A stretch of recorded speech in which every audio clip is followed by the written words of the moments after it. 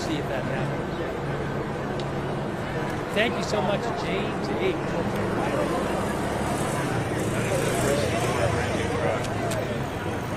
Oh, dude, you'd be surprised. My studio job before I could ever have one of those flat screen TVs.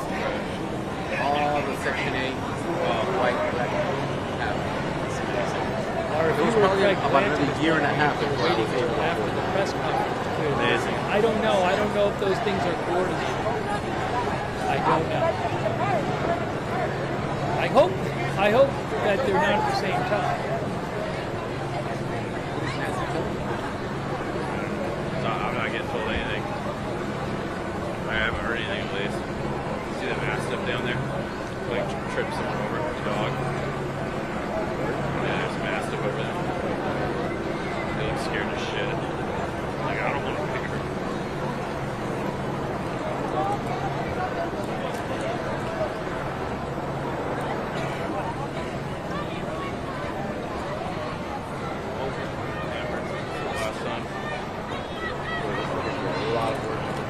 Nancy just sent something.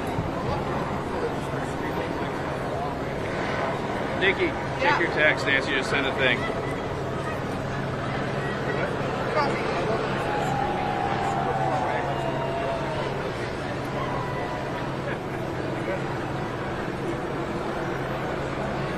I'd like to pull out the sun's going down and the cops are going back. Hear that, Nikki?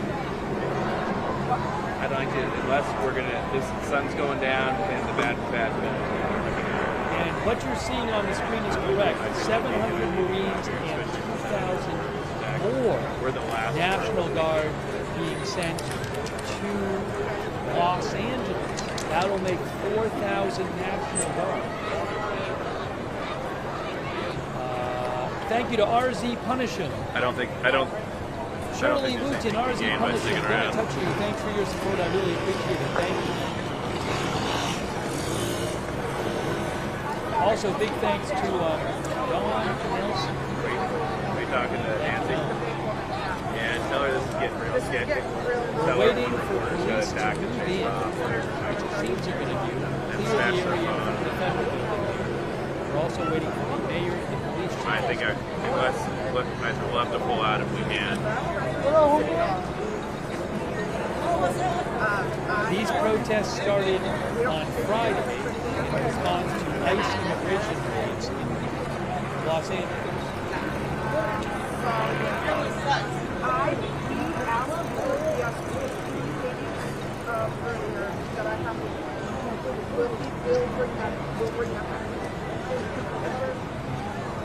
I'll tell you. Yes. I get to feed it in too, right? If they want to use it.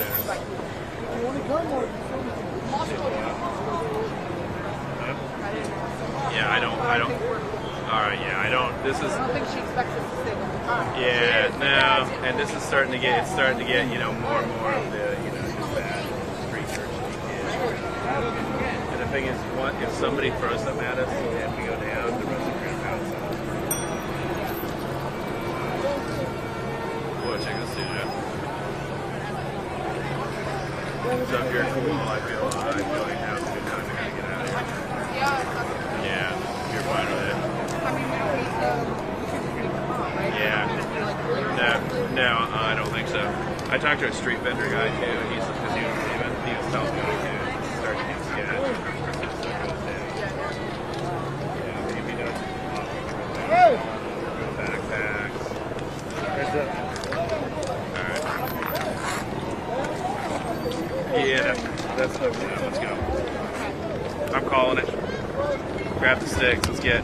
Grabbing it? Yeah.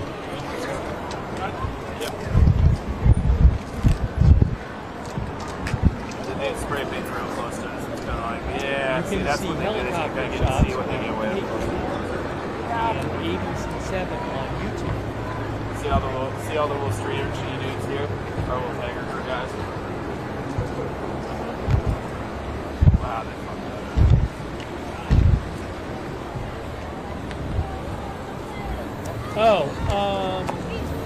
Viva Palestine. Oh, there you go. The whole vehicle. A couple protesters toward the end of the street are getting very close to the police at the end of this street on the ABC-7 helicopter.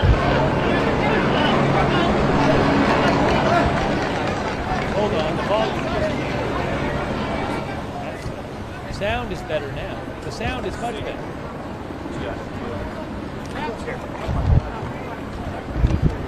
They were having a sound issue, not anymore.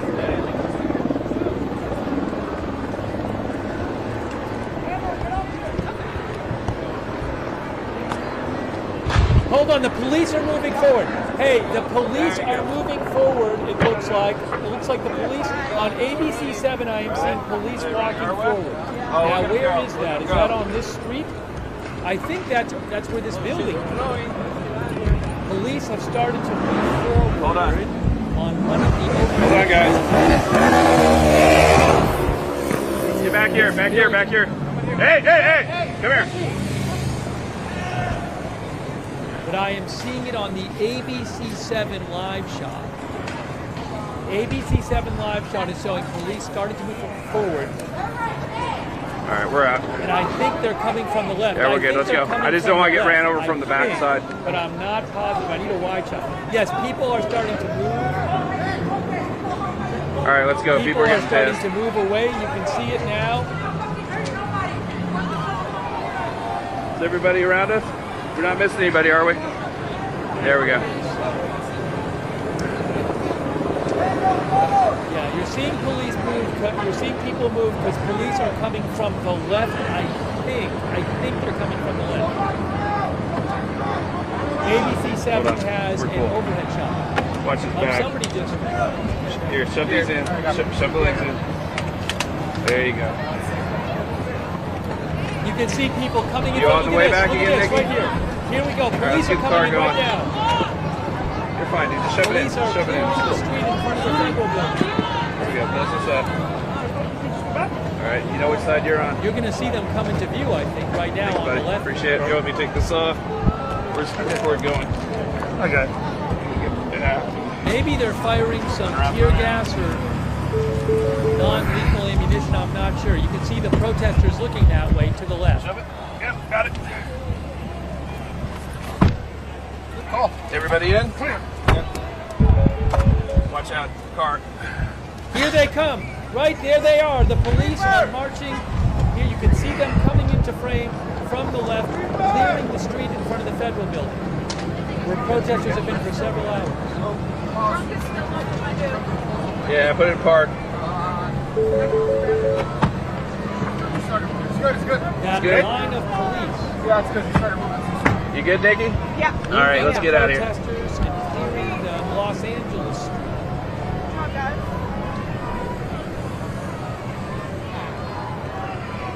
Good call. Okay. I'm shutting camera down.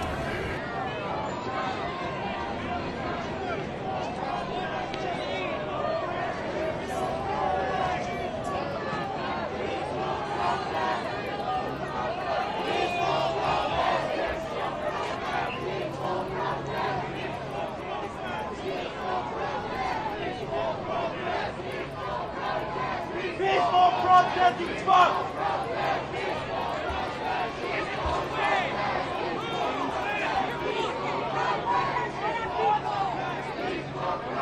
I even believe what you're doing is right!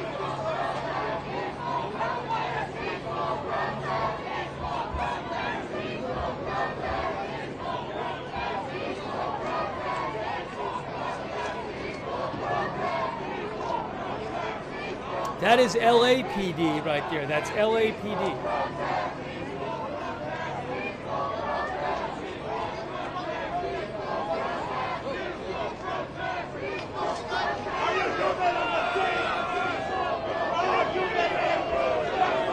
Here they're moving again. They are moving again. Clearing out this protest.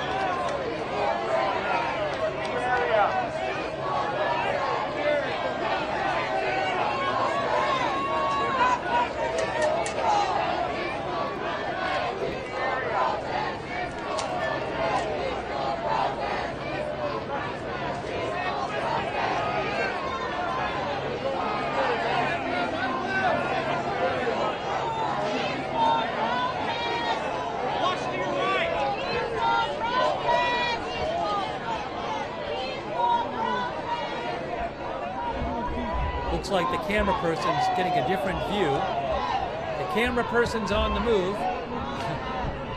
The camera person is going up higher. Oh, look at that. Wow.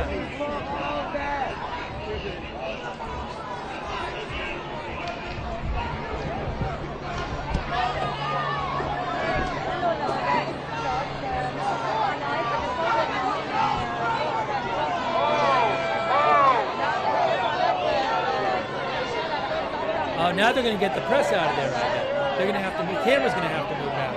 Maybe. Or maybe they see it's press. I don't know. Clear the area, they say. Clear the area.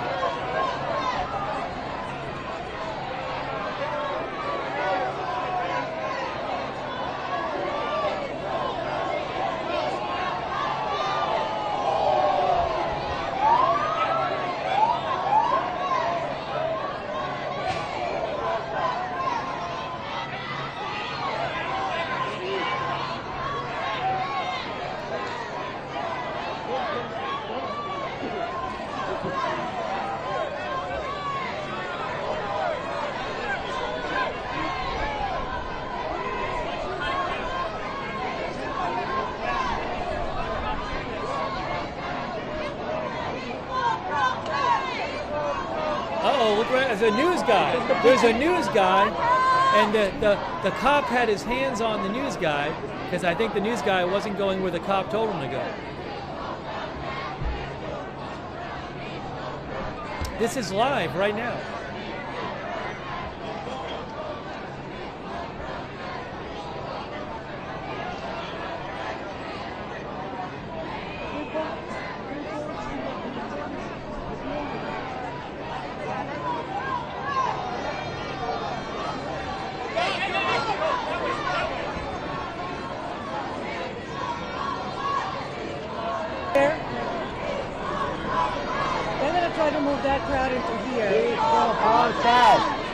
Yes, that crowd. So I'm trying to over on that side. Yeah, let's do it.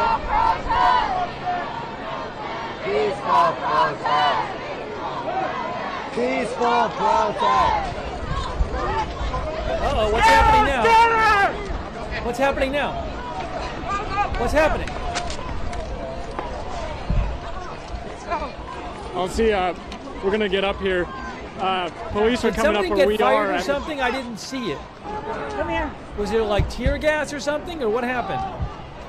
I was looking at a feed from Dallas for a second, and I turned my head back, and oh, the police, here they go, they're just coming up. Police coming up. That's what's happening. That's what's happening. They're coming to us. Because I see the police coming up the stairs.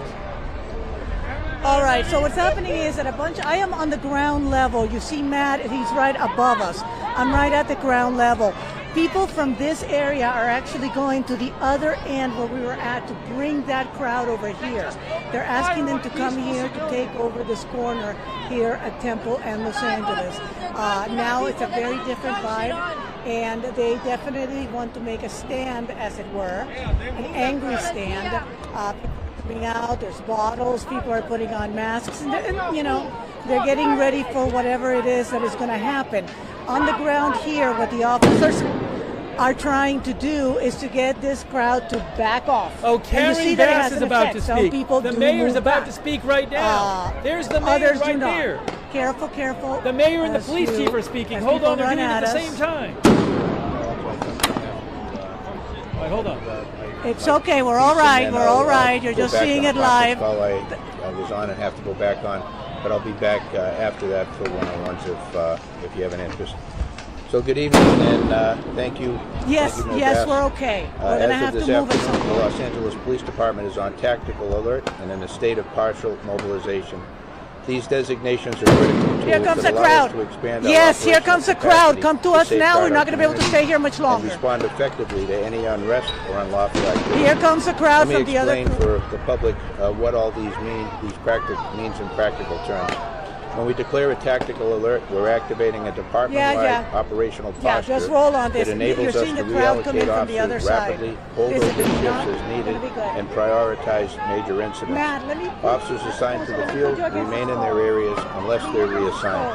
use that. Activities are narrowed to watch his back, work you of watch my back. significance Thank or you. We major got a poll, importance, we're good. and officers who are able to return to the field in their areas of assignment. We also notify all relevant command staff, including my office, the Office of Operations, Emergency Operations Division, in order to ensure seamless communication and coordination.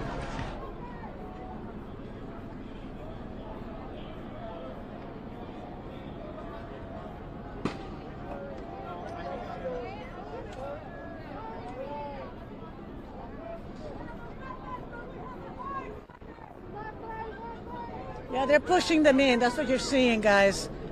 They're moving them.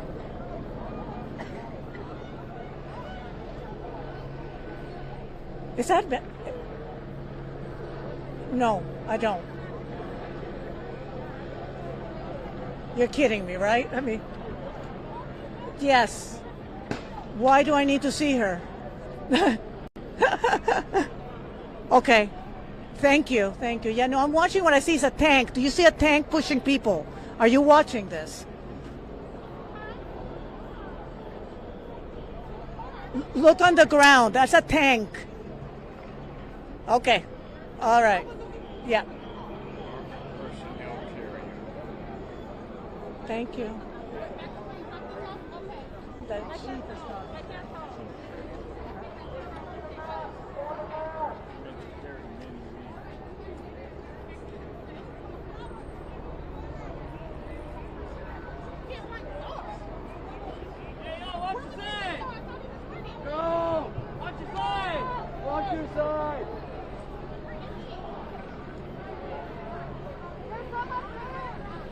They're coming from that side too.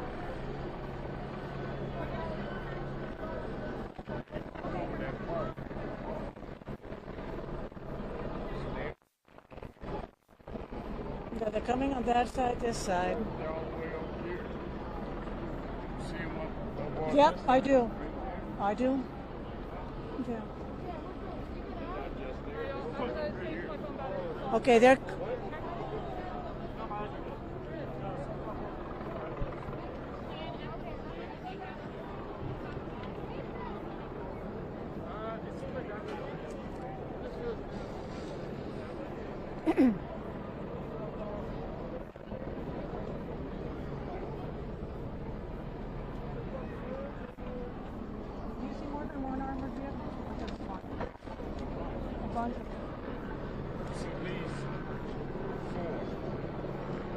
Two personnel carriers, one that deploys weapons. A riot control.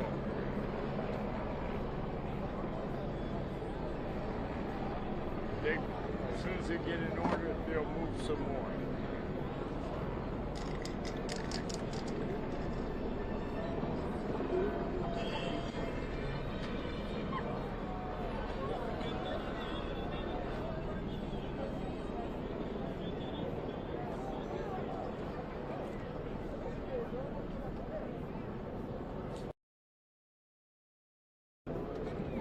That would be nice. Go back towards our car.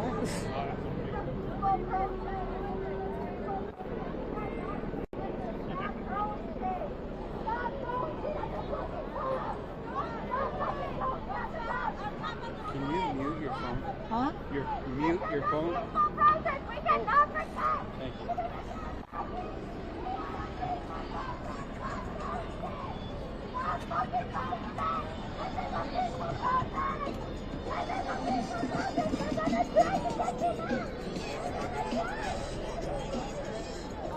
Little girl got hit on her arm. She was bleeding right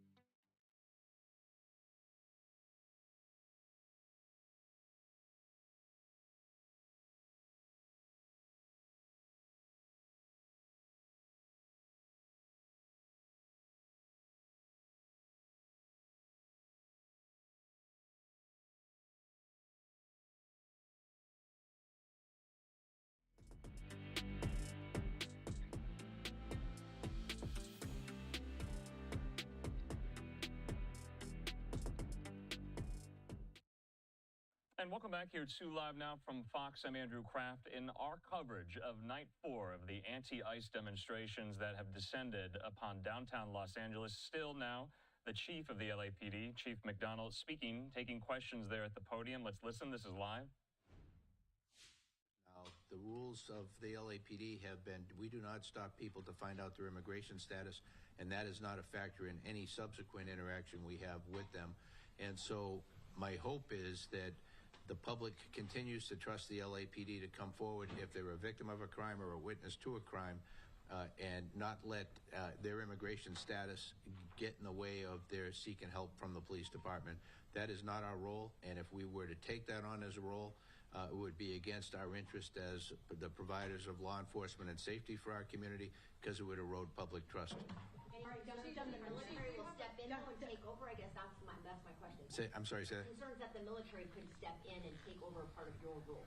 I mean, no, I think we're in uncharted territory right now, so I would be speculating to talk about that. My hope is we continue to do our job as well as we can with the partners we've brought in. I mentioned the 14 agencies that are helping us, and that we're able to get things back to the way they should be, the way the public deserves and expects them to be very quickly. Do you have an update on the number of arrests by chance? The last I heard was 42. Yeah. Today? Not just today. No.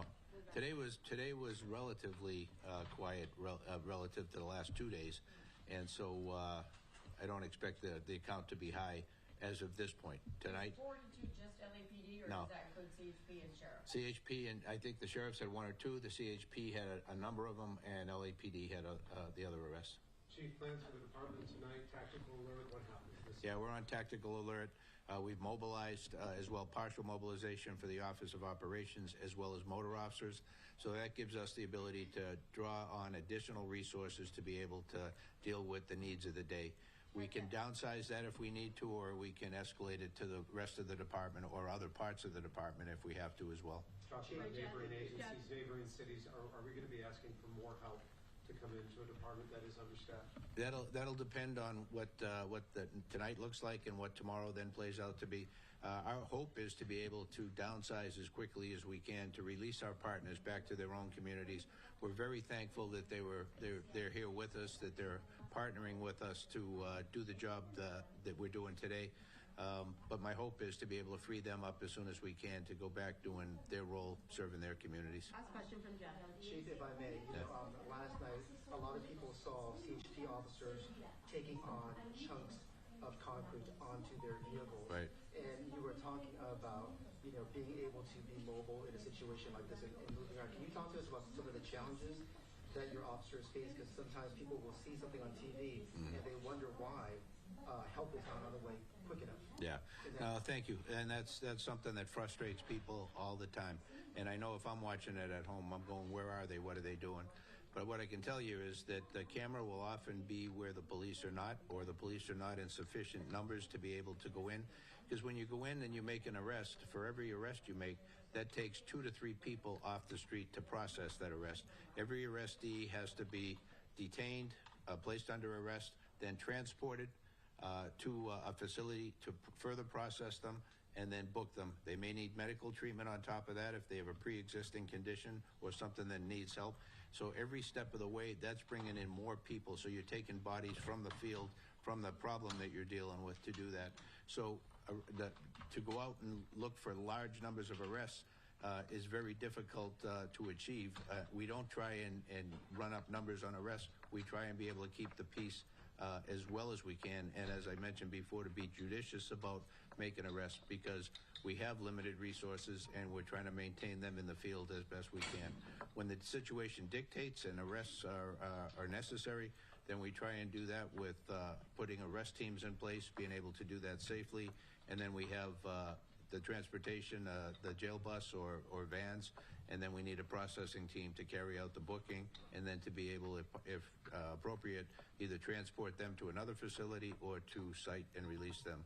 So there's a lot goes into it behind the scenes other than just the arrest at the scene. What types of things are they arrested for? I got to cut the questions off. Sorry. Thank you so much for your time. Oh, let me do just that one if I could. Give me that again if you would, maybe. What types of things were these people arrested for? Yeah, we saw everything from failure to disperse for when they were told that it was an unlawful assembly and that they would be subject to arrest if they did not leave. Many of them did not leave and were arrested for that. We had others arrested for assault with a deadly weapon on police officer. We had a variety of different types of crime like that. But we also had one with a Molotov cocktail that I believe was booked for attempt murder on a police officer who used that in that fashion. So our officers are out there. I take my hat off to them. This is very, very difficult deployment. But as well, I thank all of you because you're out there getting the video on this, putting yourselves in harm's way also. So hopefully we all get through this quickly and safely as much as we can. So thank you all very much. Thank you. And we're going to be doing one-on-ones over here. I know NBC and ABC had a request in, and anybody else can file in after. Okay, so there you were listening, the chief of the Los Angeles Police Department, Chief McDonald there, taking questions about tactics, the style of his officers. You can see there this live picture, Christine Gonzalez, our colleague there at Fox 11, following them. Let's step away from that. Like I said, I'm Andrew Kraft. So just want to highlight, you heard there from Chief McDonald, the number of arrests that have taken place over the course of these 4 days. He says that that number is 42. Our colleague, Fox's Bill Melugin, says this. The LAPD announces that they made 50 arrests during the riots over the weekend, including charges for attempted murder with a Molotov cocktail and assault with a deadly weapon on an officer. 5 officers and 5 LAPD horses have sustained minor injuries. And so that's according to our colleague, his reporting there, Bill Melugin. Wanted to get that on your radar. The rest of the tweet goes as follows. Crowds were using handheld radios to communicate law enforcement movements to each other. So some of these protesters communicating via radio. Let's take this live here. So you can still see a standoff of sorts between law enforcement and between these demonstrators, these anti-ICE protesters. A lot of media on hand. In the meantime, though, we do have to take yet another quick commercial break. We'll be back with more. We'll be bringing in expert commentary and analysis to help us walk you through what we are seeing. We'll see you in 2 minutes.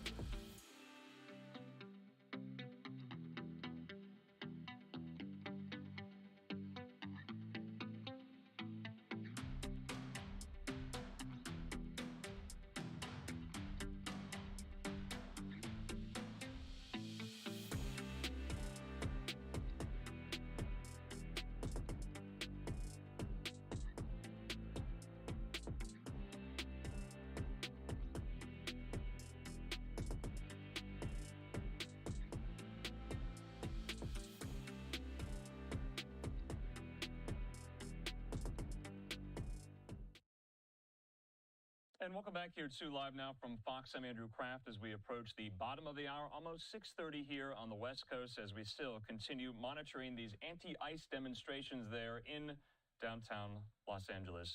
And so you can see there things getting quite tense like they have throughout the last now 4 days. What we want to do, though, we want to bring into the conversation the former acting vice chief of the National Guard Bureau, Major General Randy Manor. He joins me. And Major General, thanks so much for being with us here. I know you've been following these extremely closely. We're going to keep the live pictures up on the screen. That's what our viewers are very interested in, as they would be. But I got to ask you this. We just heard from the chief of the LAPD, Jim McDonnell.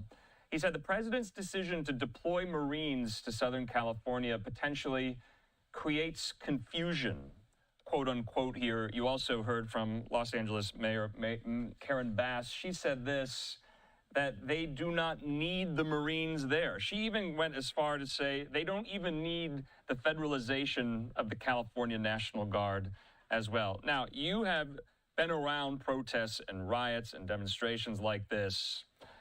With respect to the size of this, is that commensurate with what the federal government has done? The deployment of Marines, the federalization of the National Guard, do you think that's appropriate with regard to the size and scale of this demonstration?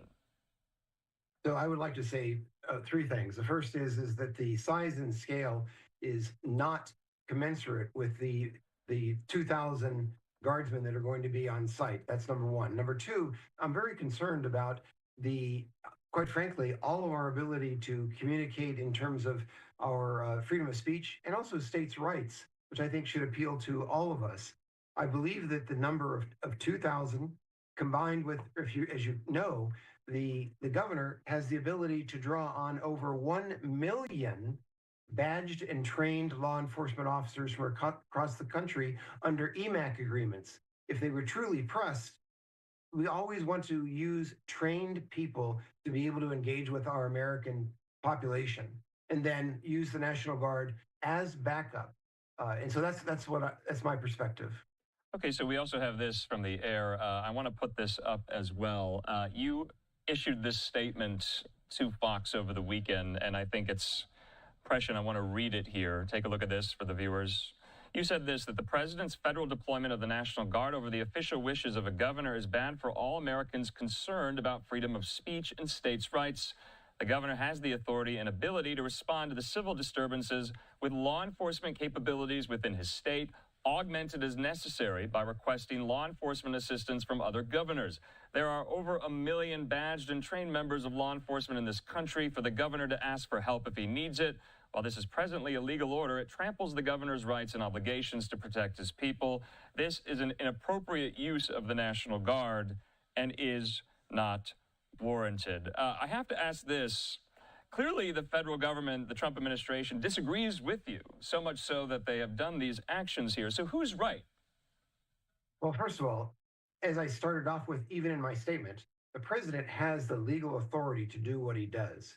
I think it's also important that all of us look at what is the minimum amount of force required to achieve peace and stability and to protect people and property.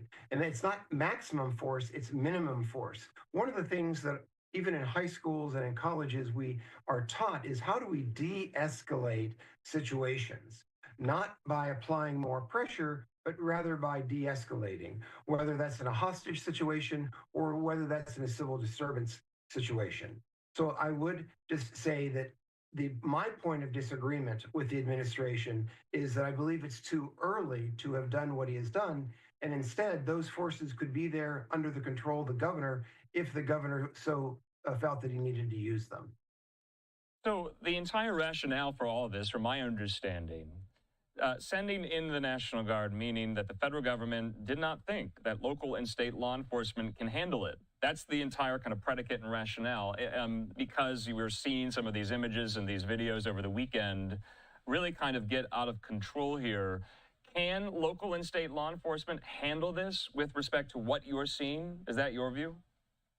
For my 36 years of military service, of which much of it was in the National Guard, to include boots on the ground with civil disturbance training with National Guard units, as well as in combat situations with regular Army soldiers. I will tell you that it is absolutely the case that California can and could and can handle this with law enforcement only.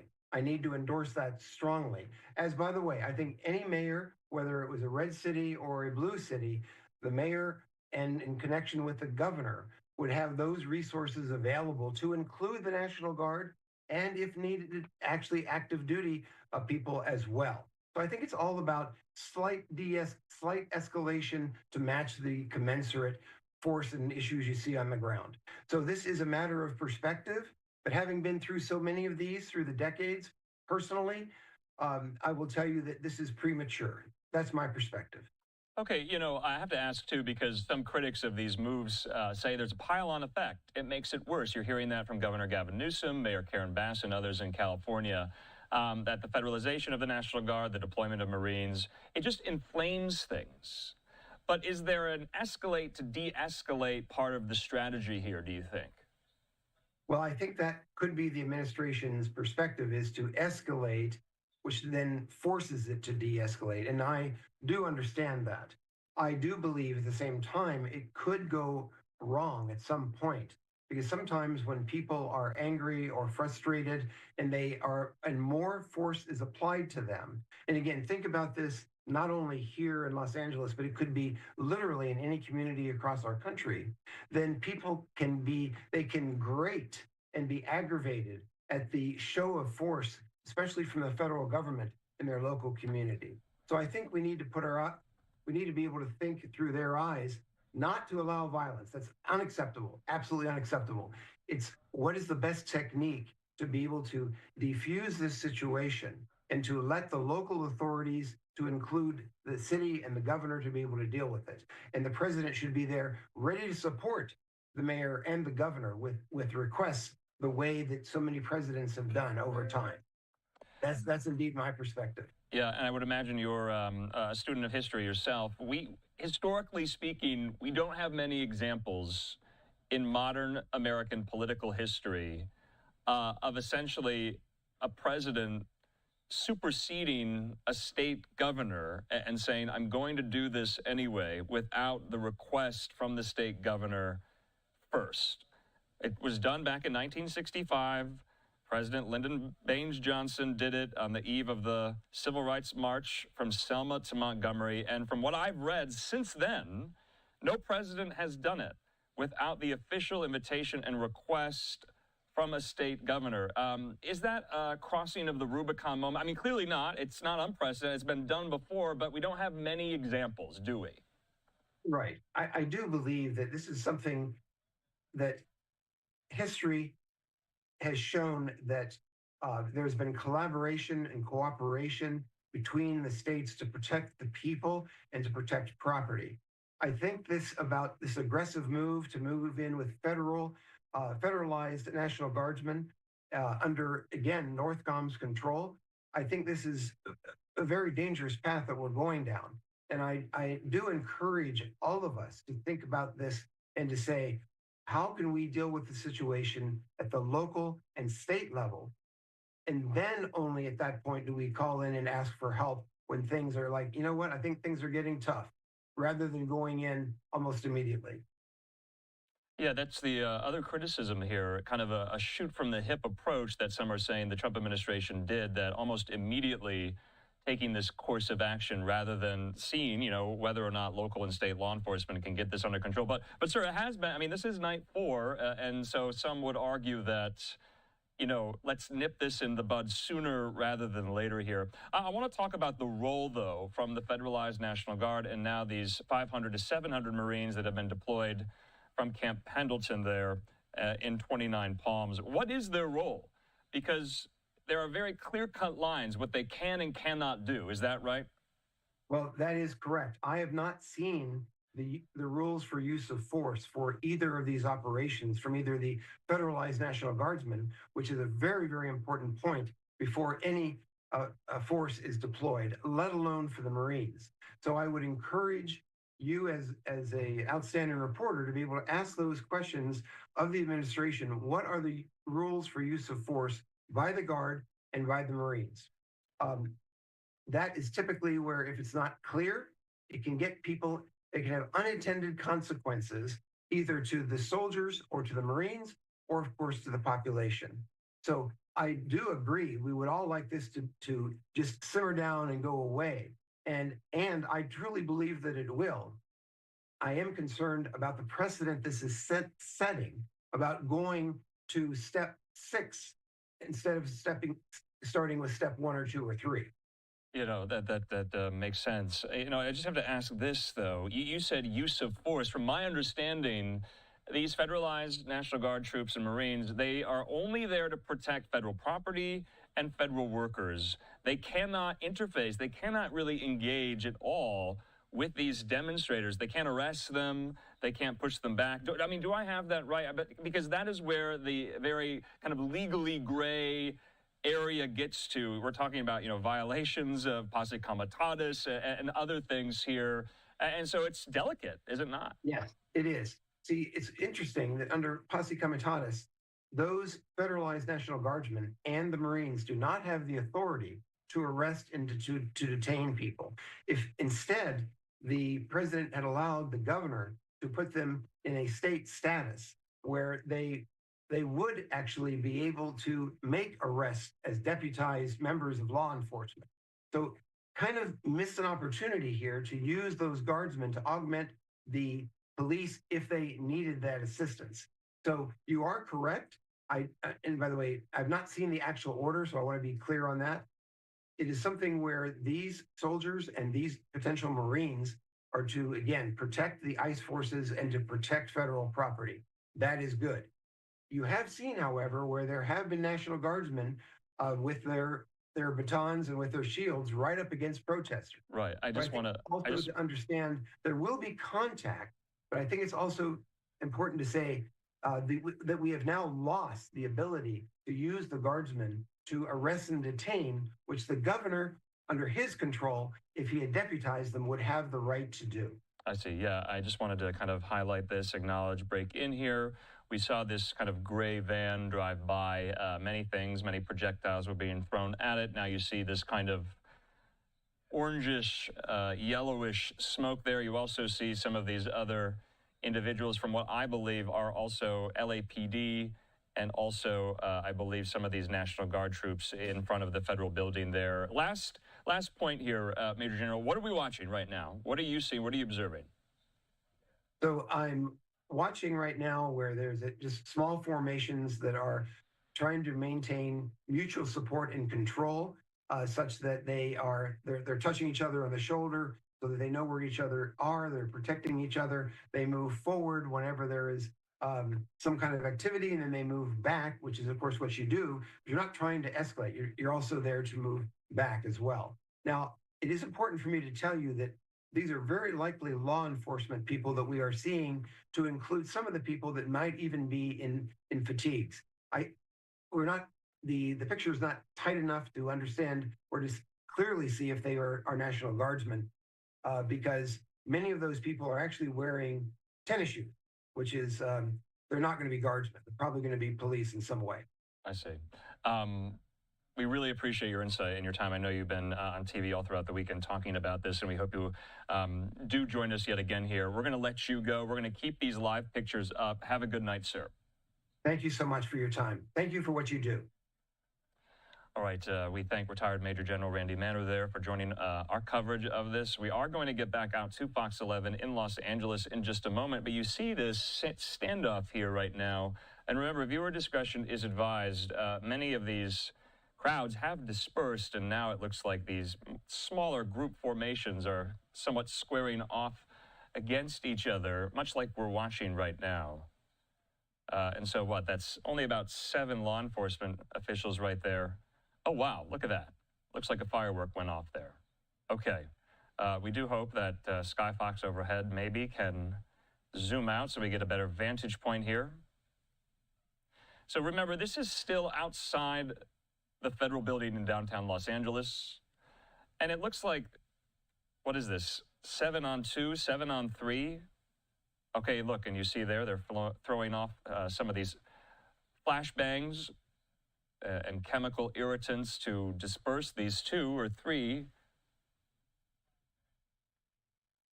So you're watching right now these anti-ICE protesters, not many of them, square off with this group there on the elevated platform there outside the Roybal Federal Building in downtown Los Angeles. And so you see their HSI, that's Homeland Security Investigations. You also see police, presumably Los Angeles Police Department. You just heard there from Chief McDonnell in that live press conference. So it's about 6:45 there in downtown Los Angeles.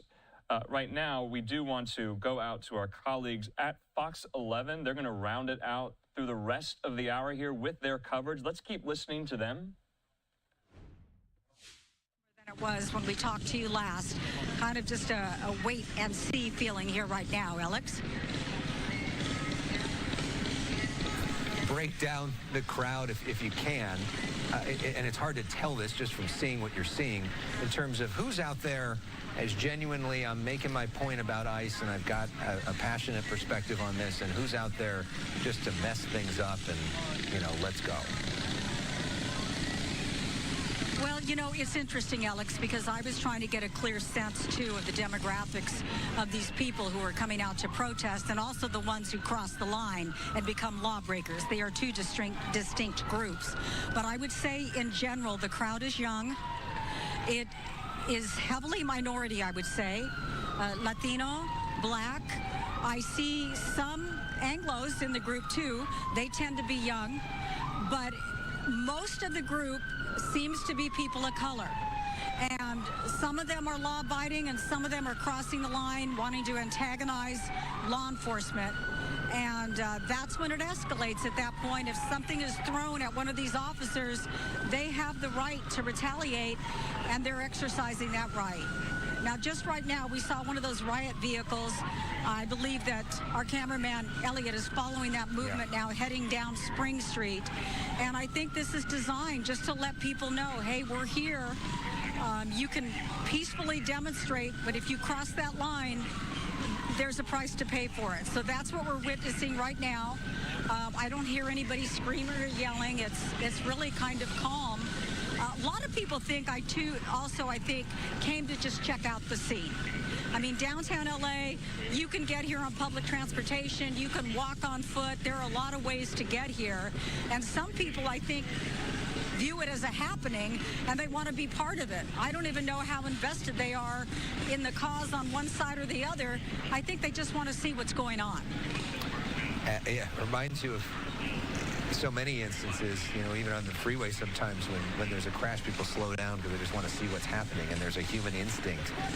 Not that I'm comparing this to a crash, but I'm just saying that there's a human instinct sometimes to see what's happening as well. All right, Laura, thank you for that.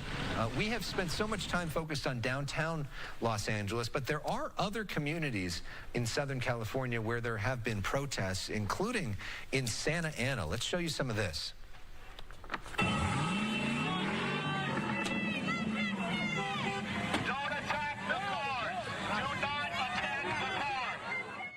This was quite a scene here where protesters attacked a vehicle and then blocked the pathway of immigration vehicles.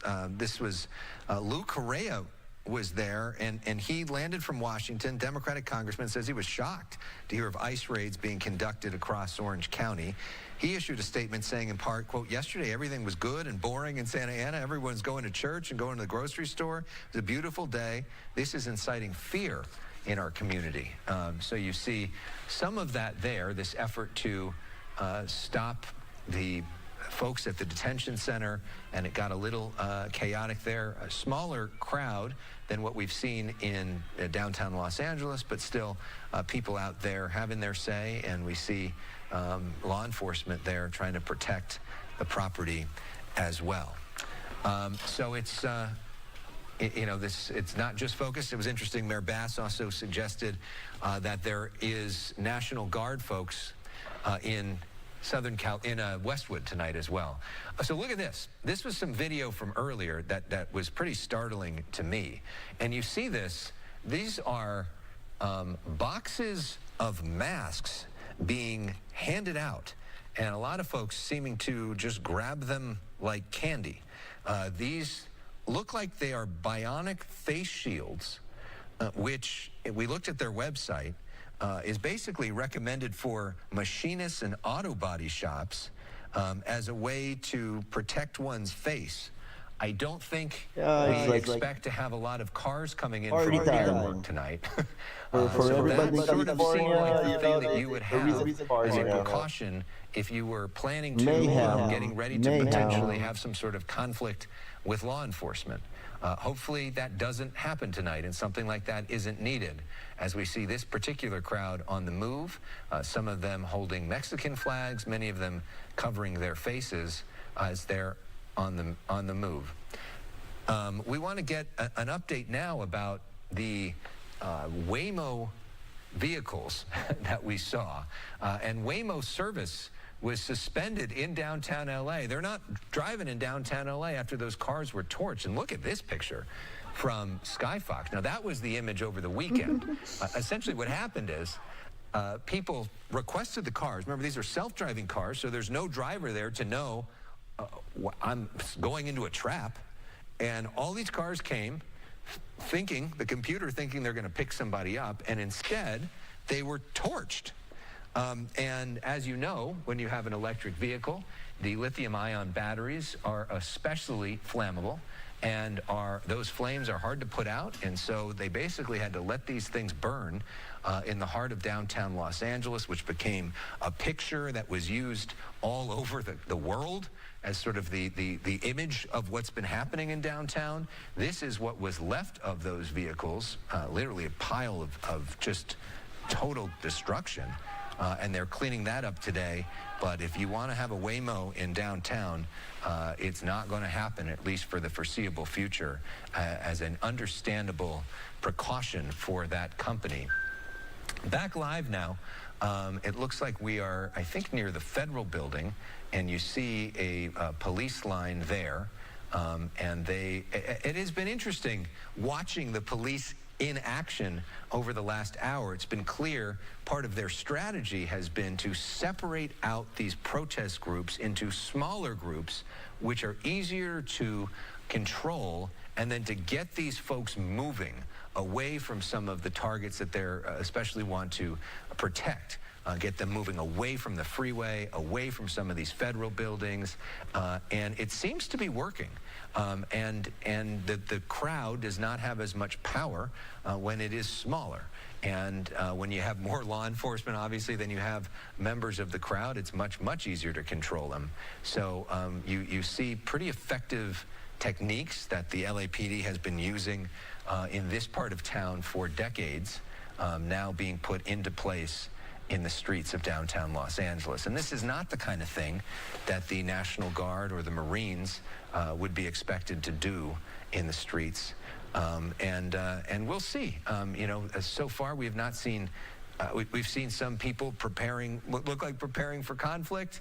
We've seen some people throw some rocks and bottles and glass and all the rest of it. But we have not seen this sort of widespread chaos and fires and just total, complete sort of anarchy kind of pictures that we saw over the weekend, at least not yet. And so maybe as the sun goes down, this particular protest might die out a bit and people head home and we don't have all of that chaos tonight. Let's hope so. It's obviously important for people to be able to be protected when they are expressing their First Amendment rights, but if they do commit crimes, it's also important for criminals to be held accountable, and that includes being arrested and be prosecuted, not only to be put to justice, but as a sign to everybody else that that sort of behavior is not okay. So as we walk through the streets of downtown LA, we appreciate our camera guy getting his 10,000 steps and then some as he walks with these demonstrators, who this group has been largely peaceful that we've been seeing. So we've also had kind of a crazy day in terms of a back and forth between President Trump and Governor Newsom. We talked about that some with Kevin Kiley, who obviously is well known as one of Governor Newsom's most dramatic critics. But it's been interesting today because Governor Newsom last night suggested that he could be arrested by Tom Homan, who is leading a lot of the president's immigration efforts. He suggested that that would be fine by him, essentially. And so there's been a back and forth today and tonight. And I don't know if we have any of that we can play and give you a sense of that. Here's some of that. What crime has Governor Newsom committed? A crime has he committed? Yeah, to warrant his arrest, as you had I think his suggested primary crime is running for governor because he's done such a bad job. California is... That was President Trump also earlier a joke. today. This is Governor Newsom video of him talking to me last night at LA County's Emergency Operations Center. And he has said that President Trump is a liar, and he's also enjoying but this is the conflict they're is good preparing us politics. for the next election. Some of what he told me. Because this liberal is going to run for president. He wants a civil war on the streets of America, not just here. He's testing the boundaries. He's going to, him and Camilla are going to try to run the country. What do you make of the fact that he says, you want a civil So war we can't on the let that streets happen, of really. America? They can run California. I don't want a civil war. A civil war would happen if you left it to people like him. And I liked him. You know, I always got along with him. Never had a problem with him. But he's grossly incompetent. Well, we appreciate Peter Ducey clearly watching our interview from last night. What can you do? There's a response from President Trump to our interview here on Fox 11. And it's interesting, the fact that the two of them have gotten along pretty well behind the scenes for many years. They got along well on COVID relief. They got along well on the fire recovery here in Southern California this year. Both of them complimenting each other. The governor saying that the president was instrumental in the Army Corps of Engineers being ahead of schedule. And so you see this conflict. But the fact that the president said, I always liked him, may give you an indication that some of this is a little performative from both of them, and that actually would be a good thing for the state and for the country if the two of them actually don't want to go to civil war. Tom Homan, who is leading this immigration effort for the president, who's been here in Southern California the last few days, who's the one who suggested that Gavin Newsom might need to be arrested, he was on with Jesse Waters on the Fox News channel. Here's some of what he said tonight. Well, what would you arrest him for? Well, look, I was interviewed by an embassy reporter. He asked me about the protesters. I said, look, they got the right to protest, but they can't cross that line. They can't impede our enforcement efforts. They can't put hands on our officers. They can't knowingly harbor and conceal illegal aliens from us. I said, so if they cross that line, they're going to be prosecuted. And the question was, well, how about Mayor Bass and Governor Newsom? What if they cross that line? I says, they'll be prosecuted too. Haven't they said for the last 4 years, no one's above the law? They cross the line, we'll seek prosecution. If you and I would be held accountable. They prosecuted President Trump. No one's above the law. That's what they said. Either is the Governor Newsom. If he crosses that line, we'll simply ask the Attorney General to seek prosecution. It wasn't a threat. No one threatened to arrest him. But if he crosses that line and commits a crime, he's no better than anybody else. We'll seek prosecution. That if the governor commits a crime in terms of impeding an investigation, which is what, by the way, they say that David Huerta, the head of the SEIU, they say he did that. Obviously, he's going to fight that in court and expects to be cleared. That's this suggestion. So it's not, they're not accusing Governor Newsom of having done that. So I wouldn't expect an imminent arrest coming. And by the way, Governor Newsom, in our interview yesterday, made very clear that he believes that anybody who commits illegal acts, including messing with police officers, they should be prosecuted and sent to jail. Let's go back now to Laura Diaz, our reporter on the ground. And it feels like the temperature's a bit cooler at this point, Laura. And it seems like part of the reason of that is because the LAPD has separated the crowd a bit. It was actually the Sheriff's Department earlier. I'm going to take this out of my ear because I'm getting feedback. It was the Sheriff's Department earlier that told the crowd to disperse. And in the process of doing that, people did start to move back. The thing is, if they're ordered to disperse and then they act on it, then they're not breaking any laws. And, you know, my detail here, our security detail, pointed out to me that this all seems to be very well orchestrated. So people know that if they move and they just go a couple of blocks over, they're now not violating any laws. So that's what you're seeing now is this group on the move as they head from Broadway, headed now towards the freeway.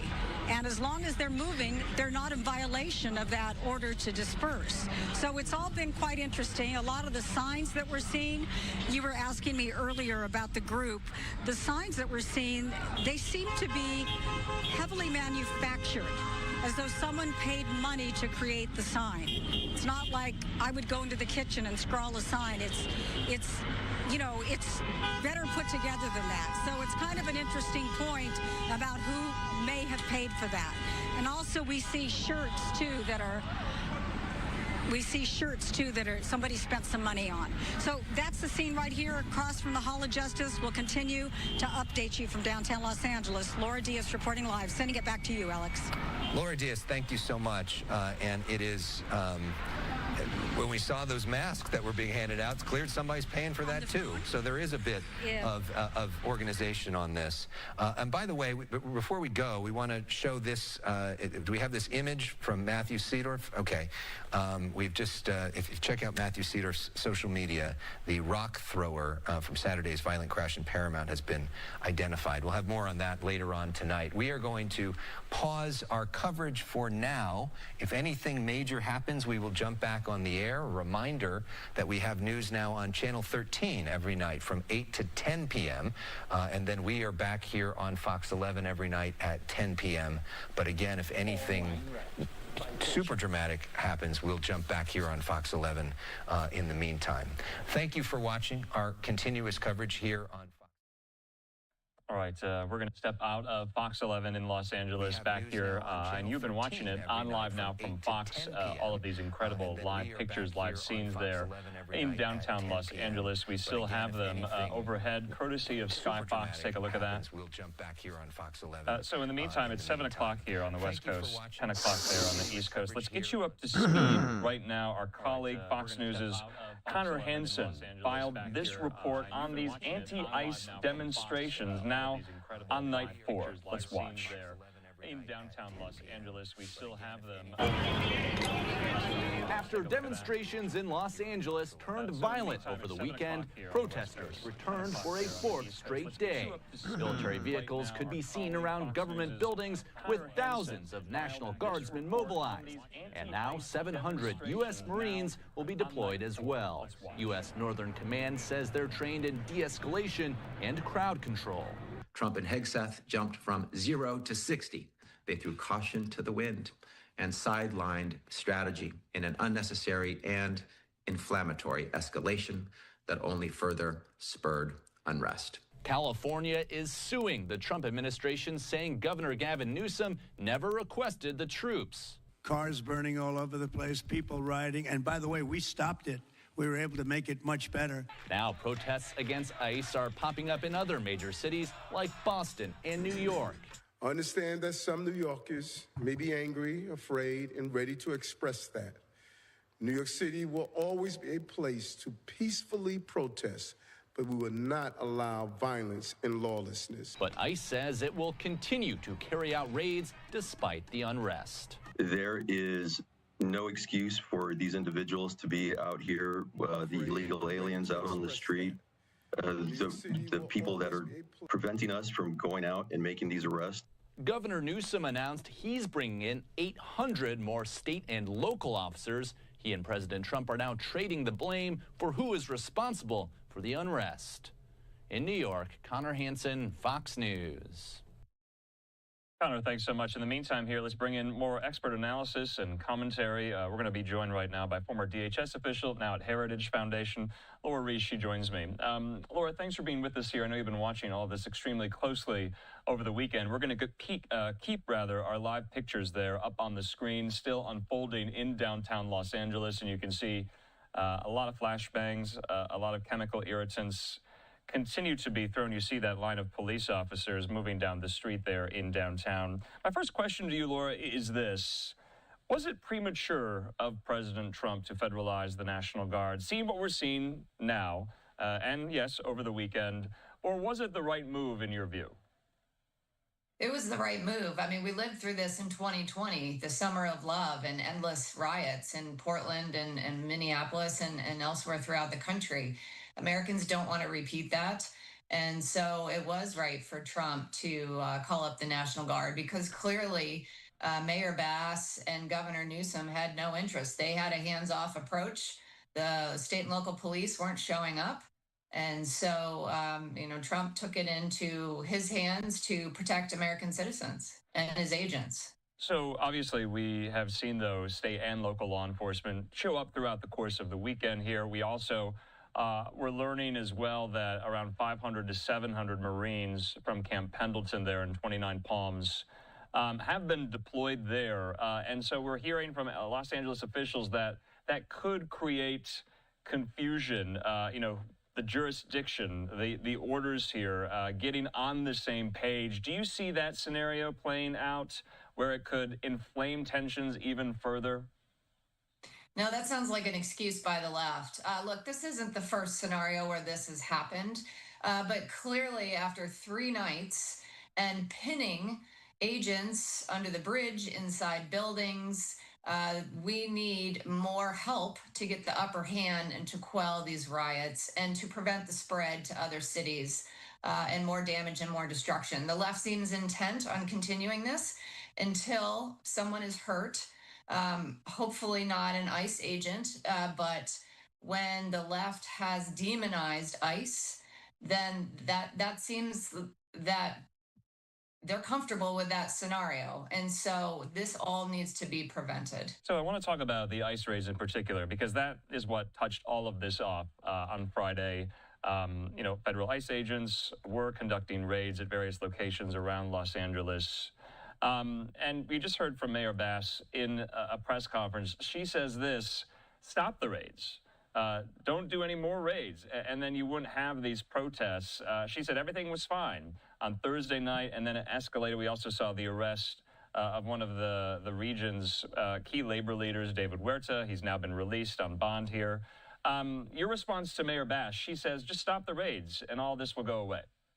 Well, of course she does, and everything wasn't fine. I mean, we had 11 million to 20 million illegal aliens in this country before Joe Biden, and he added at least another 11 million. Americans voted against it in November and support mass deportations. The left worked very hard and very efficiently to bring in those 11 million the last 4 years, and now they will say and do anything to keep them from being deported. So no, I'm not surprised that that's what she would say. Okay, I want to talk about how ICE conducts these raids. And I know you have some experience having been at DHS.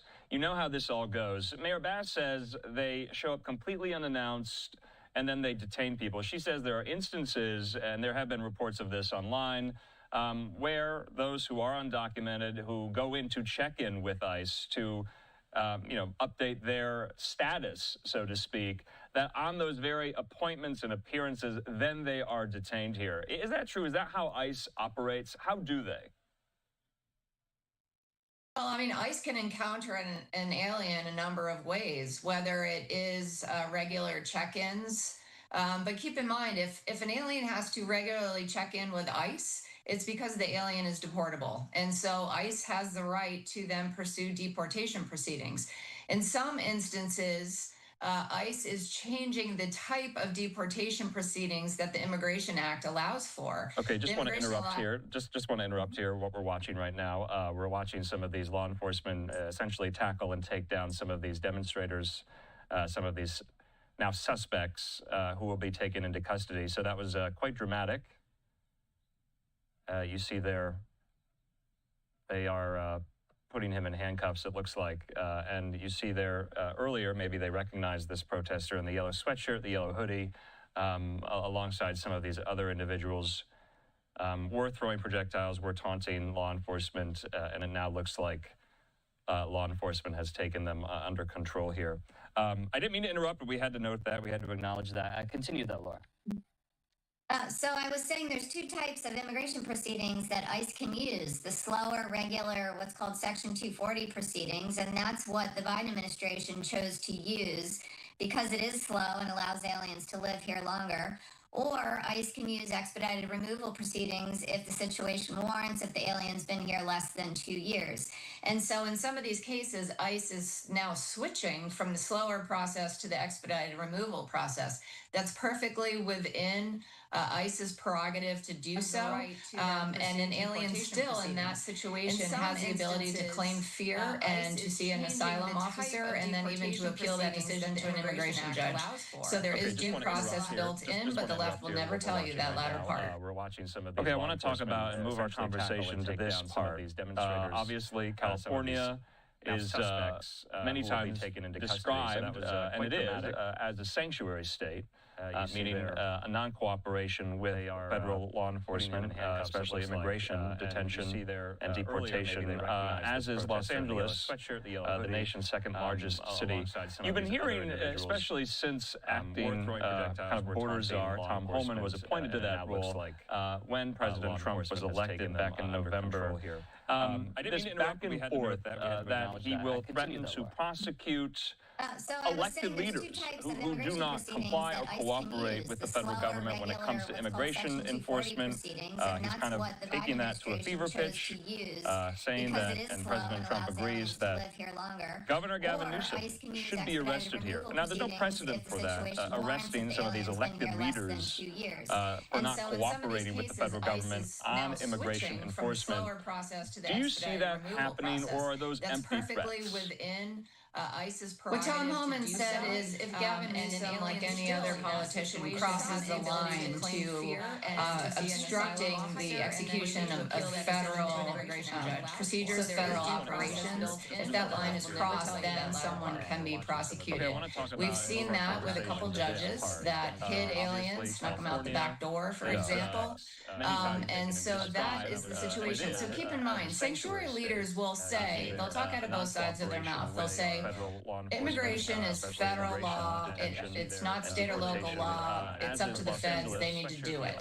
And yet when the federal agents are trying to do just that, then we have examples of state and locals interfering or obstructing. And so that is when the line is crossed, and that is when someone can be prosecuted. Yeah, just for the record here, according to the U.S. Attorney there in the Central District of California, immigration enforcement, he said this to our Bill of Illusion that, illegal immigration enforcement will continue, despite these demonstrations, despite these protests, including and especially there in Los Angeles. So I wanted to get that on the books. But when you talk about the concept, the notion of arresting immigration enforcement, the governor of a state, I think that is happening, or are those, somewhat, maybe a failure of imagination on the part of a lot of people. How would you even do that? Obstructing the execution. Well, I believe it was the governor of New Jersey for a moment was bragging that he was housing or harboring an illegal alien. Then he said, no, just kidding. So, I mean, these politicians have grown entitled, emboldened, and they don't think consequences apply to them. While they say no one is above the law, they seem to view themselves as exempt. But the Americans are very serious about wanting immigration law enforced.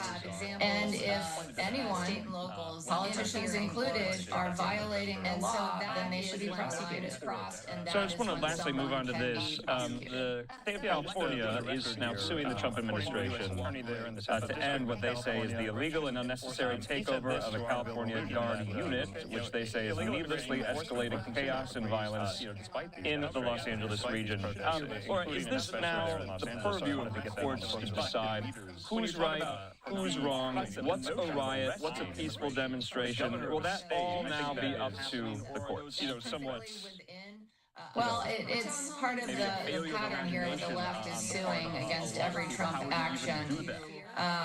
But, the riots came first. The riots came before the National Guard. And the Trump administration was acting based on prior council memo authority. So if the judge does get into the merits of this, I think the Trump administration is on solid ground. But it's a typical tactic by the left to sue in the attempts to delay And again, the whole underlying basis of this is the left trying to prevent illegal aliens from being deported because it's about political power for the left, and they need the head count. So they want every person to stay here because they're counted in the census, which turns into congressional districts, which turns into presidential electoral college votes. So it's... Laura, Mayor Bass also made an economic claim that they contribute to the local economy in Los Angeles, those who are here illegally. Can you offer anything on that? Are those claims valid? That it would have some measurable effect with many deportations on the local economy, not only in Los Angeles, but the state of California? So the Congressional Budget Office just released a report finding that in 2023 alone, the Biden open border policies cost state and locals billions of dollars net in terms of providing benefits, housing, food, healthcare, education, etc. So it's a typical line by those who believe in open borders. But you have to weigh all of the costs and the benefits, and the net result is the costs exceed the benefits. Okay, and just lastly as well, obviously emergencies, the very concept of an emergency has an end date. Emergencies are not meant to be indefinite here. Do you see this emergency wrapping up anytime soon there on the streets of downtown Los Angeles? So much so that the California National Guard will no longer be federalized, that the Marines coming in can stand down. Are we anywhere near that? When the riots end, the looting and the destruction of property and endangerment of lives ends. That's when the emergency ends. All right, Laura Rees, we'll leave it at that. Thanks so much for your time. Thank you. All right, we're going to stay on this live vantage point, still over Skyfox, the streets of downtown Los Angeles, with, frankly, a much sparser crowd than we have seen since the last 2 nights of this. You can see it's more kind of widely distributed throughout downtown Los Angeles, not really in a group formation like we saw all afternoon. It's now 7:15 there in Southern California. And so you can see the police line still. Obviously, they want to get this more under control than it already is before nightfall. But I think this is a safe moment to take a quick commercial break. Remember, it's not just in Los Angeles. Now some of these demonstrations have popped up in cities like Austin, Texas, and also Aurora, Colorado, and even New York City. We're going there next.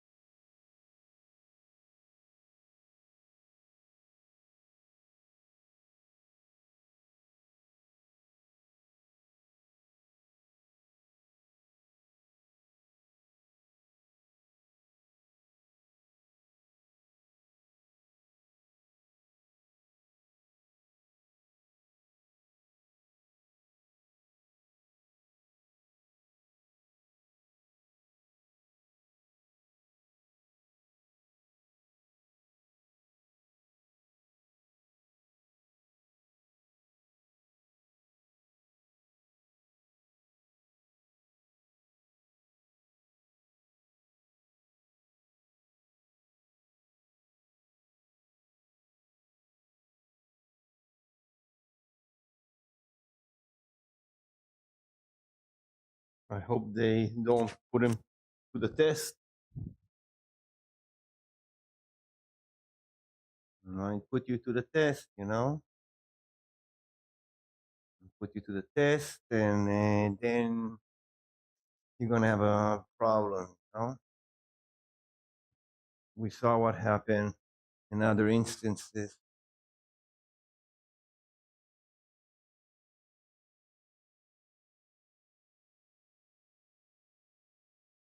Yeah, choose peace and compassion.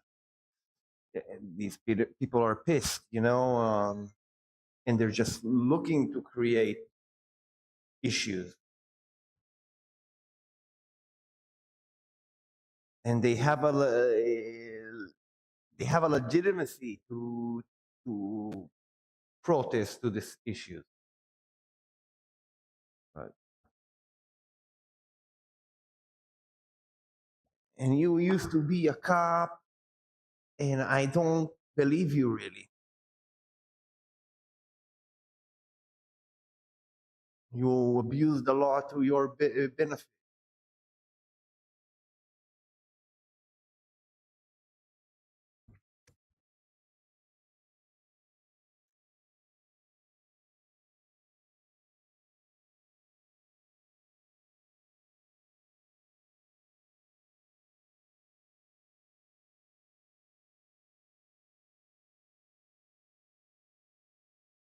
Trump is just high from all the buzz that's going on since he's elected. Every word he says, everything, the stock market goes, this, that. He's controlling the world.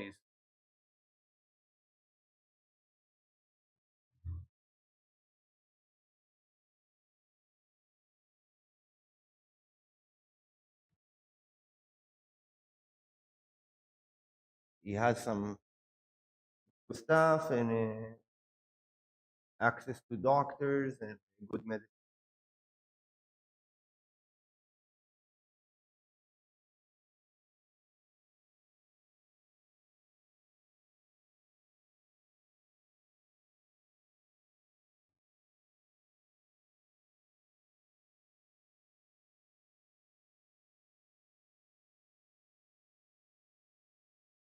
I don't know. I'm not in front of the computer right now, but I'm listening with the earphones,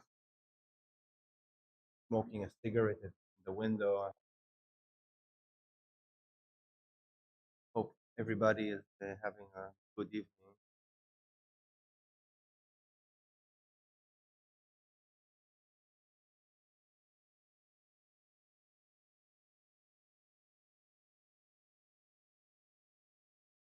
Yeah, NYPD.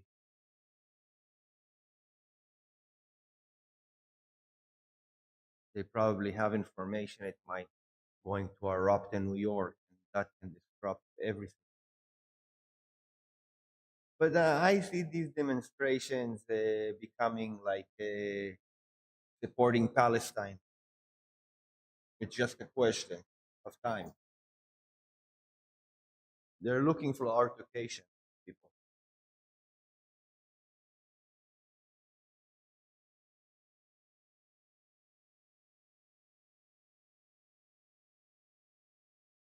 Reality sucks. Biden ruined it for everybody. He let everybody in, and now Trump is gone whole. And he has a point. This wouldn't happen if Biden wouldn't let all these people in. Trump is on a mission to fix the damage that was done the last 4 years.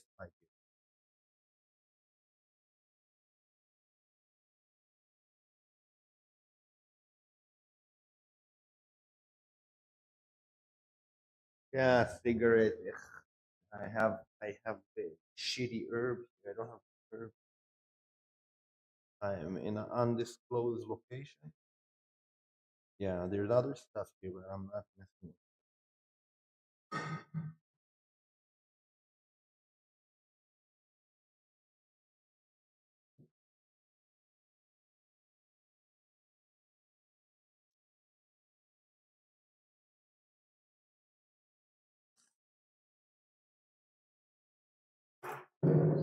That's me, not the soundboard.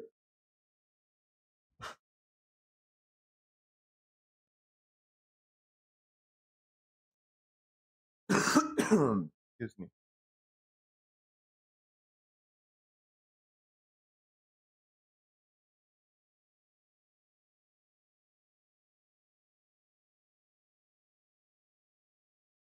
Live on Twitch, on Facebook, and YouTube.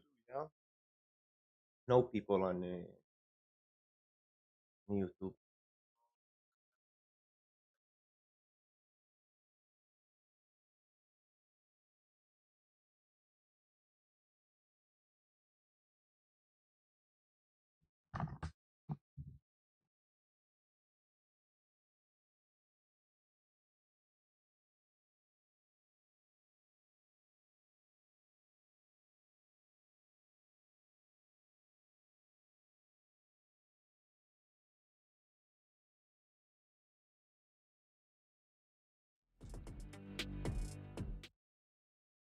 And welcome back here to Live Now from Fox. I'm Andrew Kraft. So let's get back out to Los Angeles. What we're going to do now as we approach the bottom of the hour, you're going to hear yet again, maybe for the first time, from Los Angeles Mayor Karen Bass, as still some of these protests continue there against ICE. You can see it's nearing 7:30 there. So let's listen to Mayor Bass. This was from about now 2 hours ago.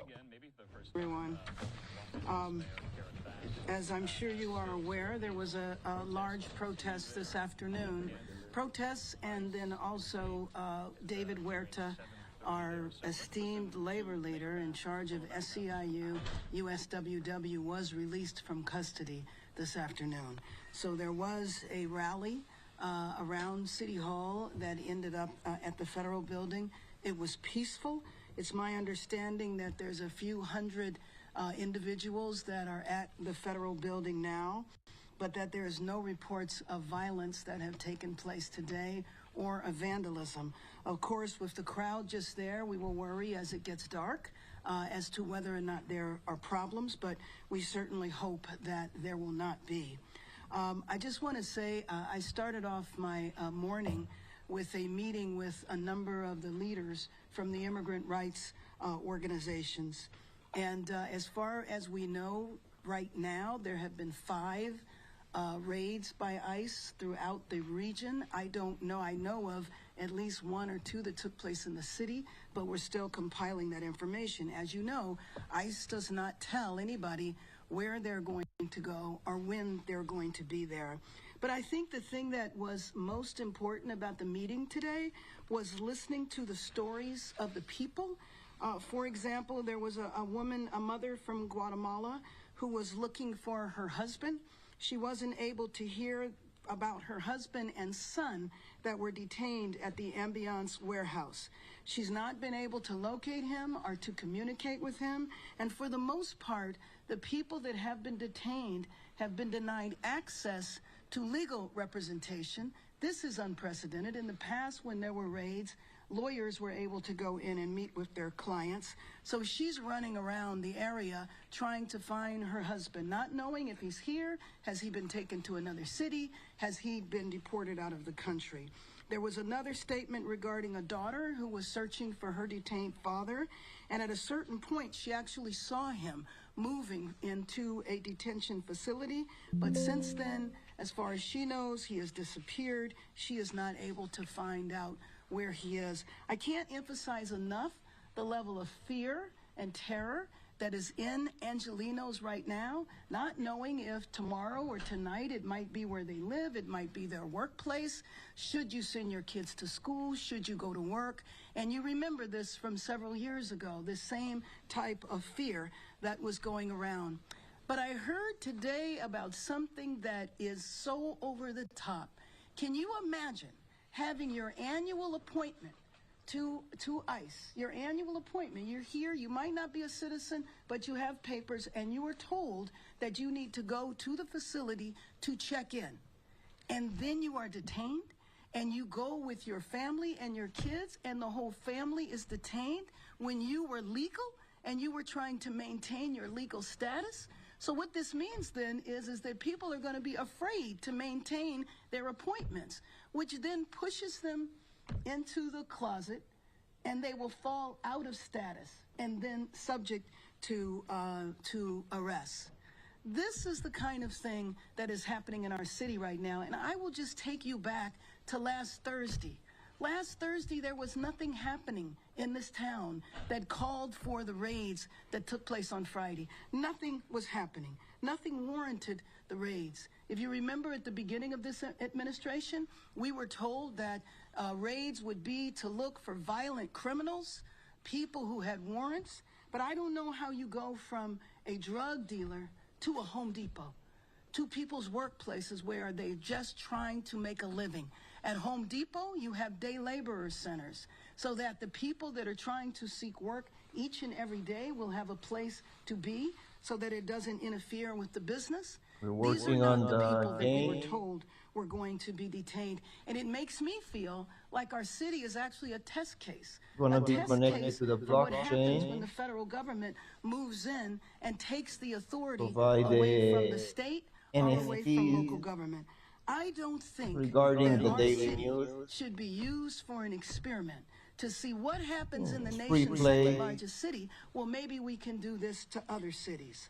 The And NFTs then also I will read be a free. description of our city that was so troubling to me.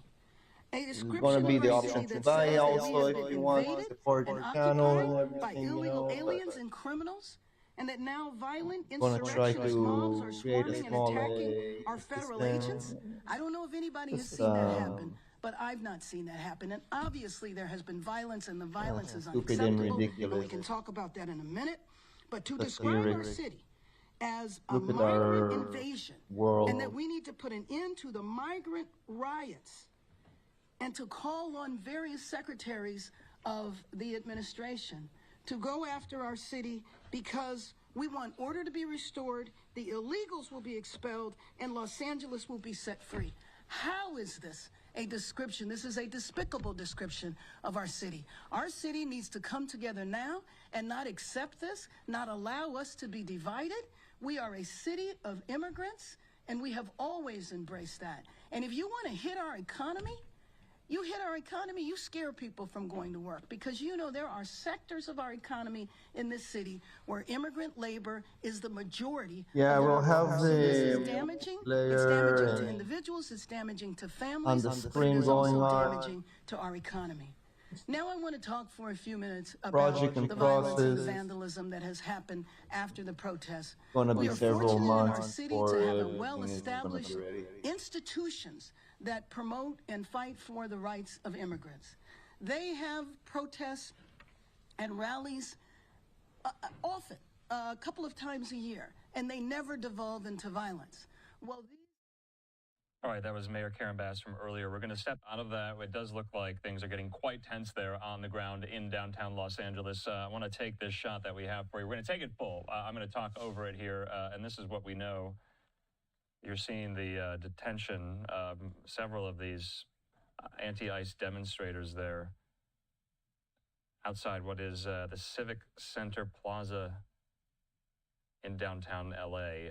And so many people being detained, as you can see. Remember, viewer discretion is advised. You see there this individual, this woman now being taken into custody quite forcibly. So like I said, viewer discretion is advised. You see even more of these individuals being handcuffed. Let's listen to some of the natural sound on the ground ever so slightly. Okay, so you see the police line. LAPD, oh wow, Border Patrol is there as well. So these are federal agents. We know that the National Guard has been federalized there at the aegis of President Trump, bypassing California Governor Gavin Newsom. That's been somewhat controversial. A lot of people are talking about it and whether it was necessary, whether it was premature. We won't answer those questions here. It's not our job to answer those questions. I ask those questions because they need to be asked. So this kind of clash has now been set up between state and federal, the sovereignty of the state of California, the prerogative of the federal government to bring situations like this under control. Okay. Having a good evening. And so the last time a U.S. president bypassed a state governor to deputize the National Guard, that was in March of 1965. World is messed LBJ up. bypassed Alabama Governor George Wallace. Justify and both federalize sides the in this National Guard. conflict. That was on the eve of the Civil Rights March from Big Selma supporter to of the Montgomery, right Alabama, and now, protests, you know. 60 years later, President Trump doing the same, following that same playbook for these anti-ICE demonstrations, of which began in earnest Friday afternoon. Basically, we want to get So to you can see 1,000 points these law now enforcement individuals to with their open up the less than lethal weapons first that fire NSP rubber victory. pellets. And you see some of them, most of them, That's all the of them first almost, in these helmets and these masks as they face off against some of these demonstrators there. maybe get some kind of Okay, we have a idea different regarding angle what's going of on the right same now location. Let's show that right in now. California. Okay, so now law enforcement facing us, and the other shot, their backs were toward us. You could make the argument that this was all precipitated by the arrest of the labor Kind of leader, a news David article Huerta, supposed to be like a on Friday afternoon. news He was charged headline, with like impeding federal immigration authorities as these ICE raids were being carried out all throughout Los Angeles. Well, he is president of the California chapter of SEIU. That's a major labor union. It stands for the Service Employees International Union. But he was released today on a $50,000 bond. So many prominent Democrats in the state of California used his arrest as a rallying cry. And remember, viewer discretion is advised. We can't do anything. the mission now is to get to what is said 1,000 or points. written on many of these signs being And hoisted get the aloft first there by NSP. demonstrators. So anyway, back to the kind of federal versus state here. We heard today that California Governor Gavin Newsom and also the California Attorney General Rob Bonta, they are suing the Trump administration over this. They want to take back control over the state National Guard. That is what Newsom and Bonta are saying. They say this, the lawsuit, it names not only the president, also Defense Secretary Hegseth and the Department of Defense there. Oh, wow. Okay, look at this. So this woman now being taken into custody, yet another We're getting a little individual bit being of taken into action. custody quite forcibly here. Whatever reason, you know. So like I said, viewer Top discretion is one back to advised. control, basically. So arrests are being made right now. You are seeing that. You are watching that live. Presumably they want to get all of this wrapped up by nightfall. So 3-on-1 there. Now, much has been made about the masking of these demonstrators. Oh, wow, look at that. Another flashbang. President Trump says it should be illegal to mask yourself during these protests. But we see masks, many of them nonetheless. So right now I'm trying to give a lot of context to how we got 4 days of this. This is night 4, but a lot of activity is going on. So I'll save the context for another time here. And now you can see, let's listen to some of the natural sound on the ground.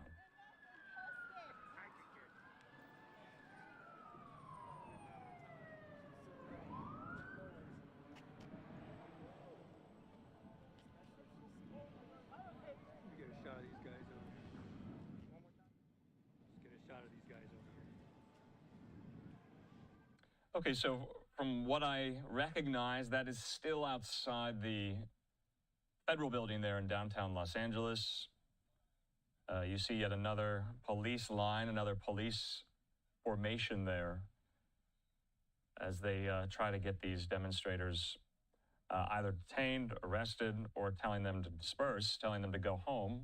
Let's go to our other vantage point here. You see kind of a lot of commotion. It looks like our photographer is going to put his camera on the ground. Still a lot of activity.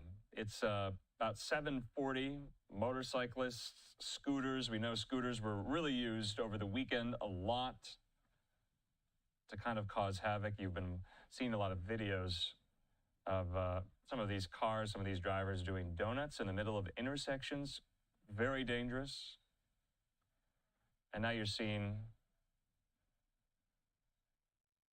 people who look like they just want to attention seek and grab it any way they can here. Not entirely sure they're on hand for the actual cause at hand. We can't say that for certain, but sometimes those who do seek attention do exploit some of these demonstrations here. Let's take the other shot.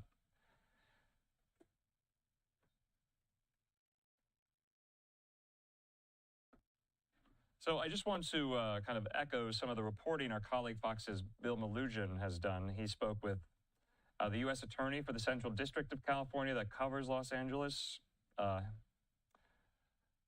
Bill Asaley, where the riots, if they get bad enough, would the feds stop their immigration enforcement? That was a question I asked as well.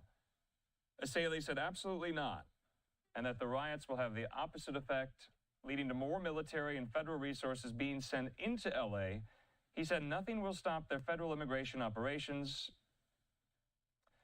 When asked about the case of labor leader David Huerta for allegedly interfering with ICE agents on Friday, Asaley was asked by Melugin if that arrest is meant to send more of a quote-unquote don't interfere with our guys message, or if he's actually looking to put Huerta in federal prison. Asaley telling Melugin the federal agents had no idea who Huerta was when he was arrested, and that he will receive no special treatment. Okay, so we were wondering whether things were going to kind of ramp up here. You still see quite a large, sizable crowd there down on the ground outside the federal building in Los Angeles. Let's go back to our other vantage point there.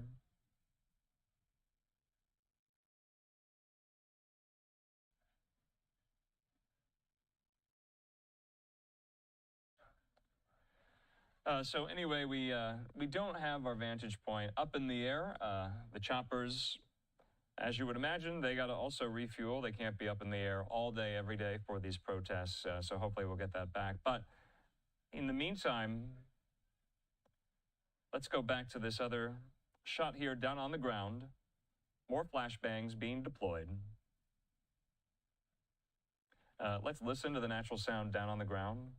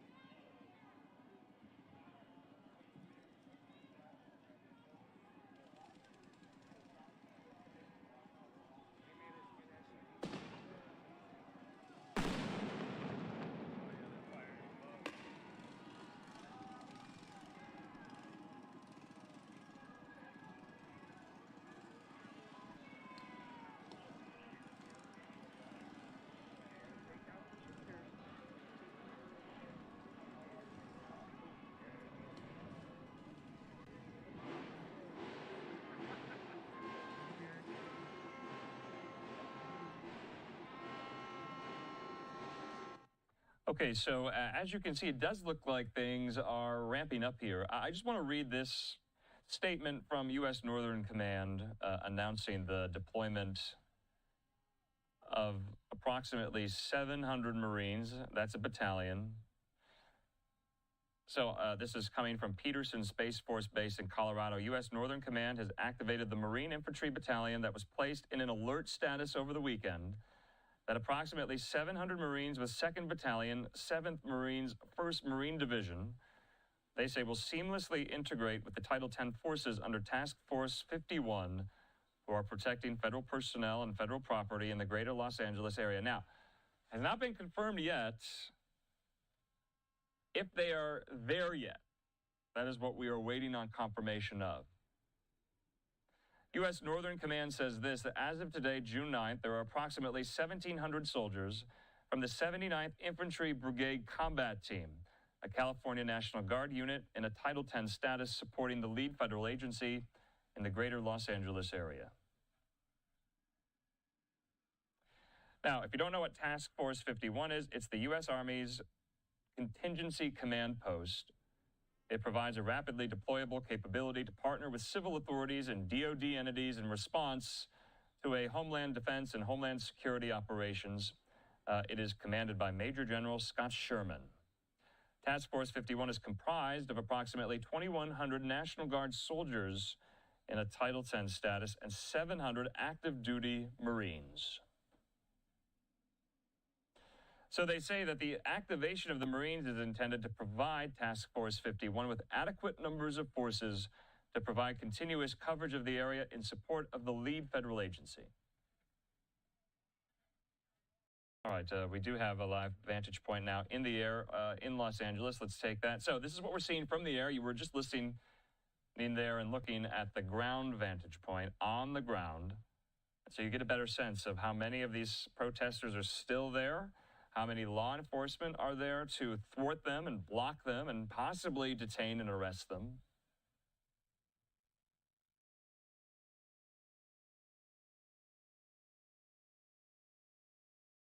Now, in the meantime, though, we do want to leave LA briefly because the very same situation is playing out now in the streets of Dallas, Texas. Take a look at this. We have two of those vantage points. I'm taking them now. You can see two of them there.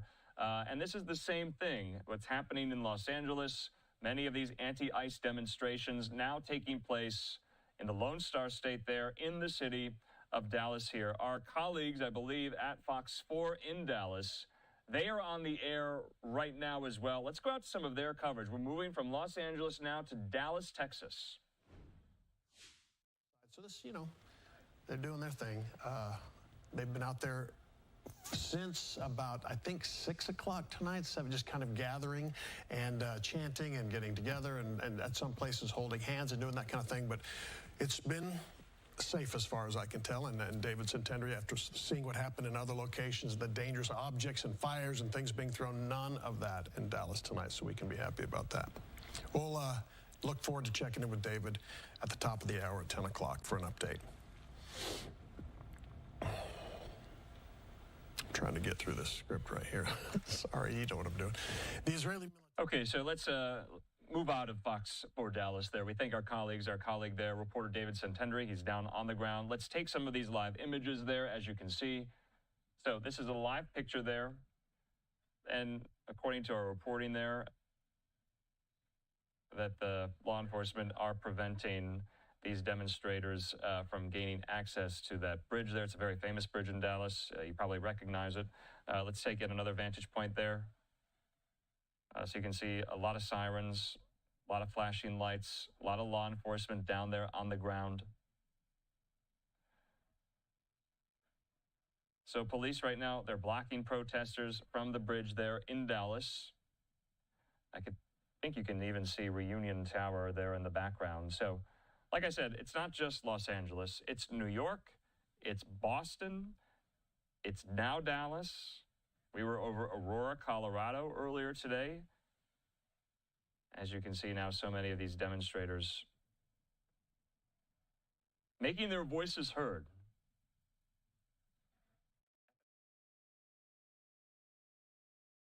We do have Dallas from the air. Let's take that. You get a better vantage point, get a better sense of how many people are there, how much law enforcement is there.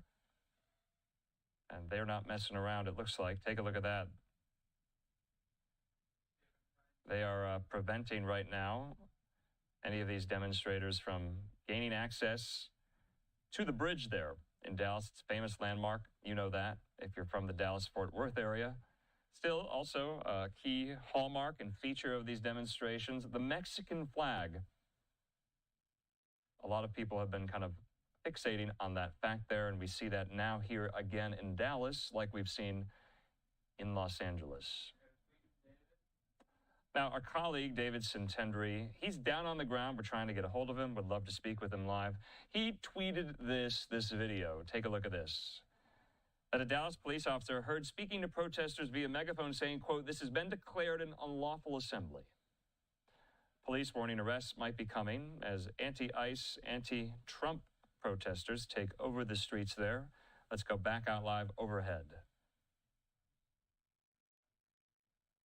Okay, so wanted to give you a little sense of this there in Dallas. I got to get back to Los Angeles, though, because something is strange that is happening. There is somewhat an element of glee or jubilation to maybe some of these protests. I only say that because the demonstrators are now dancing in Los Angeles. Look at this. Viewer discretion is advised. There's some vulgarities on these signs here. Let's listen very briefly. So this is in Los Angeles.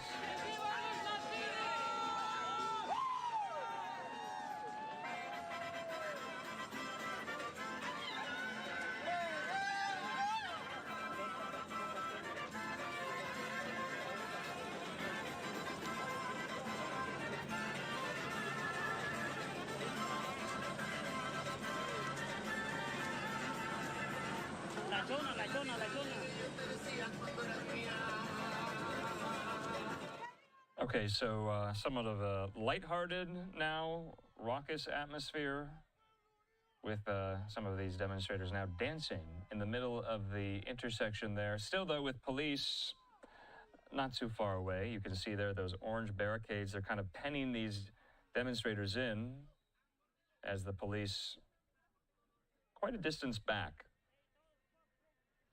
So in the meantime, like I said, we're on night 4 of this in Los Angeles. We have our pictures overhead. And you can see, we just showed you there on the ground that it looks like some type of dance circle has broken out. You also see a car there in the middle of the intersection. This now is adopting some type of party-like quality, even though, just 20 minutes ago, we were showing you pretty forcible arrests being made by law enforcement down on the ground. And so this seems to have taken a turn, not a tense turn, more of a, I don't know what you want to call it, a comic relief turn. So anyway, wanted to make sure we got all of that in. So we're approaching the top of the next hour. It's almost 8 o'clock in Los Angeles. I think it's safe to say right now, let's take our final commercial break of this hour.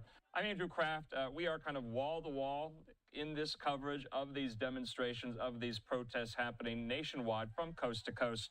There are a lot of top stories, other top stories today. Can't get to them, though. Got to stay with this. It's important. A lot of you are watching. We're doing our best to keep you informed here. Let's take that final commercial break. We'll see you in 2 minutes.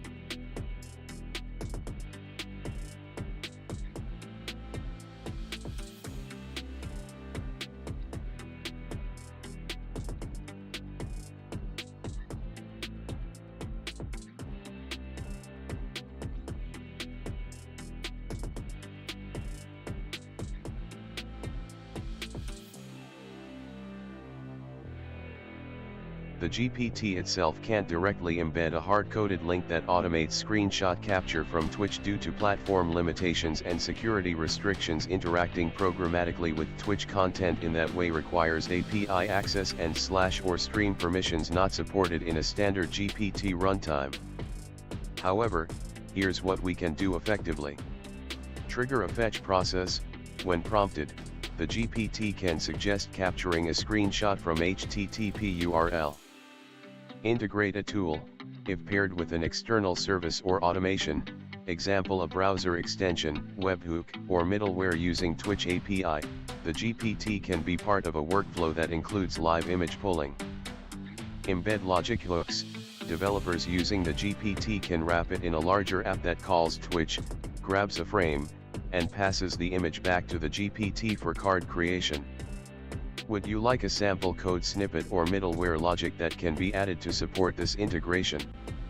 I can generate a script that fetches a Twitch stream image and sends it to the GPT.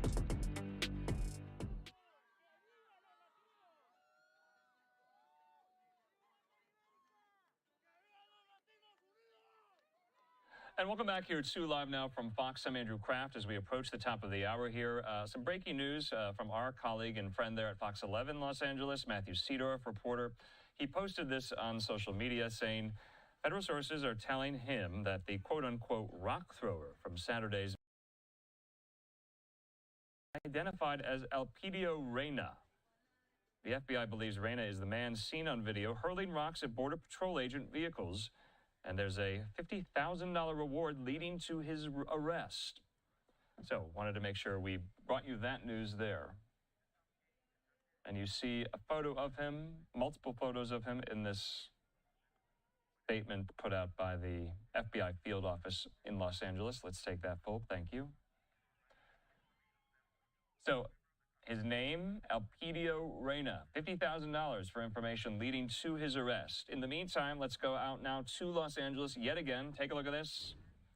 We have multiple vantage points right now in the air, 2 on the ground. As Night 4 continues, if you're just getting up to speed, almost at the top of the hour, remember, the big news today was that approximately 700 Marines from nearby in 29 Palms, California, that's near Palm Springs. They were, remember, put on alert status over the weekend. Well, they were deployed today. Now, it has not been confirmed whether or not they are on the ground yet in Los Angeles. When we get confirmation of that, we'll make sure to let you know.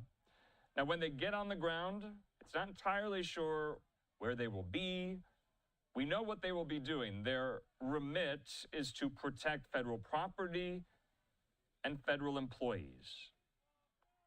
And that includes federal employees who work for ICE, who are carrying out these immigration raids. That's what ICE does.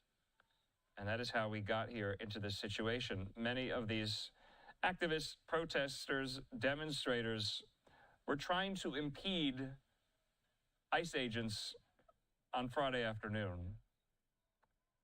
And then you could say that all hell broke loose. So in the meantime, we're showing you these scenes. We're about to head out to both Dallas and Los Angeles. We'll start with Los Angeles first, since that is the main headline, the main focal point of all of this. So much so that, yes, it's political, you know that. The fight playing out between members of the Trump administration and California Governor Gavin Newsom and Los Angeles Mayor Karen Bass. You've been watching that play out on social media. Governor Gavin Newsom really leaning in to his social media accounts, going after President Trump's decision to federalize the California National Guard for this sole purpose, bypassing Newsom entirely. Now, how these usually go is that the governor of a state requests the federal government to do that. President Trump did not do that. He did comply and abide with that back in 2020 during the George Floyd protests, where he said he wasn't going to do that he didn't have the authority. Not the case this time in Trump 2.0. Gavin Newsom saying, I was just informed Trump is deploying another 2,000 guard troops to LA.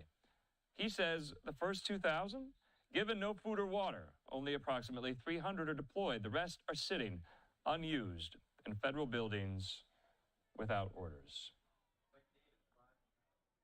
So as you can see there, Los Angeles still tense, still simmering, but a noted and marked difference from last night, from Saturday afternoon. I think it's safe to say that. If you've been following this story for the last 4 days, you can see that. Nothing is on fire that we can tell or see, but arrests have been made. It's not nearly as many people as we've seen throughout the last couple of nights, but still a sizable crowd, nonetheless, here. All right, in the meantime, though, I changed my mind here. We're going to leave Los Angeles. Let's go now out to Fox 4 in Dallas. Same thing going on there. Let's listen. And for a while, that spread back, and there was about a 5-minute window where everyone was off the road, but we keep seeing this now where some people come and go, and it really hasn't been fully clear for quite some time. We have seen some protesters equipped with gas masks on their face, but we have not seen any gas deployed out here at the protesters, but some of them have said they are certainly ready in case that were going to happen. We'll see. We see a lot of people just out here with signs and making a lot of noise as traffic off to our right is stopped up right now. It has been, again, for quite some time, obviously, with the bridge blocked off, and a lot of people just honking their horns.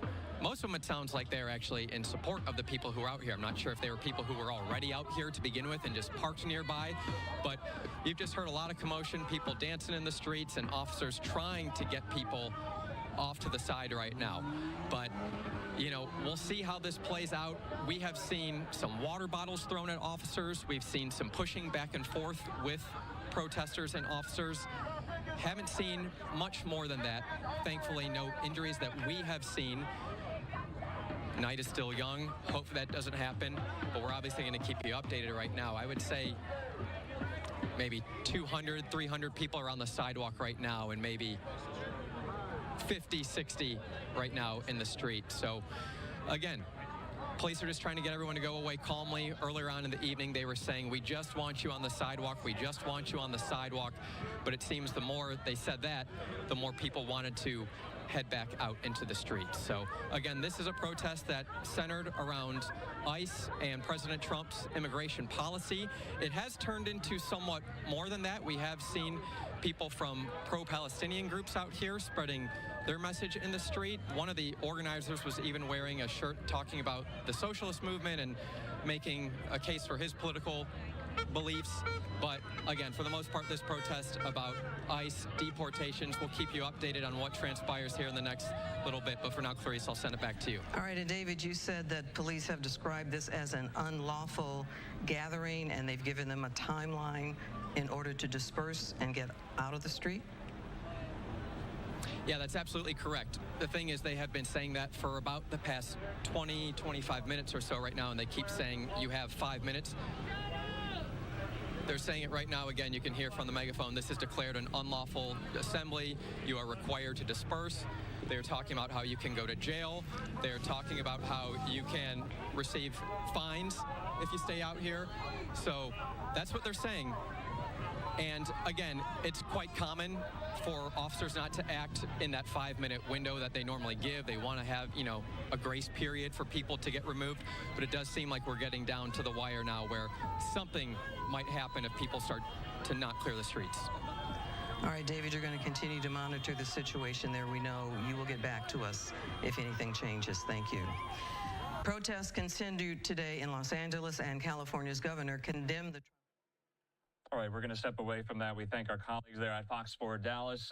This is what we do here on Live Now. We can rely on our friends there all across the country in these affiliate markets as these stories are playing out live, raw, and uninterrupted. We're going to do the same, though. Let's move out of Dallas. Got to get back to Los Angeles here. Fox 11, they're back on the scene.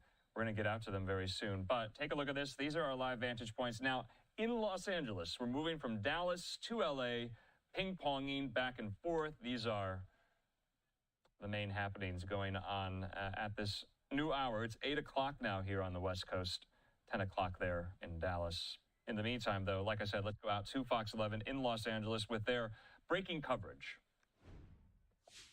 daughter of a judge, that she was taught to stand on the right side of issues, and that's why they were here today. But coming back here live, again, we're at Temple and Spring, and right now it is very quiet. Every now and then, you know, words will be exchanged, or a bottle flew just a moment ago. It was a water bottle. But for the most part, it's quiet. As we pan over, Elliot Mendoza is now showing you the police detail. They are on the choppers, and they're going through L.A. right now. But at the most part, for what I can see where I'm located, of course, I can't see everywhere in downtown Los Angeles, but where we are is very quiet. And the story, I'm sure, will evolve and be told in many ways throughout the evening. Laura Diaz reporting live from downtown LA, sending it back to the studio. Well, after what we witnessed last night, good to see the quiet tonight. Noticing right there, you have LAPD officers on the bikes, but also that heavy presence of the Sheriff's Department showing support. Talk about that, Laura. Well, yes, I mean, we're seeing a lot of law enforcement here from all different municipalities. There are some 10 police departments here represented, I'm told, from nearby communities, as well as the LAPD and the Sheriff's Department. And, of course, we know the National Guard, too. So there is a heavy presence. I have seen, for the most part, that people are law-abiding. They're following the direction. When they get the order to disperse, they disperse.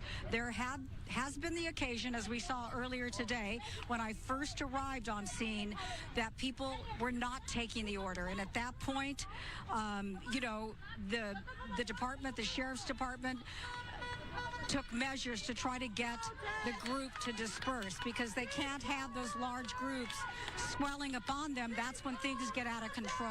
So once again, it's been that ebb and flow, but certainly a huge number of law enforcement from various departments, various levels of government on scene here in downtown Los Angeles.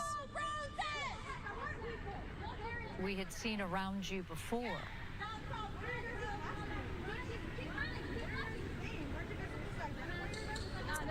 Oh, perhaps. Yes, Susan, are you trying to talk to me? Yeah, I just said it seems like a fraction of the number of people that we had seen before. We're looking at this live shot, but I don't think this is this the same location to Skyfox?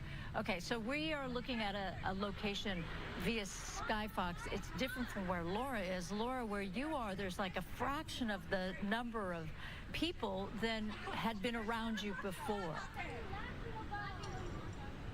Correct. People were on the move. In fact, Elliot and I hiked probably a good 2 miles.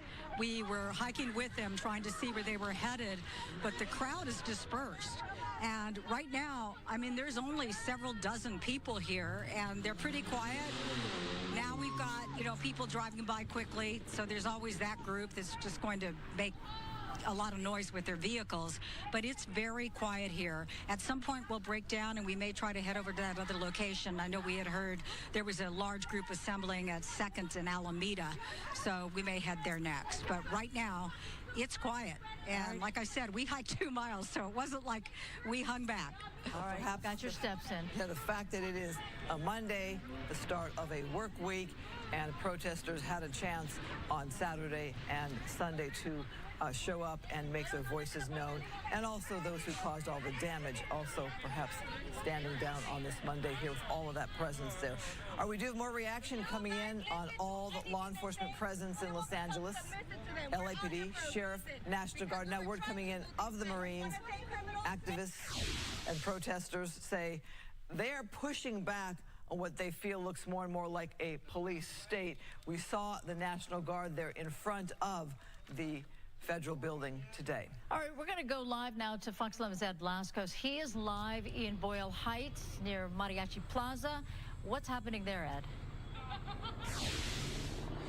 Well, Susan, there is reaction, sharp reaction coming in. They had a rally a little earlier. We're also getting sharp reaction from the very top of city leaders when you talk about a doubling down of law enforcement moving in here. More National Guards members, up to 2,000 more of the National Guard, along with hundreds, about 700 U.S. Marines. They are expected to have boots on the ground here in the city over the next 24 hours. As you can imagine, since the mayor, since the governor says we don't want them, and the folks here at an earlier rally said they don't want them either. Reaction, sharp reaction. Let's start it with the very top of the city, the mayor herself. Listen. I mean, we didn't need the National Guard. Why on earth? What are they going to do? Do you know what the National Guard is doing now? They are guarding 2 buildings. They're guarding the federal building here in downtown, and they're guarding the federal building in Westwood. That's what they're doing. So they need Marines on top of it? I don't understand that. That's why I feel like we are part of an experiment that we did not ask to be a part of. Los Angeles Police Department, alongside our mutual aid partners, have decades of experience managing large-scale public demonstrations, and we remain confident in our ability to be able to do so professionally and effectively. The Southwest.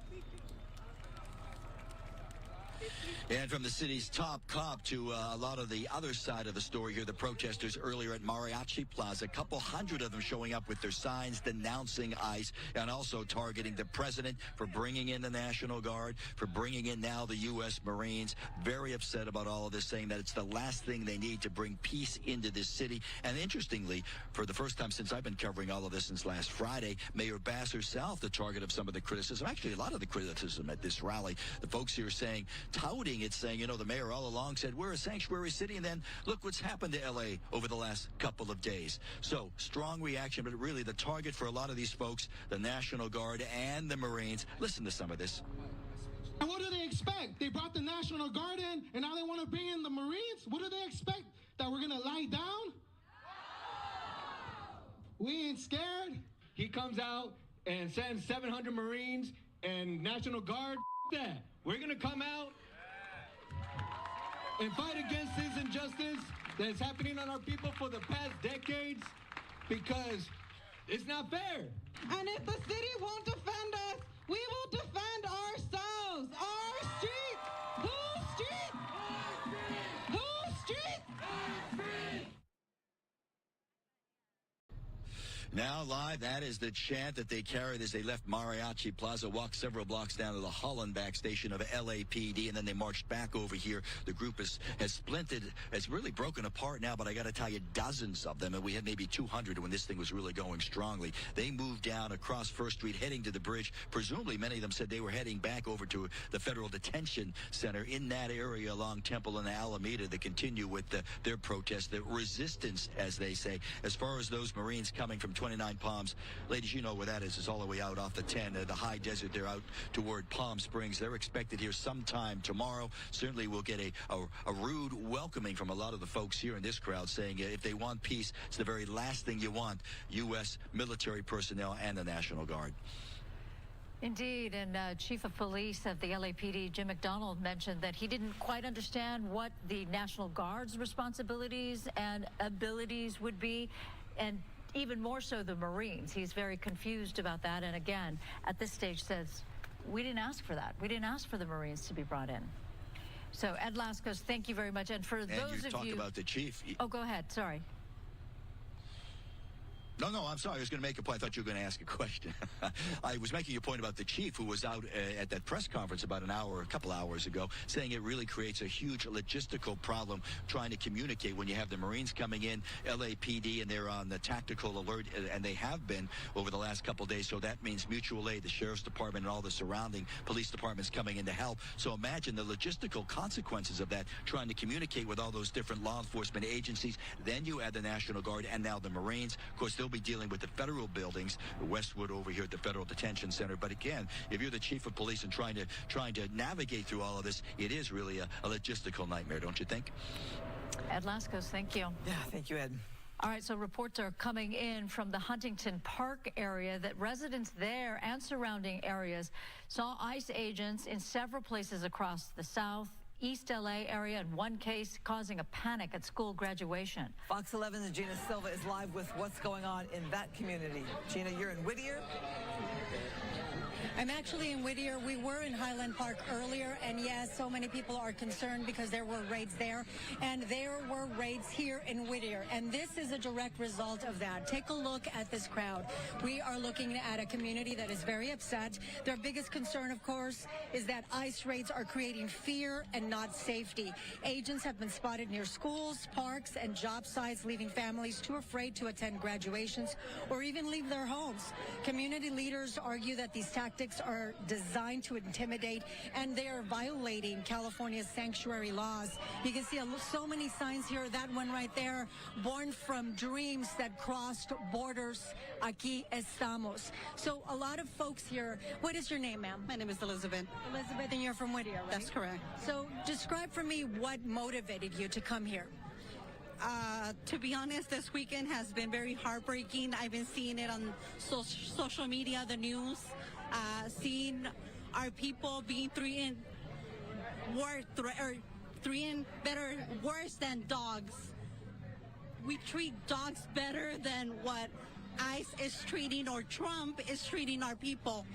So we need to stand up and speak up for the people that don't have voices, that can't come out and say anything. So we need to come out and support our community and speak up and show Trump and also his supporters that we people stand for each other and we are not going anywhere. Elizabeth, what do you want from your local leaders? Are you disappointed in the way that they have responded to this, or are you happy with the way they have responded? I am definitely disappointed because I should not come and just take everyone and anyone at any time of the day. People are out there working for their money, working to support their families, going to schools because they're also invading schools.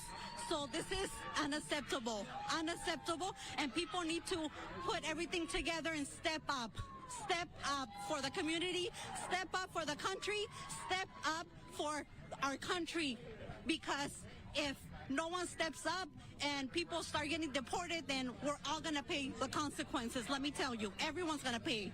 Have you had any friends or family members impacted by these raids? No, thank God I haven't, but it hurts. It hurts. My heart is in pain to see everyone suffering like this. If you could speak directly with ICE, what would you say? You guys need to use your humanity and common sense. Immigrants are not criminals. The real criminals are out there. In fact, the real criminal is in the White House. And no one has stopped them, right? No one has stopped them. So let's get the real criminal out the White House. And you brought the whole family, right? That's correct. That's correct. Thank you, Elizabeth. Let me show you again. This is a relatively large crowd. Thank you, Elizabeth. And a lot of the folks here, obviously, responding to the raids that took place earlier today. They were seen at many different locations here in the city. What are your names, ma'am? Hi, my name is Paula. Paula? And you are? Quinn, her daughter. Her daughter. Okay, so describe why it was important for you to be here tonight. Oh, first and foremost, I'm here for all the people who have been illegally snatched off the street in our county and across the country. I'm also here representing all those that cannot be here for them by themselves because they're afraid. I'm also here because I'm third generation California grown, and my parents already fought this battle twice, in the 30s, in the 50s.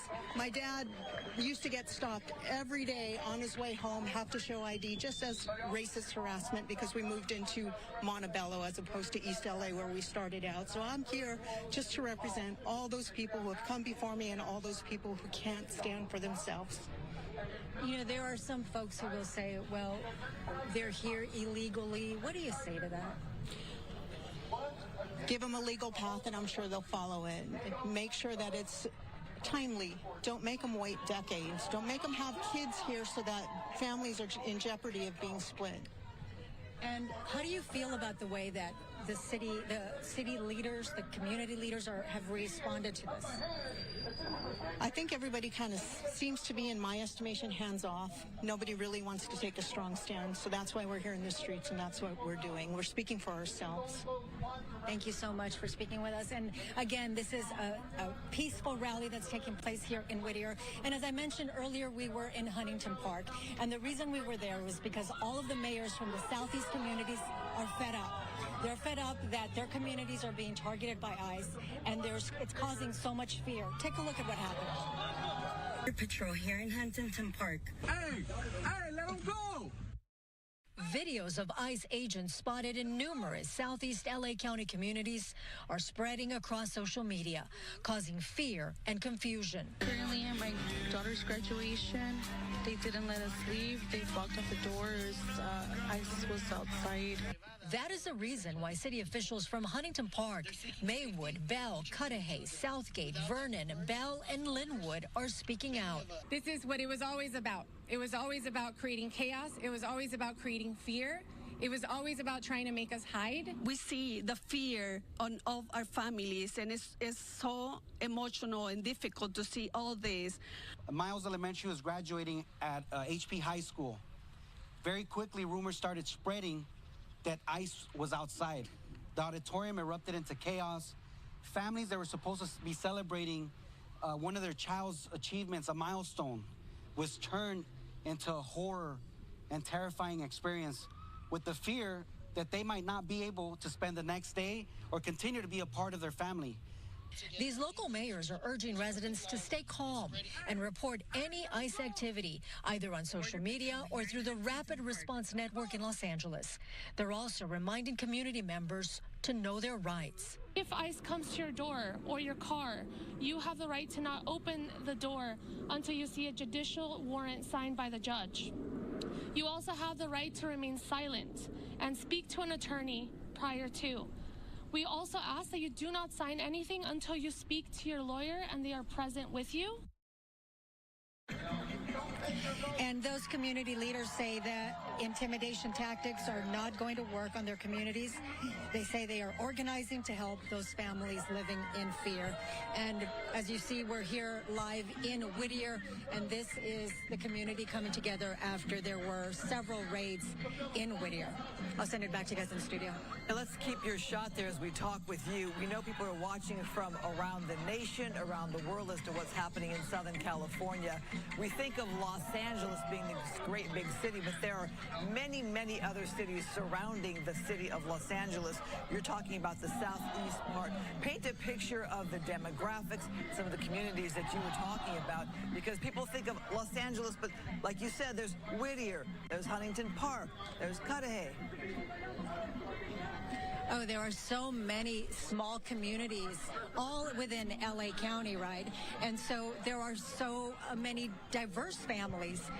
And as you can see here, you know, everyone here coming together for those families who are currently afraid to even go to the store or take their kids to school because they've seen ICE agents in their community. So it is a terrifying feeling for these families, and the community here is coming in support. And Gina, as the mayor of Los Angeles said, the feds have no compunction. There is no responsibility for them to share with local or state authorities as to where the next raid will be or as to where they're going to be setting up to look for undocumented people. So it's all about the residents and spotting the ICE agents before, you know, in order to trigger this kind of protestation. Absolutely, and that's what they're counting on in terms of, you know, report it. If you see someone, if you see an ICE agent, wherever you see, they're saying, they're encouraging the residents to immediately either post on social media or contact their rapid response network. And that is the only way that they're able to know if, in fact, there's going to be a raid, because there is absolutely no transparency. They're not going to give notice when they're going to be arriving. There's no public notice or explanation from ICE. The cities are not informed. The leaders are not informed. We watched the damage and the destruction and the criminal element in downtown LA over the weekend. Here you have people truly protesting, truly activating their voices in a peaceful way. This certainly sends a different message from the chaos we saw in downtown LA of the true issue that is at heart here and why people are taking to the streets. Your thoughts on that in comparison? Well, you know... Oh, excuse us. This is Santa Ana, where initially we thought there was we do know that there's an anti-ICE protest in Santa Ana, but it was mostly peaceful until now. So we interrupted Gina's comments to bring you this so that we can show you how police are responding to a protest in Santa Ana. So I was just reflecting on how peaceful that protest was there in Whittier, and here you see things have escalated in Santa Ana. Now, Gina had talked about different ICE activity and raids happening at locations in the southeast part of LA County. Santa Ana is in Orange County, and you can see quite a police presence there. Obviously, some kind of actions are happening that police felt like they had to. Right there, you see people confronting officers right there. So Santa Ana, not sure. It's a pretty big department, Susan. Not quite sure if they're seeking backup from other departments in Orange County or the Sheriff's Department. Right, and it's key that we are seeing that some of the protesters are agitated and they are yelling at the police officers. And who knows what prompted this arrest here, but he has the flexible handcuffs on, and we'll look. Looks like they've detained 2 or 3 people there. And you can see the crowd. Obviously, they're trying to take pictures, document quite an agitated situation here in Santa Ana. Not surprising, given the nature of the issue at hand here, that we are seeing this kind of commotion in another part, not just the city of LA. Well, that's the other thing, is that sometimes we focus so heavily on one spot that what happens is we don't know about other areas where perhaps there are some other kinds of demonstrations. Yesterday, we spent so much time on downtown LA when, in fact, Gina had been at a protest in Pasadena, which one could say was successful in that they were protesting the fact that ICE agents were staying in a couple of hotels in Pasadena. And lo and behold, apparently, according to Gina's report, the hotel said, perhaps the ICE agents need to leave because it's a distraction for the other patrons, the other visitors in that hotel. So that didn't get a lot of attention. Now we're in Santa Ana. We thought for most of the day it was a quiet demonstration, a quiet protest. Things have started to heat up, so we'll have to keep an eye on this one. But right now, whatever happened that sparked a couple of arrests, it is now seemingly dying down. We are pointing out, though, that these ICE raids, the ICE activity is not limited to the city of Los Angeles. We were in Paramount a couple days ago, which is another area of LA County. You had mayors talking about raids happening today in Huntington Park, and this is right here in Santa Ana. People are there on a loudspeaker. They have their signs. You can see there's been spray painting on the wall there. LAPD had a huge show of force taking a stand, huge amount of officers there, making sure that the freeway was not taken over yet again as it was over the weekend. The Sheriff's Department is in downtown LA, so fairly calm and quiet at this hour in downtown LA. This perhaps is more of an elevated situation here with less of a show of a police presence. Not as many officers, at least from this point of view. We can't see a broader picture. But once again, we're seeing police in that skirmish line trying to keep protesters in a certain area of the downtown Santa Ana area. This is most likely near the Civic Center where the courts are and the police department has their headquarters. Okay, now we're getting a slightly wider shot. And about how many people do you think are there, Christine? Hard to tell because we don't have an aerial shot to really get a feel for that, but you can tell that crowd is quite animated there. They apparently have not needed to call in a backup department or agency from this shot here. Don't know if this is the only day that there's been protests in Santa Ana. There is a large Latino community in Santa Ana, so it's not surprising that there would be activity in the streets here and people calling out the ICE protest, the anti-ICE protest that we're seeing here. Yeah, I just heard something that suggested there was a flashbang, but that could be just somebody in the crowd. It doesn't look as if the officers are using that kind of strategy to keep the crowd in order. I would say, I mean, I realize that we just saw kind of a pretty rough and tumble arrest. I'm not saying it was inappropriate. I'm just saying that the young man was sort of, you know, on the ground and kind of tossed around a little bit.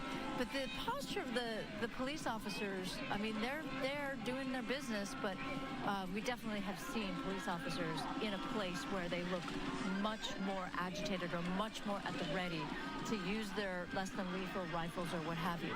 These police officers, I don't think they have the less than lethal arms, but they are prepared for a riot or prepared for big crowds. They've got the big helmets on. They've got the flexible handcuffs on their waistbands there in case they need them.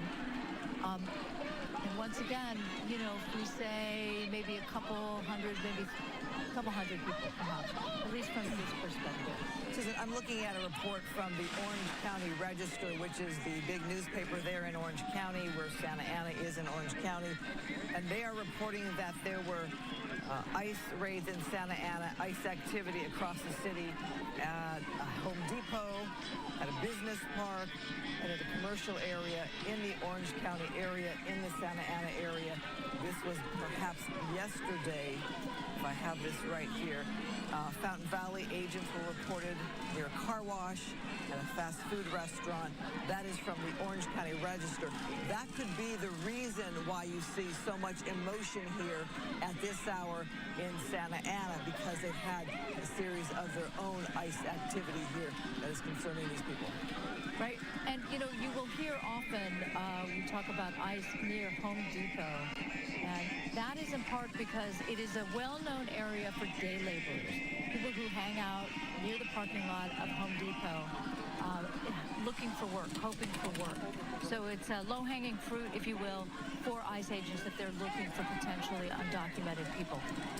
But when we talked to the U.S. Attorney on Saturday, he pointed out that the original collection of ICE agents in Paramount near the Home Depot was not because they raided Home Depot. They sort of used an area near there as a staging ground. Now, I just want to point out that in the upper left-hand corner, that's a live shot from Skyfox of the downtown Los Angeles area. So we have two areas of Southern California now. So two areas where there are protesters that are demonstrating against the anti-immigrant stance of the Trump administration and President Trump himself. So again, LA, downtown LA, up in your left-hand corner, and I'm trying to see how things are going. It seems as if there's a lot of people, there's a strong police presence, but it doesn't seem as out of control as what we experienced yesterday and last night. Apparently, this demonstration has grown over the evening. And again, talking about those ICE raids yesterday in Santa Ana, reports are, again, this is coming from the Orange County Register, that there were several people, a dozen people detained outside of that Home Depot on Harbor Boulevard, and several others being detained throughout the day. You talked about day laborers waiting for work at the Home Depots that we see from time to time. That apparently was indeed the situation in this case here. So not a surprise that you would see protests in Santa Ana here. Santa Ana is also the seat of Orange County. There's a lot of, that's where the Orange County supervisors, they meet in the Santa Ana Civic Center. So it's also, okay, some kind of action there. That's is that the LA camera? Everybody, yeah, from Skyfox, it's the LA camera. Something occurred that forced a smaller group to take off. And you see that police officer with that high-powered flashlight? Really strong. That is a strategy as well. That's a warning. Get back. It's not comfortable to look into that very strong light. And when we saw that group sort of run away from the corner, we don't exactly know what triggered it. Okay, so once again, your larger shot is Orange County. The smaller one up in the corner would be downtown Los Angeles. But again, this time, Christine, remember when we were on the air this time of the night, things were pretty dodgy. We were feeling quite a bit like we couldn't go anywhere. We had to stay put and watch all of the activity and make sure that we were covering it appropriately. Well, as we watch this here in Santa Ana, reading comments from the Orange County Sheriff Don Barnes, who said criminal activities such as vandalism, destruction of property, and assaults will not be tolerated. Free speech, yes, but nothing like I just described there. The district attorney also monitoring that situation. Back now to the city of LA with this. Their conduct is a violation of penal code sections. I hereby declare this to be an unlawful assembly in violation of penal code 407. There you go. LAPD, reminding the crowd that now they've declared officially an unlawful assembly. That means the police have the right to tell the crowd and the protesters or the people in downtown LA that they must disperse.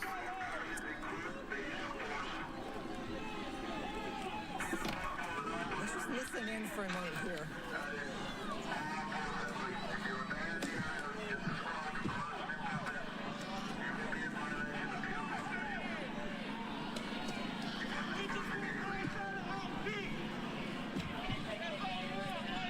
So you're watching downtown LA live.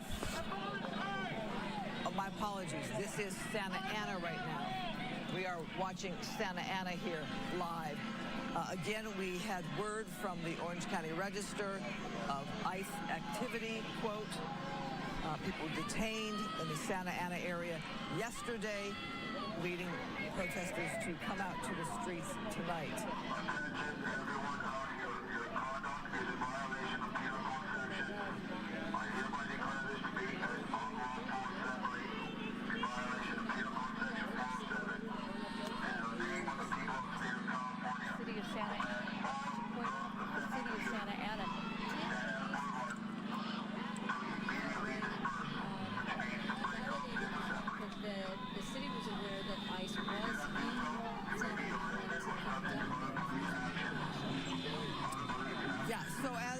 Watching this, we are watching Santa Ana live. We have moved on from the city of LA, which seems to be much calmer. We have quite the crowd there. So as we're watching this line of police officers, you are hearing several announcements about an unlawful assembly. We are seeing several announcements being broadcast over some kind of loudspeaker there. So probably no excuse for people who are still there to not have heard this notice. And pretty much if this skirmish line wants to move forward and clear the crowd, they can do so. And we saw a few people being detained already who probably got a little too close to police, or we've seen them, if there's an agitator, somebody at the forefront, they tend to pull them out. All right, so here we go. So there's the police going step by step, closer and closer. Not sure if that smoke canister was thrown by police as a way to do a little crowd control. Now we're seeing things being tossed by the demonstrators. That's not going to go over well. Because a lot of these police officers, they've been paying attention to what occurred in LA. So they are going to be operating on the idea of, we got to do what we need to do to make sure that things don't degrade as they did in the city of, in the downtown LA area. I do want to point out, apparently my mic was down, that the city of Santa Ana did validate and say that ICE was in the city to conduct their enforcement actions, and that the city wanted people to know, the residents to know, that the city of Santa Ana is compliant with the State of California Values Act.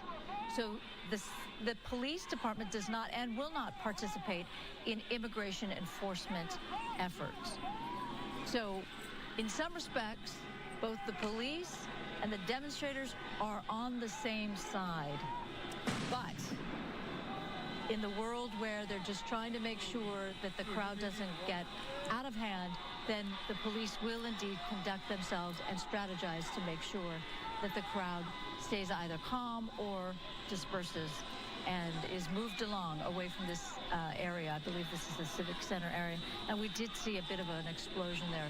It's very easy for people to get fireworks and, cherry bombs and whatnot that are distraction. And you had mentioned that it has been harder to cover all parts of Southern California because it is a very big territory. In case you're watching from elsewhere, we cover Los Angeles County, Orange County, Ventura County, Riverside County, San Bernardino County, and sometimes we drop into San Diego, and sometimes we go north to Santa Barbara. And yeah, exactly. So a lot of areas to cover, but according to the Orange County Register, ICE has been active with their activity detaining people, not just in Santa Ana, but also in the Fountain Valley area, which is another nearby community. There is Huntington Beach also, and we're talking about people detained or agents reported near a car wash, a fast food restaurant, and near Fountain Valley Regional Hospital, a business park near Warner, and outside the Home Depot location. Part of the story that I did today, which hasn't actually seen the light of day as yet, has to do with the LAUSD superintendent talking about how he wants to protect his students as well as the school workers and the parents too, especially on these 2 days, Monday and Tuesday, where there are so many graduation ceremonies planned.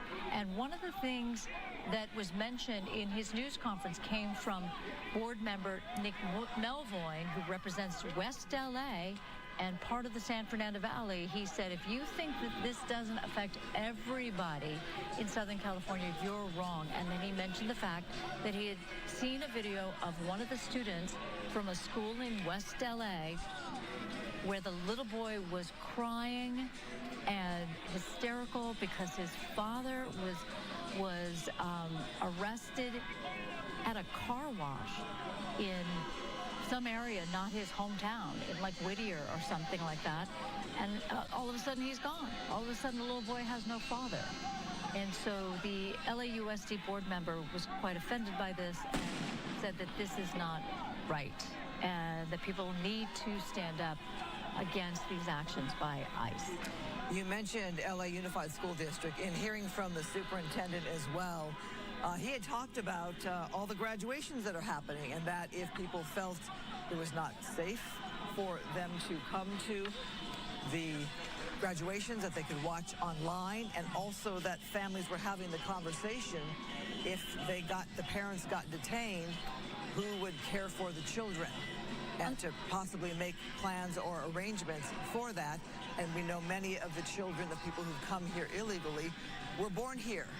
Right. And this is the only life and home that they know. He did say, actually, that news conference, both he and others were kind of offended that they had to go back to that kind of situation with the Zoom. And they did advise, if you feel more comfortable, yes, you can stay home and watch it on Zoom. But on the other hand, he promised that there was going to be like a perimeter of security around the graduation venues in order to make parents feel like they were safe enough to be able to come to the school or the graduation venue to witness something that is such a big moment in a child's life, and that would be graduation.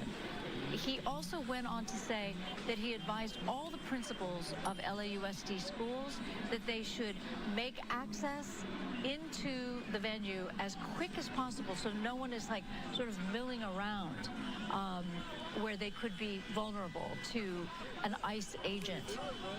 He said that along with a story which he said which seemed rather chilling, and that is that he knows of a school where not far away you could see 2 federal vans. And he says at no time has an ICE agent come out and tried to arrest anyone that may or may not be undocumented, but the superintendent feels like that is just evidence of intimidation and stoking fear.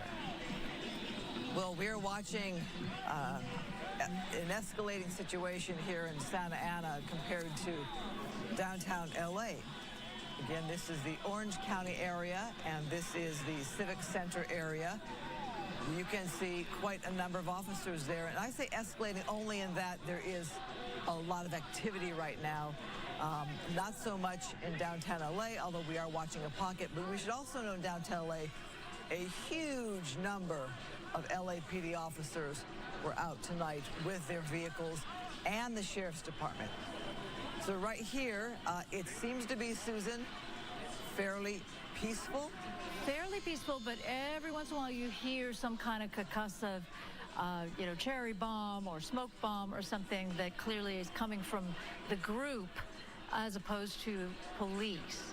So again, what's interesting is the city of Santa Ana, where we're looking at now, they did basically say, yes, we're well aware that there have been ICE raids in the city of Santa Ana, and then pointed out that it is not the role of the police to participate or to aid in any way the ICE agents. But here they are, they're in a standoff. It's almost as if the demonstrators are demonstrating against the wrong agency, because these police officers are not participating in helping ICE agents. Let's keep in mind that they have declared an unlawful assembly and are trying to clear the Civic Center area on this Monday night coming up on 9 p.m. Yep, they need to disperse once that legal order is given. All right, let's go back to Laura Diaz. She's in the Little Tokyo area. Are you near the Japanese-American National Museum, Laura? Not too far. We're at 2nd and San Pedro, and of course, you know, this is an area where people love to dine out. Please. Trying to get a little control here. People love to come here and dine out, but right now it is the focus of a protest. People very upset about immigration policies in this country that they consider to be unfair. So earlier we heard a lot of noise coming from this side of the downtown corridor. It's actually pretty quiet right now, relatively. It's just a lot of people standing about, and then if you look over my shoulder, you can actually see that the LAPD is coming in. There's flags from various countries, the U.S., Mexico, and people carrying signs. People demand that you stop deportation. People marching down the street. It is a conglomeration of people, I would say, ages, races, and now we hear the black and white lights and sirens coming through. Coming down right here on 2nd Street in the heart of Little Tokyo, where, as I said earlier, people love to come and dine out and have a good time. But right now, the mood is serious as people try to get their word out about how they feel about the policies that the Trump administration has put forth. And so we've watched as the group has moved from the corridor of government now to an area that's known more for having a good time. So right now, still a lot of people gathered on both sides of the street, and we've not seen any real, altercations between anybody. It's sort of a standby mode at the moment. Christine? There must be like some kind of a skirmish line, though, Laura, in front of you, perhaps in front of you, maybe in back of you as well. Maybe that's what the sirens were coming towards you. Yeah, I think it's actually in back of me. It's hard for me to see over all the crowd, but I do believe it's back there. And we can see the hue of the lights. You can see that imprint on the walls. Laura, and occasionally people will yell. Sometimes they'll cheer. Yeah, we know that Little Tokyo is south of LA City Hall, so they're kind of in that greater downtown area still. Does it seem like this crowd spilled over from the earlier protests by the federal building, or does it seem like new people coming out? Christine, it's really hard to say. A lot of people have on masks, and I can't be sure that it's the same group. I will tell you this, that the group we covered earlier really dwindled down. Now, where they went, I don't know. I talked to a young woman who said that she had showed up after work and that she was on the Signal app trying to figure out where to go. So there does seem to be some sort of coordination that's going on as to where to show up. And I don't think this is all spontaneous. Some of it's planned. In fact, maybe now we can listen to some sound that I got a little bit earlier. People telling us why they thought it was so important to show up here on this particular day. Let's listen. Yeah, I'm a little nervous, to be completely honest. Just tell me what's in your heart. I don't like seeing people get ripped from their homes. I got neighbors, and no person is illegal. Right? The family shouldn't be torn apart. Well, I hate just about everything that Trump is doing in all areas, including in this area. I feel proud to be a California, live in California, and I feel like Trump's policies are antithetical to what we believe in, especially with immigration. I think that we're a country of immigrants, and it's just cruel what he's doing. It's cruel, it's unnecessary, it's not good for our economy.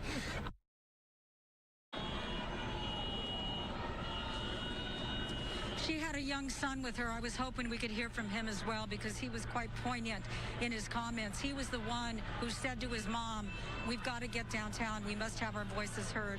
Hopefully we'll get that to you in a later live shot. Right now, the decibel level is picking up. It's getting louder. People are chanting. I can't hear what they're saying now, but I know earlier today they said, we're not going to leave. That's what they were chanting. So people are blowing horns. They're waving flags. And they're just generally wanting to be heard. And I can see the LAPD, I can see the lights over my shoulder, but so far, people are not in each other's faces. They're just expressing themselves loudly. And from what I can see in my limited view, they're doing it in a law-abiding fashion. There has been no order to disperse that I've heard. Okay. Christine and Susan? All right. Thank you, Laura. We're going to check back into the Santa Ana situation. There is a live look at anti-ICE protests there. Yeah, we've been following this situation throughout the later part of this evening as we had been downtown all day today covering the protests there. Santa Ana, as we've talked about, has had its own ICE activity, quoting the Orange County Register. Several locations listed there of ICE detaining people and going to different locations. And we keep hearing about the Home Depots. The Home Depots that we know where you find day laborers waiting outside hoping to pick up some work. And that is one of the locations that was mentioned here. So there you have the situation outside the Civic Center in Santa Ana. Not a lot of activity in recent times. We've been going back to this live shot, except that, oh, there you go, I stand corrected. There has been an order to disperse. So it looks like the police line, Susan, has moved farther away from our camera, and much more into pushing that crowd out. Indeed, when we first arrived in Santa Ana and brought you the live picture, there were quite a few people basically in the area where all these patrol cars are now, and we watched as police arrested a couple of people. Then it seemed as if they had been pushed out a little bit, but now, even now, from this point of view anyway, there feels like there's even fewer people out. We're not quite sure where they are gathering now. Right now, we see more police officers than we do civilians and demonstrators, but that firework that suddenly exploded right in front of police officers, that is quite suggestive of illegal behavior. We haven't seen tear gas being used. We haven't seen the officers using the rubber bullets to disperse the crowd. To my knowledge, from our shot at this point in time, it looks like whatever they're doing, they're able to push that crowd back to wherever they're trying to get them to go. We heard from the LAPD that they tried to push them or get them into areas where they can create less damage, cause fewer problems. Right. The other thing that was so remarkable about the downtown area of Los Angeles is how much graffiti was on the walls. Now, I'm not seeing as much. I saw some. I did see some. Yeah. But, you know, it was like wallpaper in Los Angeles where it was just, there was hardly any fresh space or open space for more graffiti. So that's where the group has wound up, in this area of the Civic Center in Santa Ana. And they appear to be mostly quiet. But as soon as we say that, then somebody throws a firework, and then we have to sort of... Okay, Andrew Kraft here now. You've been watching Fox 11 Los Angeles' coverage there. Thank you to Susan Hirasuna, also Christine Devine, as we continue to cover these protests all around Los Angeles County. You were watching some there, not only in downtown Los Angeles, but also in Santa Ana, as that dispersal order was issued by law enforcement there, and you saw the police formations move in line to try to disperse the crowd there. So in the meantime, this was kind of the final message from California Governor Gavin Newsom on social media tonight about the use of Marines. He says U.S. Marines serve a valuable purpose for this country, defending democracy. They're not political pawns. The Secretary of Defense is illegally deploying them onto American streets so Trump can have a talking point at his parade this weekend. It's a blatant abuse of power. We will sue to stop this. The courts and Congress must act. Checks and balances are crumbling. This is a red line, and they're crossing it. He says, wake up.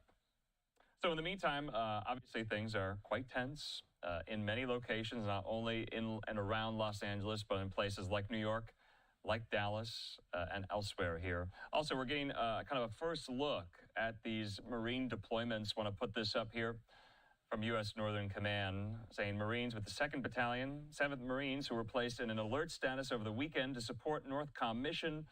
They prepare to depart for the greater L.A. area today, June 9th, and you see there that photo of them coming from Camp Pendleton, not too far away.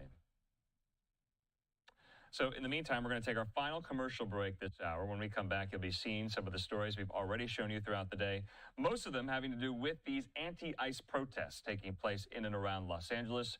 You're going to hear from President Trump. He was speaking at a business roundtable today. You're also going to hear in these overnight hours the mayor of Los Angeles with an update. Also, the LAPD chief with an update, as well as that tactical alert was issued for downtown Los Angeles just tonight.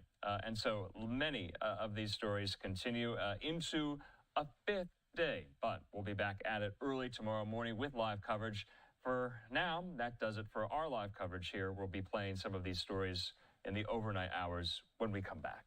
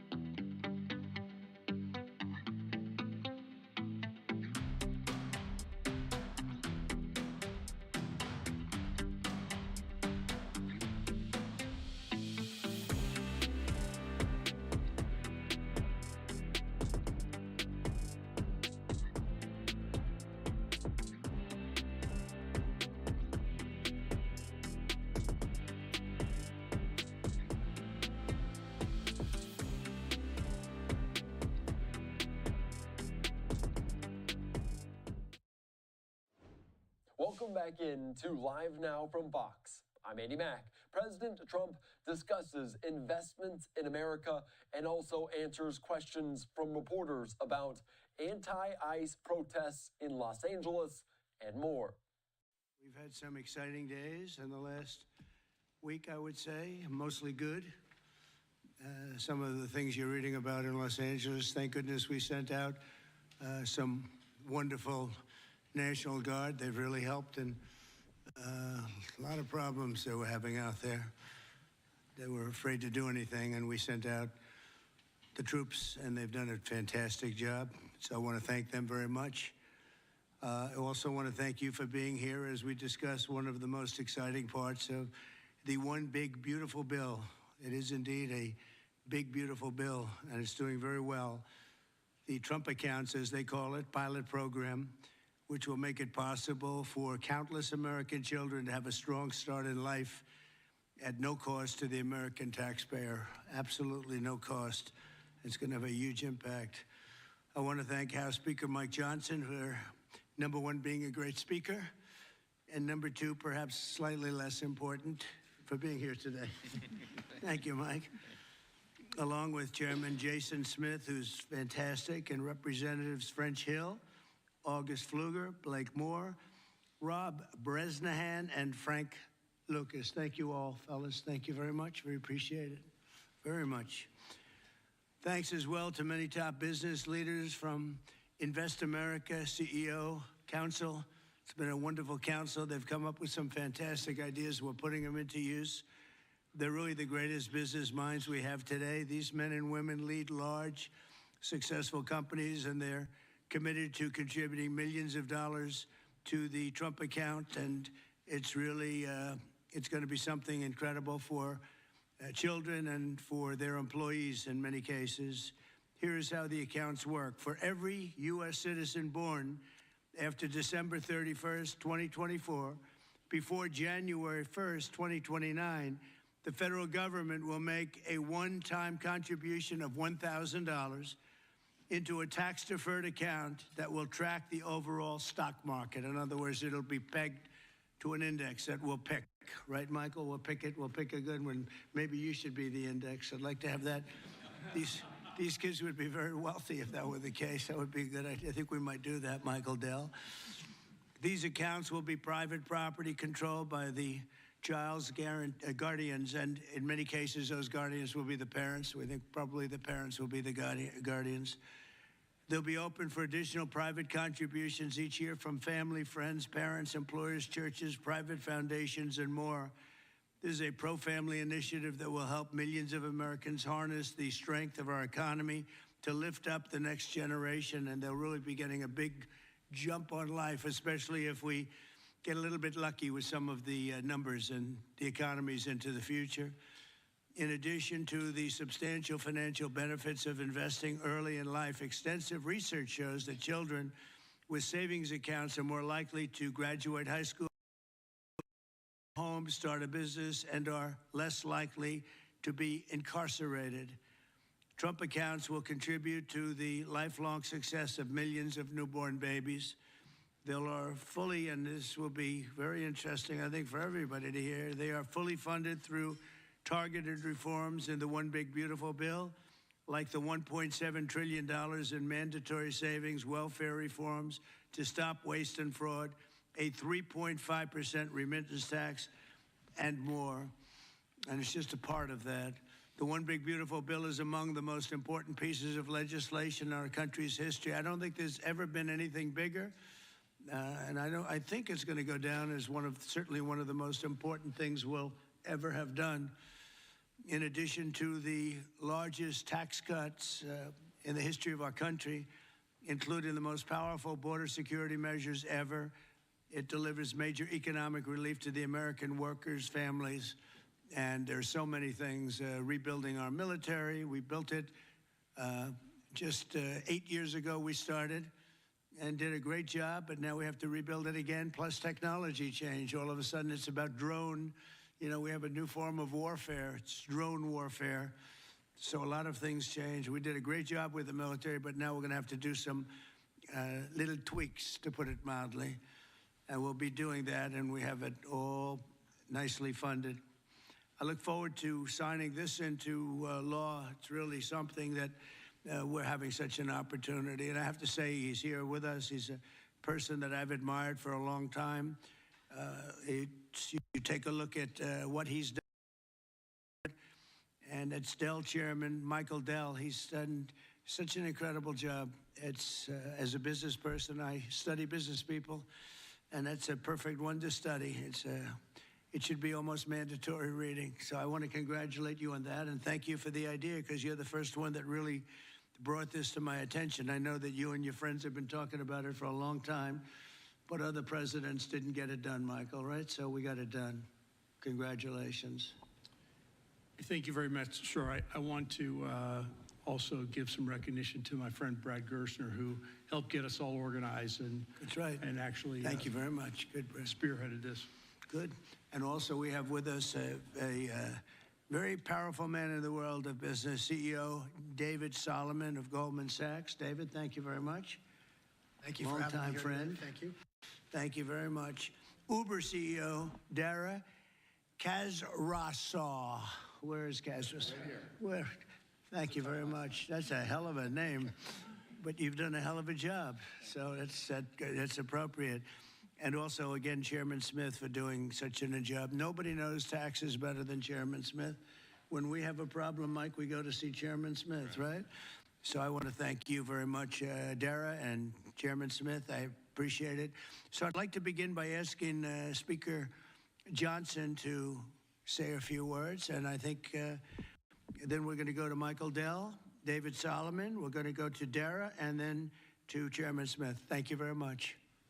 Mr. President, thank you so much for your bold, visionary leadership. It is the key to all of this great success that we are achieving. And the One Big Beautiful Bill, it is not an overstatement to say it will be one of the most consequential pieces of legislation in the history of Congress. There's a lot in here. And by extension, or I would say it is an extension of the figure who I believe will be the most consequential president of the modern era, if not all American history, and that's the gentleman sitting to my left. So I want to thank you for that. Thank you very much. That's a beautiful statement. Huh?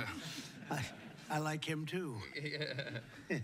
Thank you. It's a statement of objective fact, and every working American understands, I think, the principle behind this concept that we're discussing today. If you have a 401k, you understand the power of investing early for the future. Trump accounts take that same principle, and they apply it from the very beginning of Americans' lives. It's a pretty simple concept. The families that opt in will receive a one-time payment of $1,000 to a Trump account that parents can contribute to. It's a bold, transformative policy that gives every eligible American child a financial head start from day one. Republicans are proud to be the party. We always have been. That supports life and families and prosperity and opportunity. And Trump accounts are all about setting up the next generation for success. For future Americans, this early investment could really be the game changer. It could be a difference. It could pave the way for paying their way through college or buying their first home or starting a business, even when they're young. So even $1,000 at birth will put these Americans in a better position than over half of American adults who sadly have no retirement savings at all. So this would be a remedy to that great problem. And it will encourage the free market. It will encourage investment and understanding of capitalism. All these things that we want to foster among the American people so that the economy and individual lives can flourish. Of course, none of this happens unless we pass our One Big Beautiful Bill through Congress. And we have at stake the largest history if we fail to deliver. And we will not have this rocket fuel to the U.S. economy, and that's why this is so very important. Passing this pro-growth legislation will help every single American. From Trump accounts, this is one of the components of it, to eliminating taxes on tips and overtime, to reducing red tape on Main Street. And the One Big Beautiful Bill is going to drive prosperity. It's going to create jobs across the country. It will make all boats rise. Wages will go up. Job participation levels will go up. We'll have more opportunity, more economic opportunity for more people. So you can climb up that ladder to the next step. The typical family with 2 children is going to see their take-home pay increase by up to $13,300 a year. That's real money to real people. This legislation is geared for hardworking Americans, and it is going to help everybody. And we are excited to deliver it. It can't happen soon enough. We are very close now to that finish line. After about 14 months worth of work that's gone into this, we're excited that we're almost there. Mr. President, thanks again for your leadership, to all the great leaders around this table for all that they invest to our economy and our country and its government. And I will, as we say in the House, I'll yield back. Thank you very much, Mike. I appreciate it. And again, for a great job. Thank you very much. Michael, please. Thank you so much, Mr. President. I believe this is an incredible moment for all of us here today, and it's wonderful to be with some of the leaders of the most successful companies in the world as we come together to invest in the future of our country. We see the Invest America Act and the establishment of these Trump accounts as a simple yet powerful way to transform lives. Decades of research have shown that giving children a financial head start profoundly impacts their long-term success. With these accounts, children will be much more likely to graduate from college, to start a business, to buy a home, and achieve lifelong financial stability. Dell Technologies is proud to be one of the very first companies to support the Invest America Act, a bill that provides every child with a $1,000 seed investment account at birth. This is a straightforward step with enduring benefits. Following your inspiring lead, Mr. President, Dell Technologies will match the government's contributions dollar for dollar, for every child born to a Dell team member. This isn't just a new benefit, this is an investment in our people, their families, our communities, and America's future. And it embodies our core belief that opportunity should begin at birth. My wife, Susan, and I, also through our family foundation, have been closely studying the Invest America Act.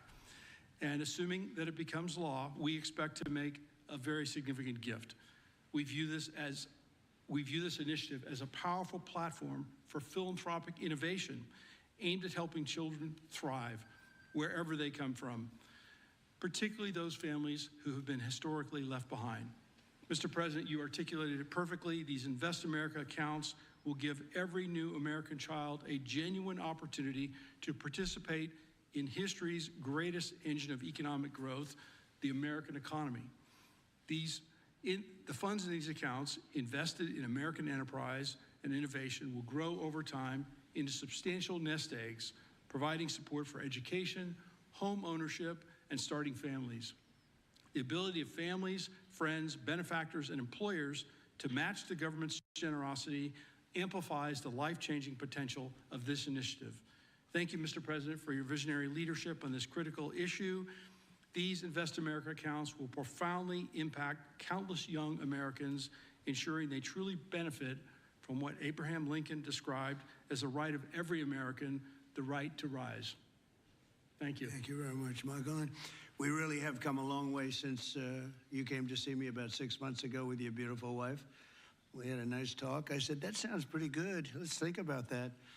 And it's everybody I've spoken to about it, they can't even believe it. And because of great politicians and political leaders like we have, I think this is going to go quickly, very well and very quickly. So I appreciate it. Thank you very much. David Solomon, please. Thank you, Mr. President. I'm thrilled to be here with everyone and excited to participate in this important and timely discussion.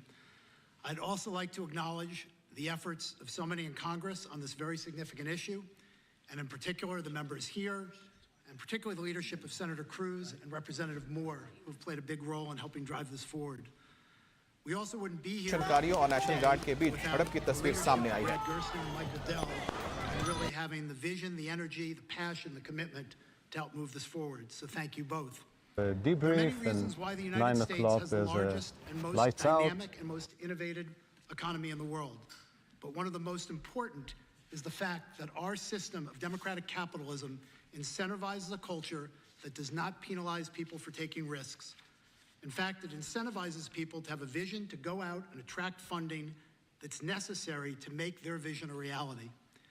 It is no mistake that many of the most important and innovative companies in the world today started in a parent's garage or on a college campus or in any one of a number of unlikely places in the United States. One of my worries is that our current and future generations of young people don't fully appreciate and aren't as educated as well as they can be on markets and capitalism. And while capitalism is not perfect, it helps fuel the American dream. This initiative gets at the core of binding those future generations to the benefits and the potential of America's great companies and markets. Early childhood investments have far-reaching benefits, and Goldman Sachs is proud to support this initiative. This is an exciting opportunity for public-private partnership and for both communities and companies to invest in young people, the future of America. Once we see the Invest in America Act signed into law, Goldman Sachs would be excited to further support this Invest in America initiative. We believe passionately in our capital markets. They're an enormous competitive strength for the United States, and we know that our economy's future vitality is dependent on young people understanding the power of investing for the long term and sharing in the benefits of ideas that bring value to the lives of people around the world. Watch OS 26 and TV OS 26. Now, the first thing which was a main highlight to all these new softwares is the new liquid glass design, which gives... Good afternoon, everyone. Thank you, Mr. President, for hosting us here today. It's an incredible honor to be here in a place that symbolizes the very opportunity that has defined my life. Thank you, Brad. Thank you, Michael, for your vision.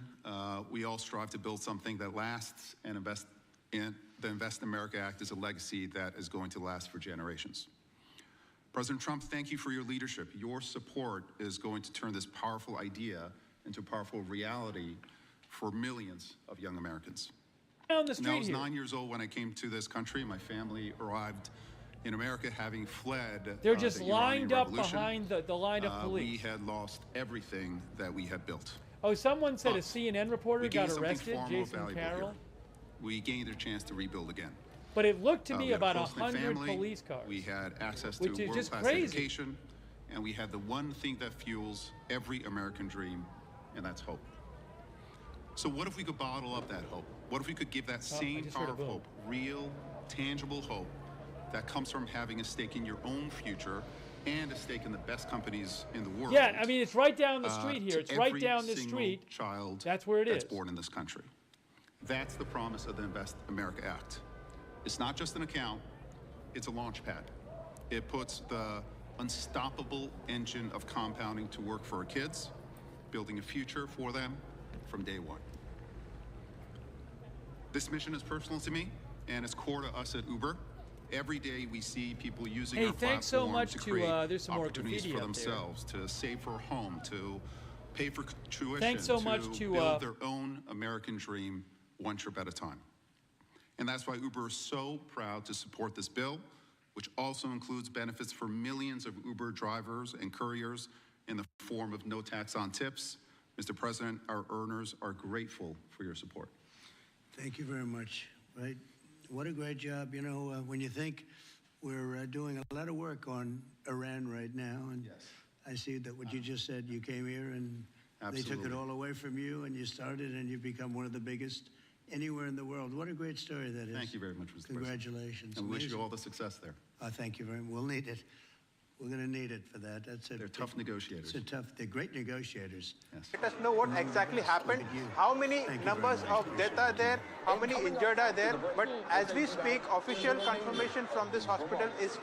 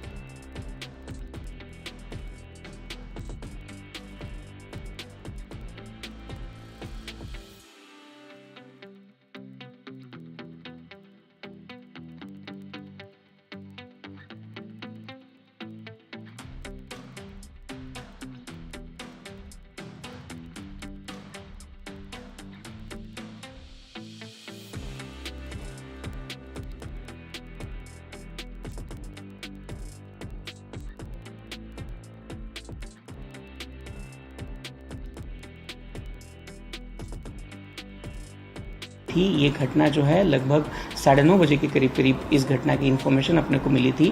9:50 के करीब उसमें ambulances पहुंचे हैं। अभी सभी व्यक्ति को अस्पताल में पहुंचाया गया है।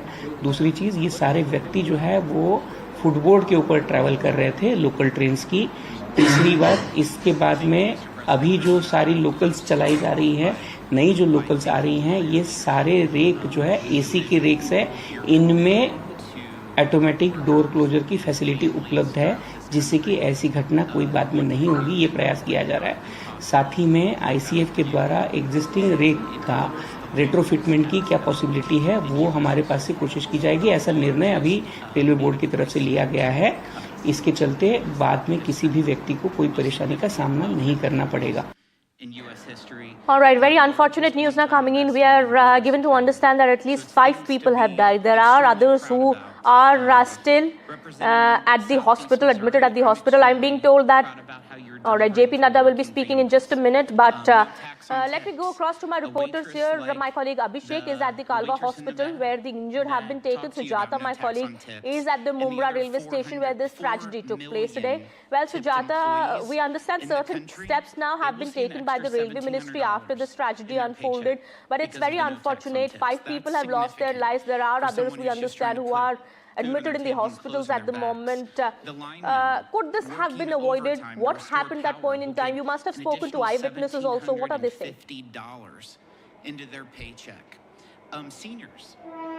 Well, to start with, this could have definitely been avoided, but of course one of the major lapses that has come forward after this major incident that took place today in the morning at around 9:30, and we saw that these almost 13 people, they fell from a fast-moving local train. At present, I'm here at Mumra railway station, and if you look at the visuals here on the tracks, there are these footwear of the people who had fallen, and in the videos, the visuals that initially surfaced, it was clearly seen that people were helpless and they were just lying there on the tracks, and after almost 15 to 20 minutes after the incident being reported, help was transferred. But then again, there's a major problem, a major lapse here by the railways to understand why is this overcrowding taking place in Mumbai locals, and when, even if there is this overcrowding situation happening, what are the measures being taken? Because the railways, you know, they often keep us updated and posted about the initiatives that they take, but then again, overcrowding, one of the major problems.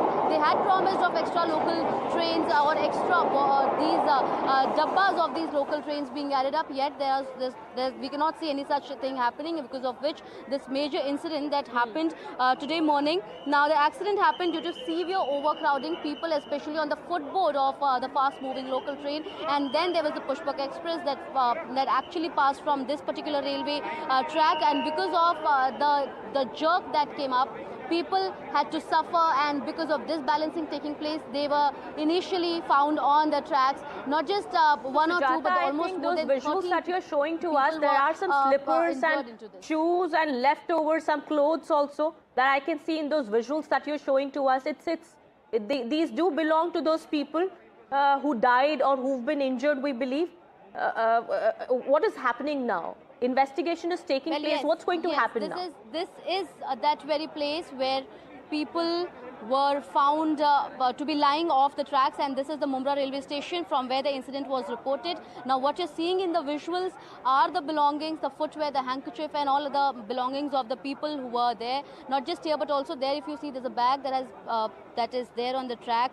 Who does it belong to? No idea. But again, these are the belongings of the people who were traveling with the view that they'll be going and reaching their workplace, but instead they were injured and some were killed midway here at Mumra. However, it is being told that at present, out of the 13 people, 5 have been declared dead, whereas the rest 8 of them, they are currently being treated at the Kalwan Thane hospital. And like the Chief Minister too tweeted that this is going to be an investigation against, and the ones who are responsible will be thoroughly interrogated. But then again, this area is already considered dangerous because of the presence of sharp bends on the tracks. Now let me just pan around and show you what I'm talking about. This particular track that you see, this is the platform number 4, and this is the track, and the bend, the curve that you are seeing, this is a very dangerous track, because the trains that are passing from in this direction or coming from that very direction, it becomes difficult for the control, and especially when people, the passengers who are on board the train, it becomes difficult for them to get that balance to stay intact and stand properly. And now that it was overcrowded and people were standing already on the footboard, and on this bend, this accident was, this could be one of the major reasons, along with overcrowding taking place. And now that fast trains are coming up, the police forces here are trying to keep us far from the platform so that all are secure and safe. However, now that this incident has happened, these precautions are being taken, and now CCTV footages of this particular spot will also be interrogated to understand what exactly. Now look at this. This is a bend, and the train just passed by. We can understand the speed here that it passed by. It could have been much more there in the morning at around 9:30, and very sharp bend, because of which this accident, this tragic accident happened in which 5 are killed and almost several of them are injured. Yes, and we can very well understand, how people in Mumbai have to, travel through these local trains to go from one point to another. There isn't much of an option because of the traffic conditions also, because of, the cab prices also, higher prices of the cabs there in Mumbai. A lot of people do prefer going by the locals. And it's a number of times this has happened that, people have had to face difficulties. But this is an eye-opener for the authorities. What has happened today? 5 people have lost their lives. This is no joke. Certain steps now have been taken, but that could have been done before also. Let me go across to my colleague Abhishek also. Sujata, I'll just come back to you. Abhishek, we understand people who are injured have been taken to the Kulava hospital. What's happening there? What's the condition of those who are injured? What can you tell us?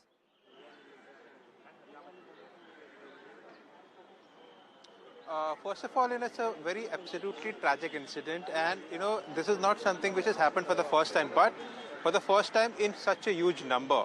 Because we hear day in and day out that some of the other people have fallen from the local. I'm present here right outside Kalwa Casualty.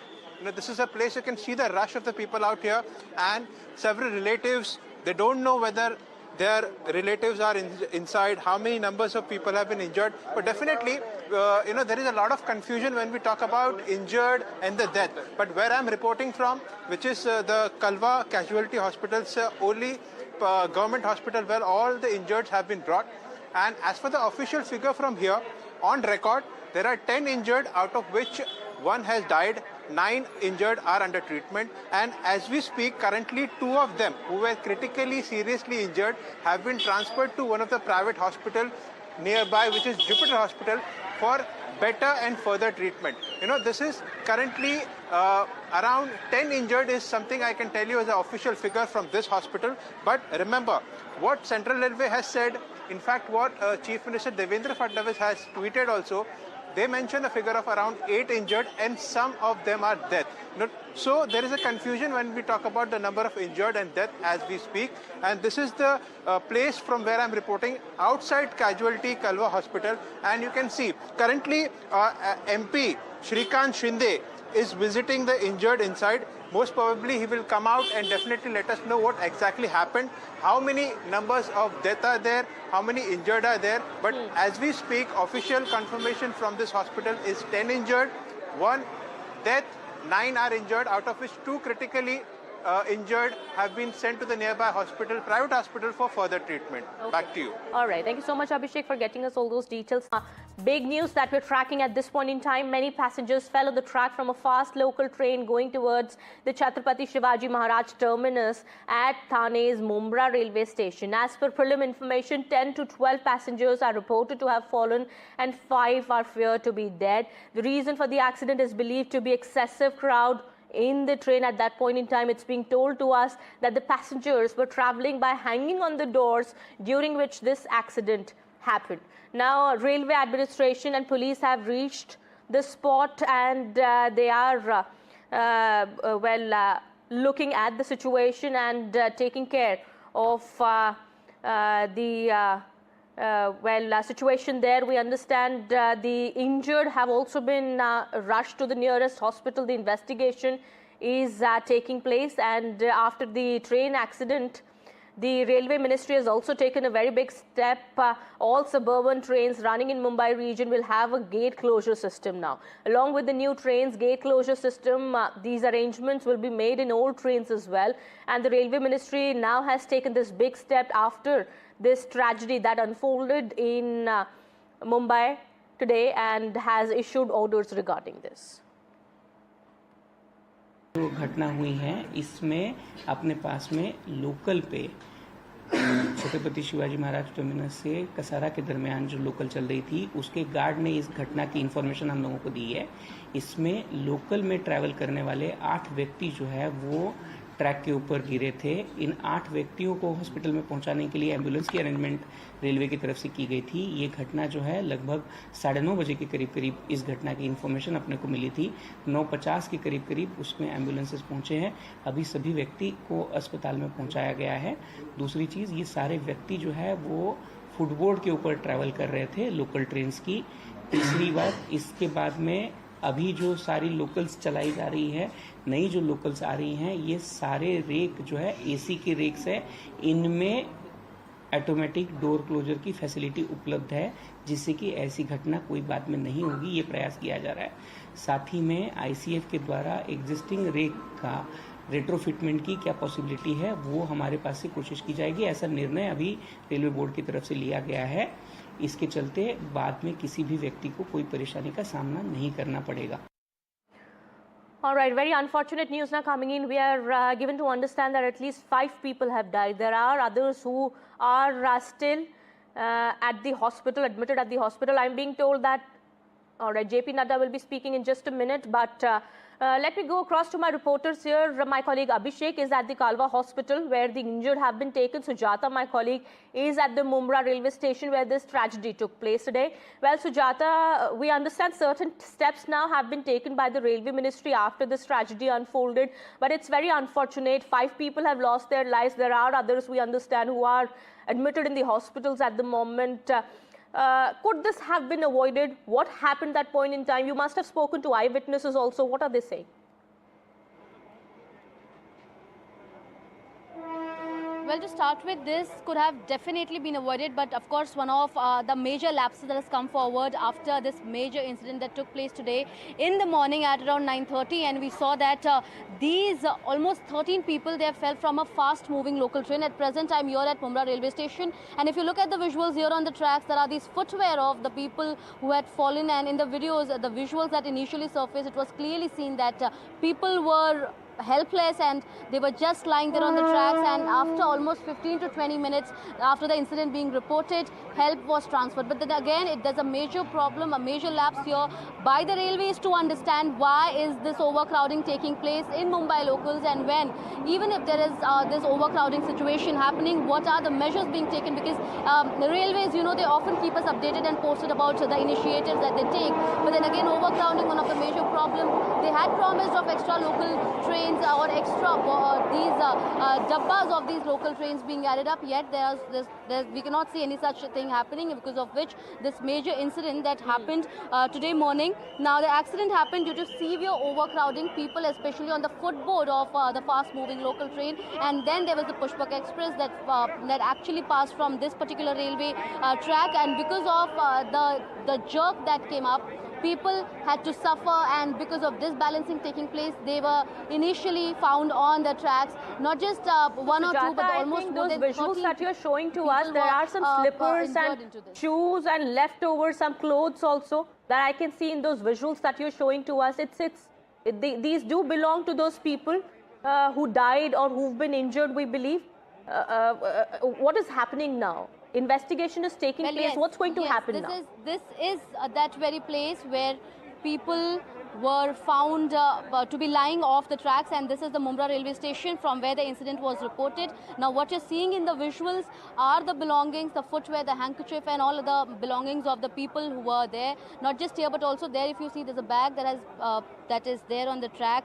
Who does it belong to? No idea, but again, these are the belongings of the people who were traveling with the view that they'll be going and reaching their workplace, but instead they were injured and some were killed midway here at Mumra. However, it is being told that at present, out of the 13 people, 5 have been declared dead, whereas the rest 8 of them, they are currently being treated at the Kalwan Thane hospital. And like the Chief Minister too tweeted that this is going to be an investigation against, and the ones who are responsible will be thoroughly interrogated. But then again, this area is already considered dangerous because of the presence of sharp bends on the tracks. Now let me just pan around and show you what I'm talking about. This particular track that you see, this is the platform number 4, and this is the track, and the bend, the curve that you are seeing, this is a very dangerous track, because the trains that are passing from in this direction or coming from that very direction, it becomes difficult for the control, and especially when people, the passengers who are on board the train, it becomes difficult for them to get that balance to stay intact and stand properly. And now that it was overcrowded and people were standing already on the footboard and on this bend, this accident was, this could be one of the major reasons, along with overcrowding taking place. And now that fast trains are coming up, the police forces here are trying to keep us far from the platform, so that our secure and safe. However, now that this incident has happened, these precautions are being taken, and now CCTV footages of this particular spot will also be interrogated to understand what exactly. Now look at this. This is a bend and the train just passed by. We can understand the speed here that it passed by. It could have been much more there in the morning at around 9:30, and very sharp bend, because of which this accident, this tragic accident happened, in which 5 are killed and almost several of them are injured. Yes, and we can very well understand, how people in Mumbai have to travel through these local trains to go from one point to another. There isn't much of an option because of the traffic conditions, also because of the cab prices, also higher prices of the cabs there in Mumbai. A lot of people do prefer going by the locals, and it's a number of times this has happened that people have had to face difficulties. But this is an eye-opener for the authorities. What has happened today? 5 people have lost their lives. This is no joke. Certain steps now have been taken, but that could have been done before also. Let me go across to my colleague Abhishek also. Sujata, I'll just come back to you. Abhishek, we understand people who are injured have been taken to the Kulava hospital. What's happening there? What's the condition of those who are injured? What can you tell us?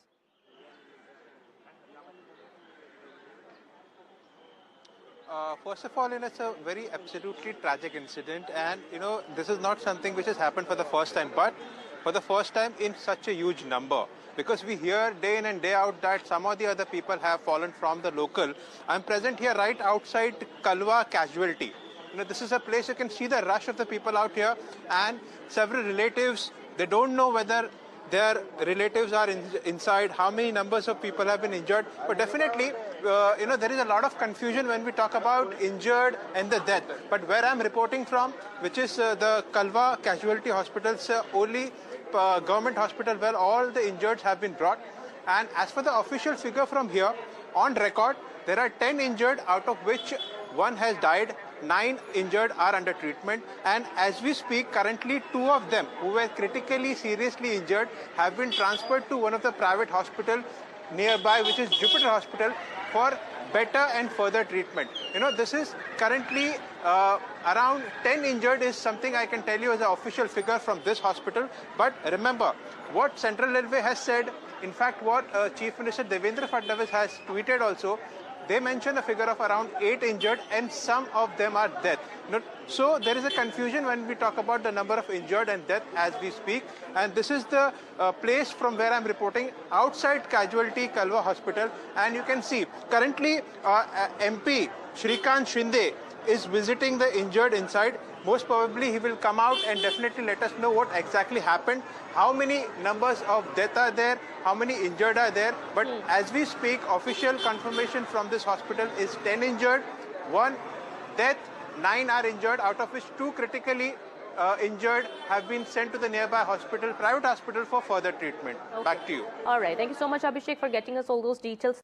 Big news that we're tracking at this point in time. Many passengers fell on the track from a fast local train going towards the Chhatrapati Shivaji Maharaj terminus at Thane's Mumbai railway station. As per prelim information, 10 to 12 passengers are reported to have fallen and 5 are feared to be dead. The reason for the accident is believed to be excessive crowd in the train at that point in time. It's being told to us that the passengers were traveling by hanging on the doors, during which this accident happened. Now, railway administration and police have reached the spot, and they are looking at the situation and taking care of the situation there. We understand the injured have also been rushed to the nearest hospital. The investigation is taking place, and after the train accident, the Railway Ministry has also taken a very big step. All suburban trains running in Mumbai region will have a gate closure system now. Along with the new trains gate closure system, these arrangements will be made in old trains as well. And the Railway Ministry now has taken this big step after this tragedy that unfolded in Mumbai today, and has issued orders regarding this. जो घटना हुई है इसमें अपने पास में local पे Chhatrapati Shivaji Maharaj terminus से कसारा के दरमियान जो लोकल चल रही थी, उसके गार्ड ने इस घटना की इन्फॉर्मेशन हम लोगों को दी है। इसमें लोकल में ट्रैवल करने वाले 8 व्यक्ति जो है वो ट्रैक के ऊपर गिरे थे। इन 8 व्यक्तियों को हॉस्पिटल में पहुंचाने के लिए एम्बुलेंस की अरेंजमेंट रेलवे की तरफ से की गई थी। ये घटना जो है लगभग 9:30 बजे के करीब इस घटना की इन्फॉर्मेशन अपने को मिली थी। 9:50 के करीब उसमें एम्बुलेंसेस पहुंचे हैं। अभी सभी व्यक्ति को अस्पताल में पहुंचाया गया है। दूसरी चीज़, ये सारे व्यक्ति जो है वो फुटबोर्ड के ऊपर ट्रैवल कर रहे थे लोकल ट्रेन्स की। तीसरी बात, इसके बाद में अभी जो सारी लोकल्स चलाई जा रही है, नई जो लोकल्स आ रही हैं, ये सारे रेक जो है एसी के रेक्स है। इनमें ऑटोमेटिक डोर क्लोजर की फैसिलिटी उपलब्ध है, जिससे कि ऐसी घटना कोई बाद में नहीं होगी। ये प्रयास किया जा रहा है। साथ ही में आईसीएफ के द्वारा एग्जिस्टिंग रेक का रेट्रोफिटमेंट की क्या पॉसिबिलिटी है, वो हमारे पास से कोशिश की जाएगी। ऐसा निर्णय अभी रेलवे बोर्ड की तरफ से लिया गया है।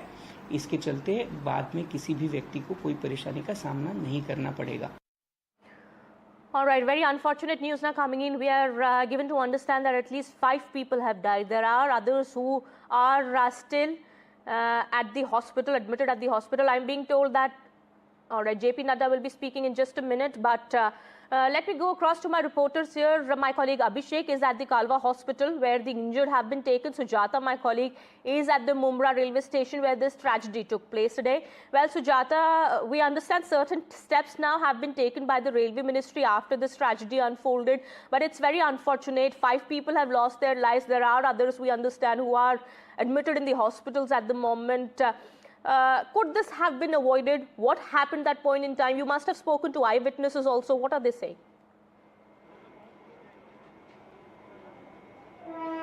Well, to start with, this could have definitely been avoided, but of course one of the major lapses that has come forward after this major incident that took place today in the morning at around 9:30, and we saw that these almost 13 people, they fell from a fast moving local train. At present, I'm here at Mumra railway station, and if you look at the visuals here on the tracks, there are these footwear of the people who had fallen, and in the videos, the visuals that initially surfaced, it was clearly seen that people were helpless and they were just lying there on the tracks, and after almost 15 to 20 minutes after the incident being reported, help was transferred. But then again, there's a major problem, a major lapse here by the railways to understand why is this overcrowding taking place in Mumbai locals, and when, even if there is this overcrowding situation happening, what are the measures being taken? Because the railways, you know, they often keep us updated and posted about the initiatives that they take, but then again, overcrowding, one of the major problems. They had promised of extra local trains or extra dabbas of these local trains being added up, yet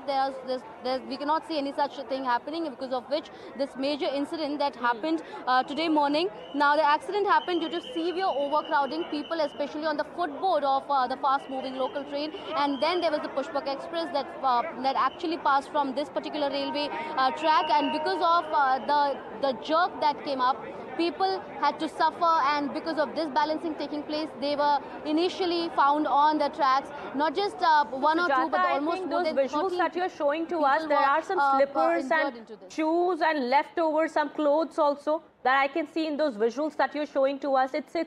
These do belong to those people who died or who've been injured, we believe.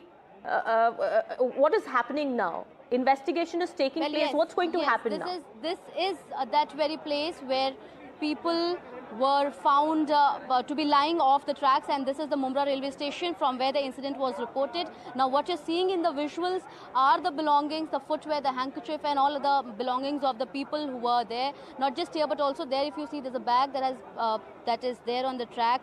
Who does it belong to? No idea. But again, these are the belongings of the people who were traveling with the view that they'll be going and reaching their workplace, but instead they were injured and some were killed midway here at Mumra. However, it is being told that at present, out of the 13 people, 5 have been declared dead, whereas the rest 8 of them, they are currently being treated at the Kalwan Thane Hospital. And like the Chief Minister too tweeted that this is going to be an investigation against, and the ones who are responsible will be thoroughly interrogated. But then again, this area is already considered dangerous because of the presence of sharp bends on the tracks. Now let me just pan around and show you what I'm talking about.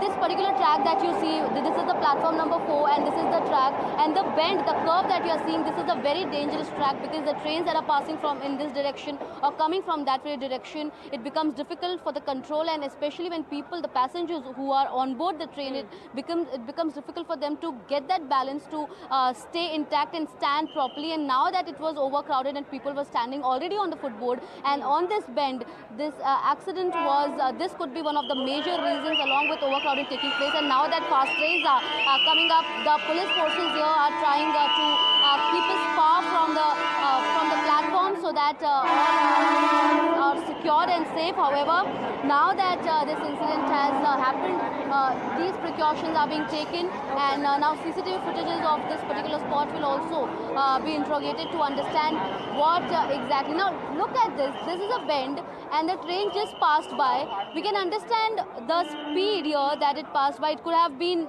much more there in the morning at around 9:30, and very sharp bend, because of which this accident, this tragic accident happened, in which 5 are killed and almost several of them are injured. Yes, and we can very well understand, how people in Mumbai have to travel through these local trains to go from one point to another. There isn't much of an option because of the traffic conditions, also because of the cab prices, also higher prices of the cabs there in Mumbai. A lot of people do prefer going by the locals, and it's a number of times this has happened that people have had to face difficulties. But this is an eye-opener for the authorities. What has happened today?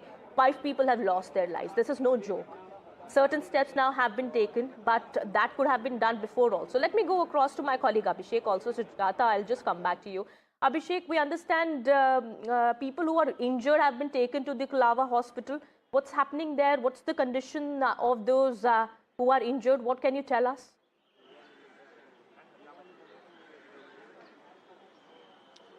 First of all, it's a very absolutely tragic incident, and this is not something which has happened for the first time, but for the first time in such a huge number. Because we hear day in and day out that some of the other people have fallen from the local. I'm present here right outside Kalwa Casualty.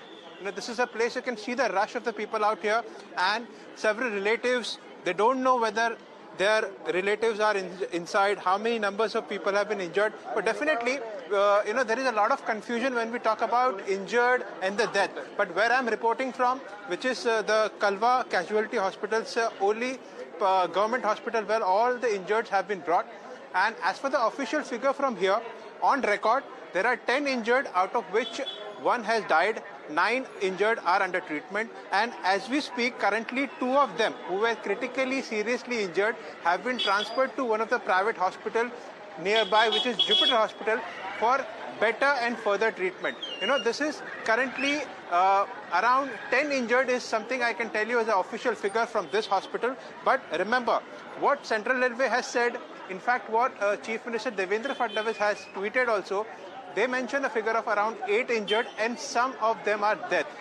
So there is a confusion when we talk about the number of injured and death as we speak. And this is the place from where I'm reporting, outside Casualty Kalwa Hospital. And you can see currently MP Shrikant Shinde is visiting the injured inside. Most probably he will come out and definitely let us know what exactly happened, how many numbers of death are there, how many injured are there. But as we speak, official confirmation from this hospital is 10 injured, 1 death, 9 are injured, out of which 2 critically injured have been sent to the nearby hospital, private hospital, for further treatment. Okay. Back to you. All right. Thank you so much, Abhishek, for getting us all those details. Big news that we're tracking at this point in time. Many passengers fell on the track from a fast local train going towards the Chhatrapati Shivaji Maharaj terminus at Thane's Mumbai railway station. As per prelim information, 10 to 12 passengers are reported to have fallen and 5 are feared to be dead. The reason for the accident is believed to be excessive crowd in the train. At that point in time, it's being told to us that the passengers were traveling by hanging on the doors, during which this accident happened. Now, railway administration and police have reached the spot, and they are looking at the situation and taking care of the situation there. We understand the injured have also been rushed to the nearest hospital. The investigation is taking place, and after the train accident, the Railway Ministry has also taken a very big step. All suburban trains running in Mumbai region will have a gate closure system now. Along with the new trains gate closure system, these arrangements will be made in old trains as well. And the Railway Ministry now has taken this big step after this tragedy that unfolded in Mumbai today and has issued orders regarding this. जो घटना हुई है इसमें अपने पास में local पे Chhatrapati Shivaji Maharaj terminus से कसारा के दरमियान जो लोकल चल रही थी उसके गार्ड ने इस घटना की इन्फॉर्मेशन हम लोगों को दी है। इसमें लोकल में ट्रैवल करने वाले 8 व्यक्ति जो है वो ट्रैक के ऊपर गिरे थे। इन 8 व्यक्तियों को हॉस्पिटल में पहुंचाने के लिए एम्बुलेंस की अरेंजमेंट रेलवे की तरफ से की गई थी। ये घटना जो है लगभग 9:30 बजे के करीब इस घटना की इन्फॉर्मेशन अपने को मिली थी। 9:50 के करीब उसमें एम्बुलेंसेस पहुंचे हैं। अभी सभी व्यक्ति को अस्पताल में पहुंचाया गया है। दूसरी चीज़, ये सारे व्यक्ति जो है वो फुटबोर्ड के ऊपर ट्रैवल कर रहे थे लोकल ट्रेन्स की। तीसरी बात, इसके बाद में अभी जो सारी लोकल्स चलाई जा रही है, नई जो लोकल्स आ रही हैं, ये सारे रेक जो है एसी के रेक्स है। इनमें ऑटोमेटिक डोर क्लोजर की फैसिलिटी उपलब्ध है, जिससे कि ऐसी घटना कोई बाद में नहीं होगी। ये प्रयास किया जा रहा है। साथ ही में आईसीएफ के द्वारा एग्जिस्टिंग रेक का रेट्रोफिटमेंट की क्या पॉसिबिलिटी है वो हमारे पास से कोशिश की जाएगी। ऐसा निर्णय अभी रेलवे बोर्ड की तरफ से लिया गया है। इसके चलते बाद में किसी भी व्यक्ति को कोई परेशानी का सामना नहीं करना पड़ेगा। All right, very unfortunate news now coming in. We are given to understand that at least 5 people have died. There are others who are still at the hospital, admitted at the hospital. I'm being told that, all right, JP Nadda will be speaking in just a minute, but let me go across to my reporters here. My colleague Abhishek is at the Kalwa hospital where the injured have been taken. Sujata, my colleague, is at the Mumra railway station where this tragedy took place today. Well, Sujata, we understand certain steps now have been taken by the Railway Ministry after this tragedy unfolded, but it's very unfortunate. 5 people have lost their lives. There are others, we understand, who are admitted in the hospitals at the moment. Could this have been avoided? What happened at that point in time? You must have spoken to eyewitnesses also. What are they saying?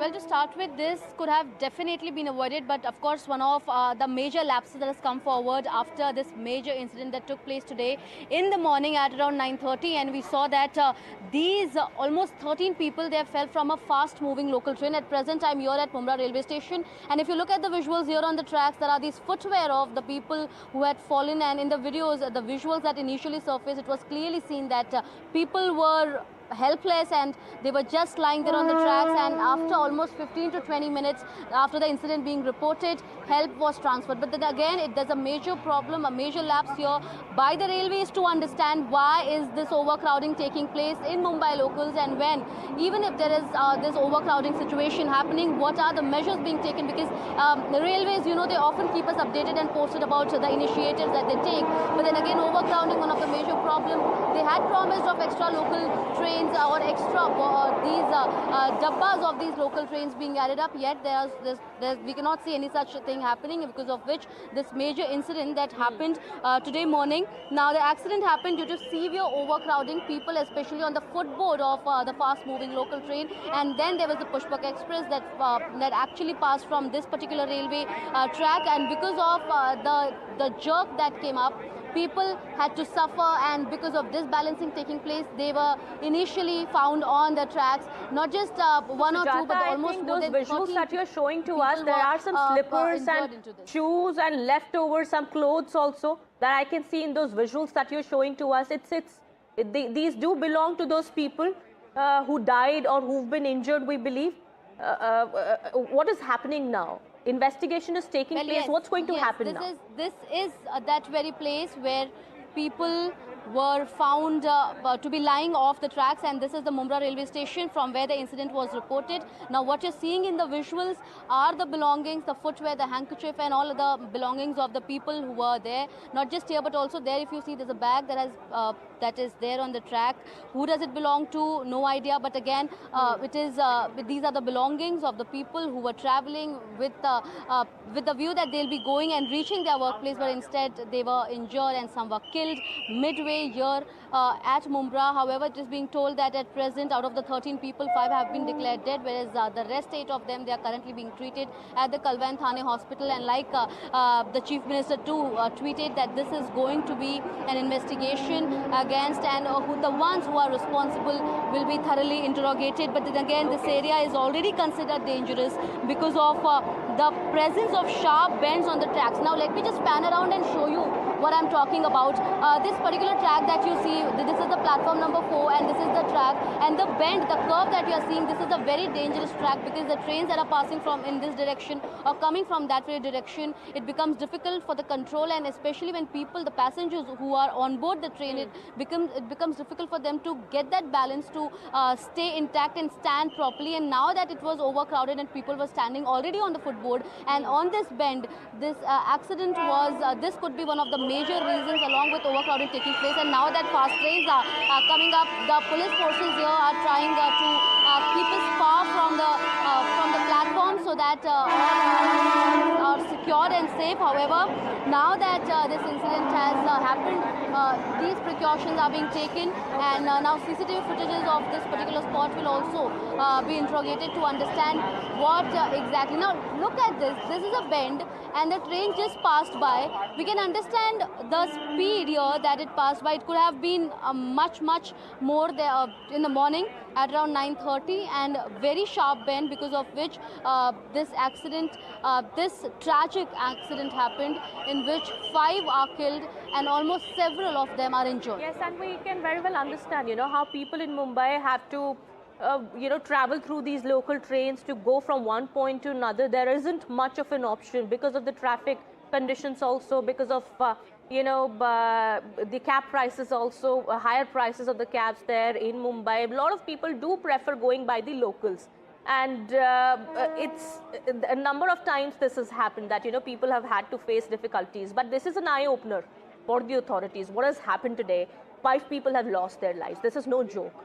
Certain steps now have been taken, but that could have been done before also. Let me go across to my colleague Abhishek also. Sujata, I'll just come back to you. Abhishek, we understand people who are injured have been taken to the Kulava hospital. What's happening there? What's the condition of those who are injured? What can you tell us?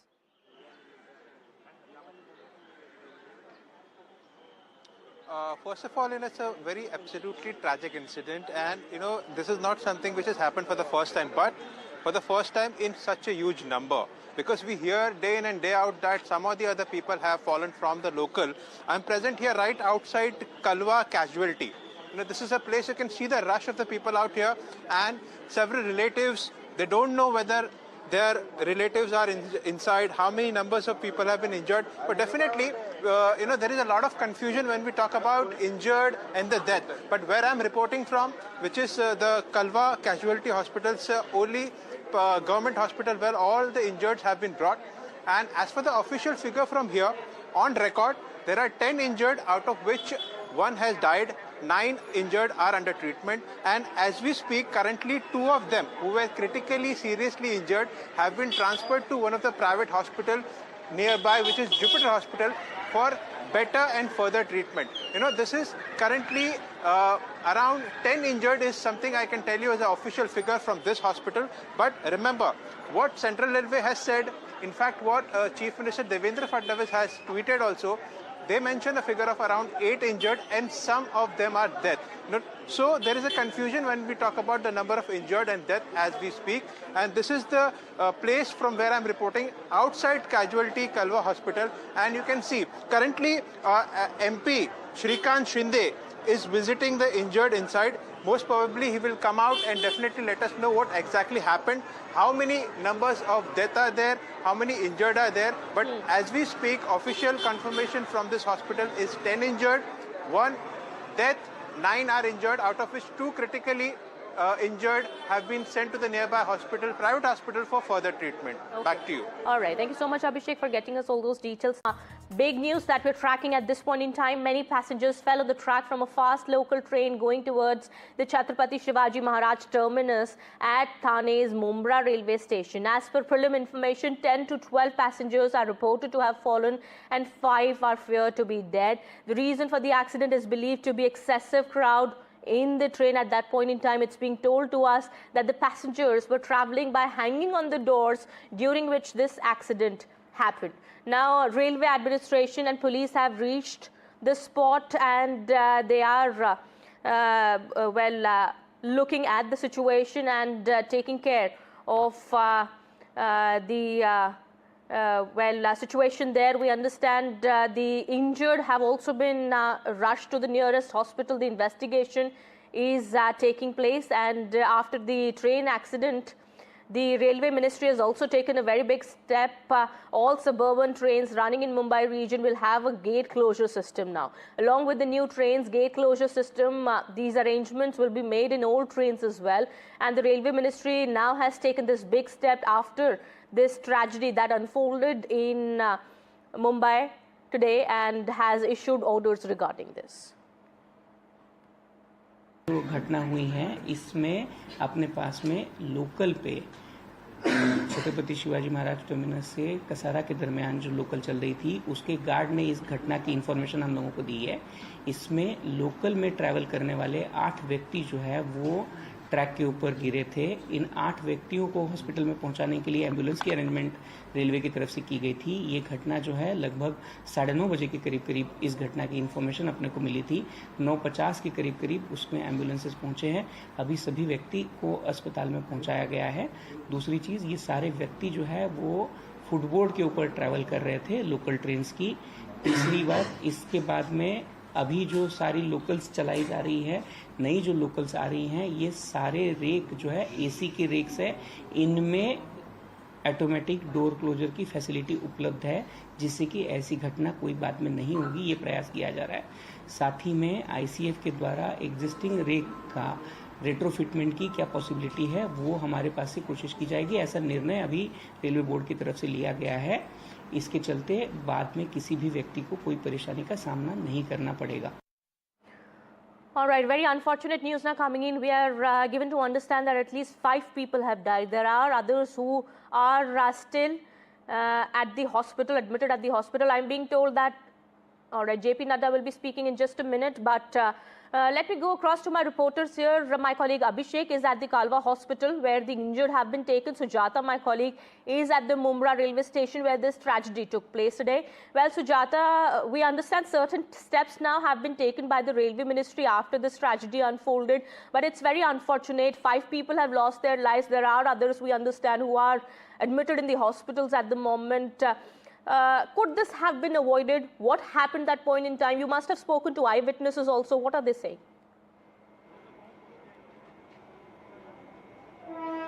Well, to start with, this could have definitely been avoided, but of course one of the major lapses that has come forward after this major incident that took place today in the morning at around 9:30, and we saw that these almost 13 people, they fell from a fast moving local train. At present, I'm here at Mumra railway station, and if you look at the visuals here on the tracks, there are these footwear of the people who had fallen, and in the videos, the visuals that initially surfaced, it was clearly seen that people were helpless and they were just lying there on the tracks, and after almost 15 to 20 minutes after the incident being reported, help was transferred. But then again, there's a major problem, a major lapse here by the railways to understand why is this overcrowding taking place in Mumbai locals, and when, even if there is this overcrowding situation happening, what are the measures being taken? Because the railways, you know, they often keep us updated and posted about the initiatives that they take, but then again, overcrowding, one of the major problems. They had promised of extra local trains or extra dabbas of these local trains being added up, yet we cannot see any such thing happening, because of which this major incident that happened today morning. Now the accident happened due to severe overcrowding, people especially on the footboard of the fast moving local train, and then there was the Pushpak Express that actually passed from this particular railway track, and because of the jerk that came up, people had to suffer, and because of disbalancing taking place, they were initially found on the tracks. Not just one or two, but almost more than 30 visuals that you're showing to us, there are some slippers and shoes and leftovers, some clothes also that I can see in those visuals that you're showing to us. These do belong to those people who died or who've been injured, we believe. What is happening now? Investigation is taking place. Yes, What's going to happen now? This is that very place where people were found to be lying off the tracks, and this is the Mumbai railway station from where the incident was reported. Now what you're seeing in the visuals are the belongings, the footwear, the handkerchief and all of the belongings of the people who were there. Not just here but also there, if you see, there's a bag that is there on the track. Who does it belong to? No idea, but again these are the belongings of the people who were traveling with the view that they'll be going and reaching their workplace, but instead they were injured and some were killed midway here at Mumbai. However, it is being told that at present, out of the 13 people, 5 have been declared dead, whereas the rest 8 of them, they are currently being treated at the Kalwan Thane hospital. And like the Chief Minister too tweeted that this is going to be an investigation against, and the ones who are responsible will be thoroughly interrogated. But then again, this area is already considered dangerous because of the presence of sharp bends on the tracks. Now let me just pan around and show you what I'm talking about. This particular track that you see, this is the platform number 4 and this is the track, and the bend, the curve that you are seeing, this is a very dangerous track because the trains that are passing from in this direction or coming from that very direction, it becomes difficult for the control, and especially when people, the passengers who are on board the train, it becomes difficult for them to get that balance to stay intact and stand properly. And now that it was overcrowded and people were standing already on the footboard, and on this bend, this accident was, this could be one of the major reasons along with overcrowding taking place. And now that fast trains are coming up, the police forces here are trying to keep us far from the platform so that all are secured and safe. However, now that this incident has happened, these precautions are being taken, and now CCTV footages of this particular spot will also be interrogated to understand what exactly. Now look at this. This is a bend and the train just passed by. We can understand the speed here that it passed by. It could have been much more there in the morning at around 9:30, and very sharp bend because of which this accident, this tragic accident happened, in which 5 are killed and almost several of them are injured. Yes, and we can very well understand, how people in Mumbai have to travel through these local trains to go from one point to another. There isn't much of an option because of the traffic conditions, also because of the cab prices, also higher prices of the cabs there in Mumbai. A lot of people do prefer going by the locals, and it's a number of times this has happened that people have had to face difficulties. But this is an eye-opener for the authorities. What has happened today? 5 people have lost their lives. This is no joke. Certain steps now have been taken, but that could have been done before also. Let me go across to my colleague Abhishek also. Sujata, I'll just come back to you. Abhishek, we understand people who are injured have been taken to the Kulava hospital. What's happening there? What's the condition of those who are injured? What can you tell us?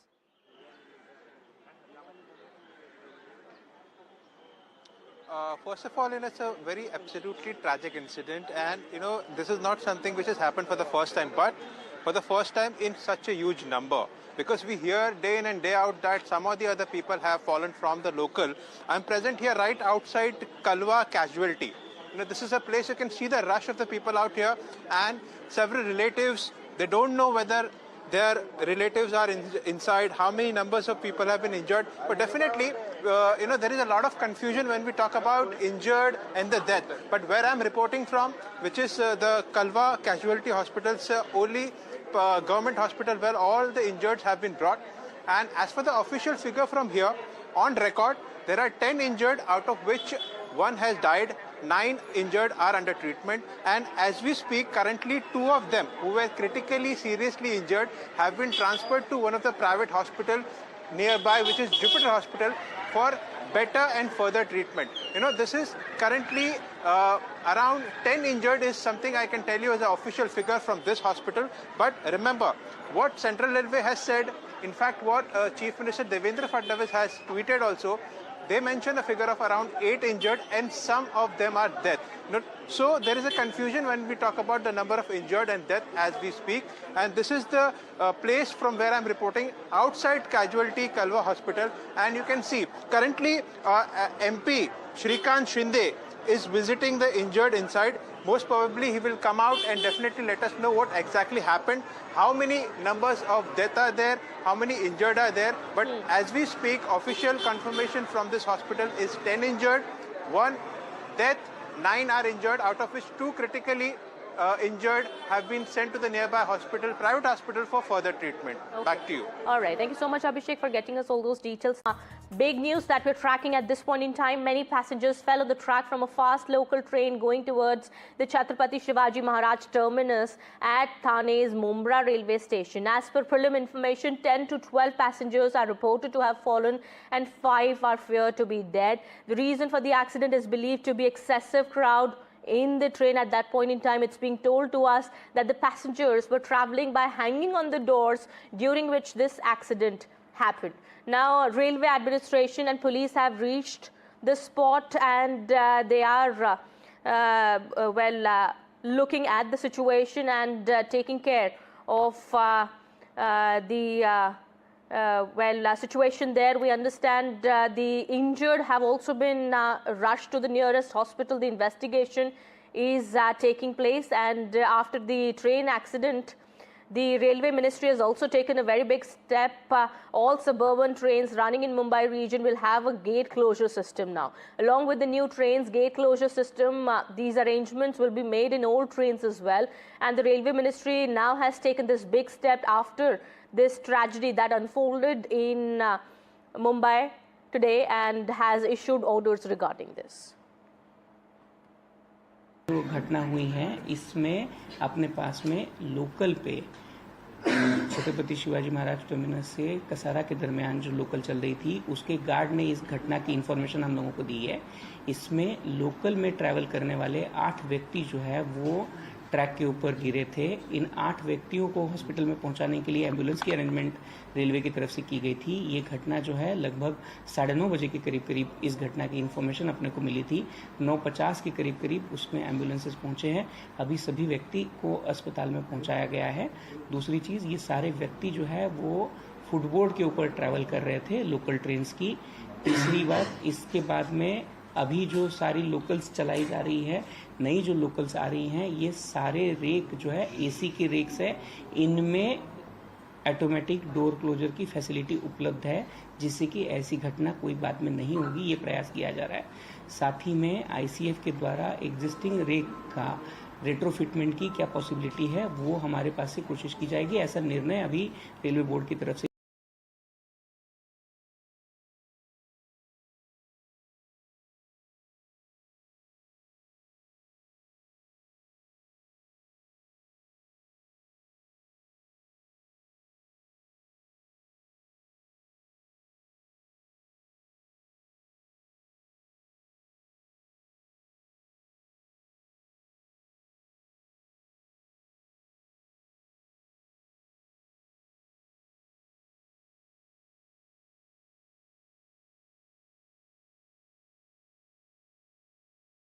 out to hear the remainder of this event. Thanks. So Elon Musk has gone on his social media network and it appears to be endorsing the Trump administration's response, also deleting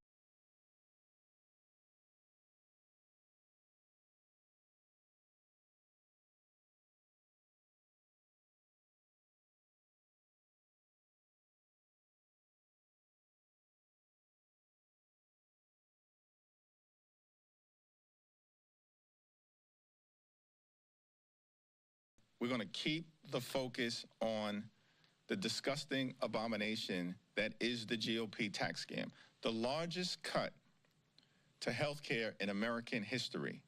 Republicans are targeting the health care of the American people. More than 15 million Americans will lose their health care as a result of the GOP tax scam.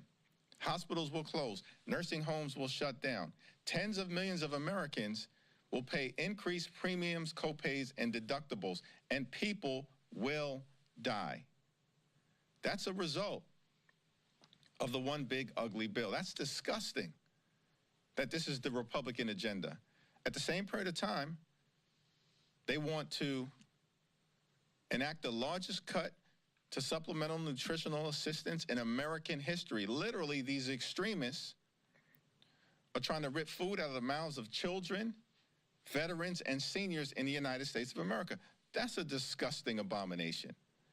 And they're doing all of this to reward their billionaire donors? We never said at any point that we were going to let our foot off the gas pedal as it relates to the so-called Doge effort to destroy the American way of life, to target thousands of veterans who have been fired, to take a chainsaw to Social Security. We disagree with all of that. Our goal is to take a chainsaw to Project 2025. And we're not going to rest until that gets done, no matter who is standing on the side of the Trump administration. Thanks. Two resolutions condemning the Boulder attack are coming to the floor this week. One of them from Congressman Gabe Evans includes language labeling Free Palestine an anti-Semitic slogan and also praising ICE for quote-unquote protecting the homeland. I know that some of your progressive members are very unhappy with some of that language. Wondering, A, how you plan to vote on that personally, and B, how you're advising members to vote on it. It's not simply a subset of members of the House Democratic Caucus who oppose the so-called Evans resolution. Who is this guy? He's not seriously concerned with combating anti-Semitism in America. This is not a serious effort. This guy's going to be a one-term member of Congress. He's a complete and total embarrassment. He's not even pretending to be moderate at this point. He's all in on ripping away health care from the American people. And this is a desperate attempt to distract. Why do we know that's the case? Because every major Jewish organization, including AJC, has come out in opposition to the so-called Evans resolution. Every major Jewish organization, as far as I can tell. These are organizations that are at the forefront of combating anti-Semitism in America. That resolution is an embarrassment. It's not serious. It's a joke. And Gabe Evans is a joke. And he's on his way out. He's done in November of 2026.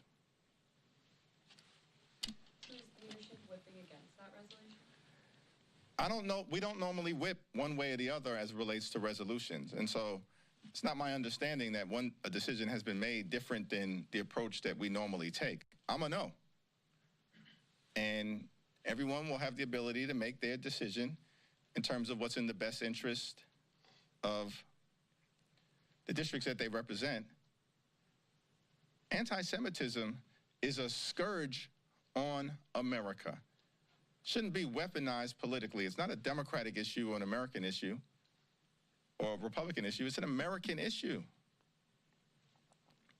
And we should tackle it not as Democrats or Republicans, but as Americans.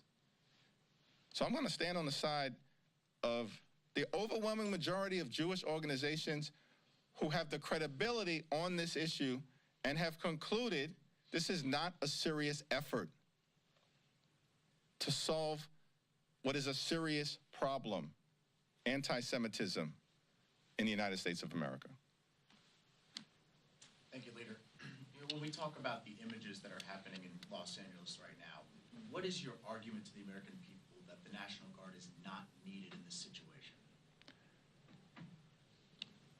There are thousands of members of the LAPD and the Los Angeles Sheriff's Department and the California Highway Patrol who have the capacity, by all accounts, according to Governor Newsom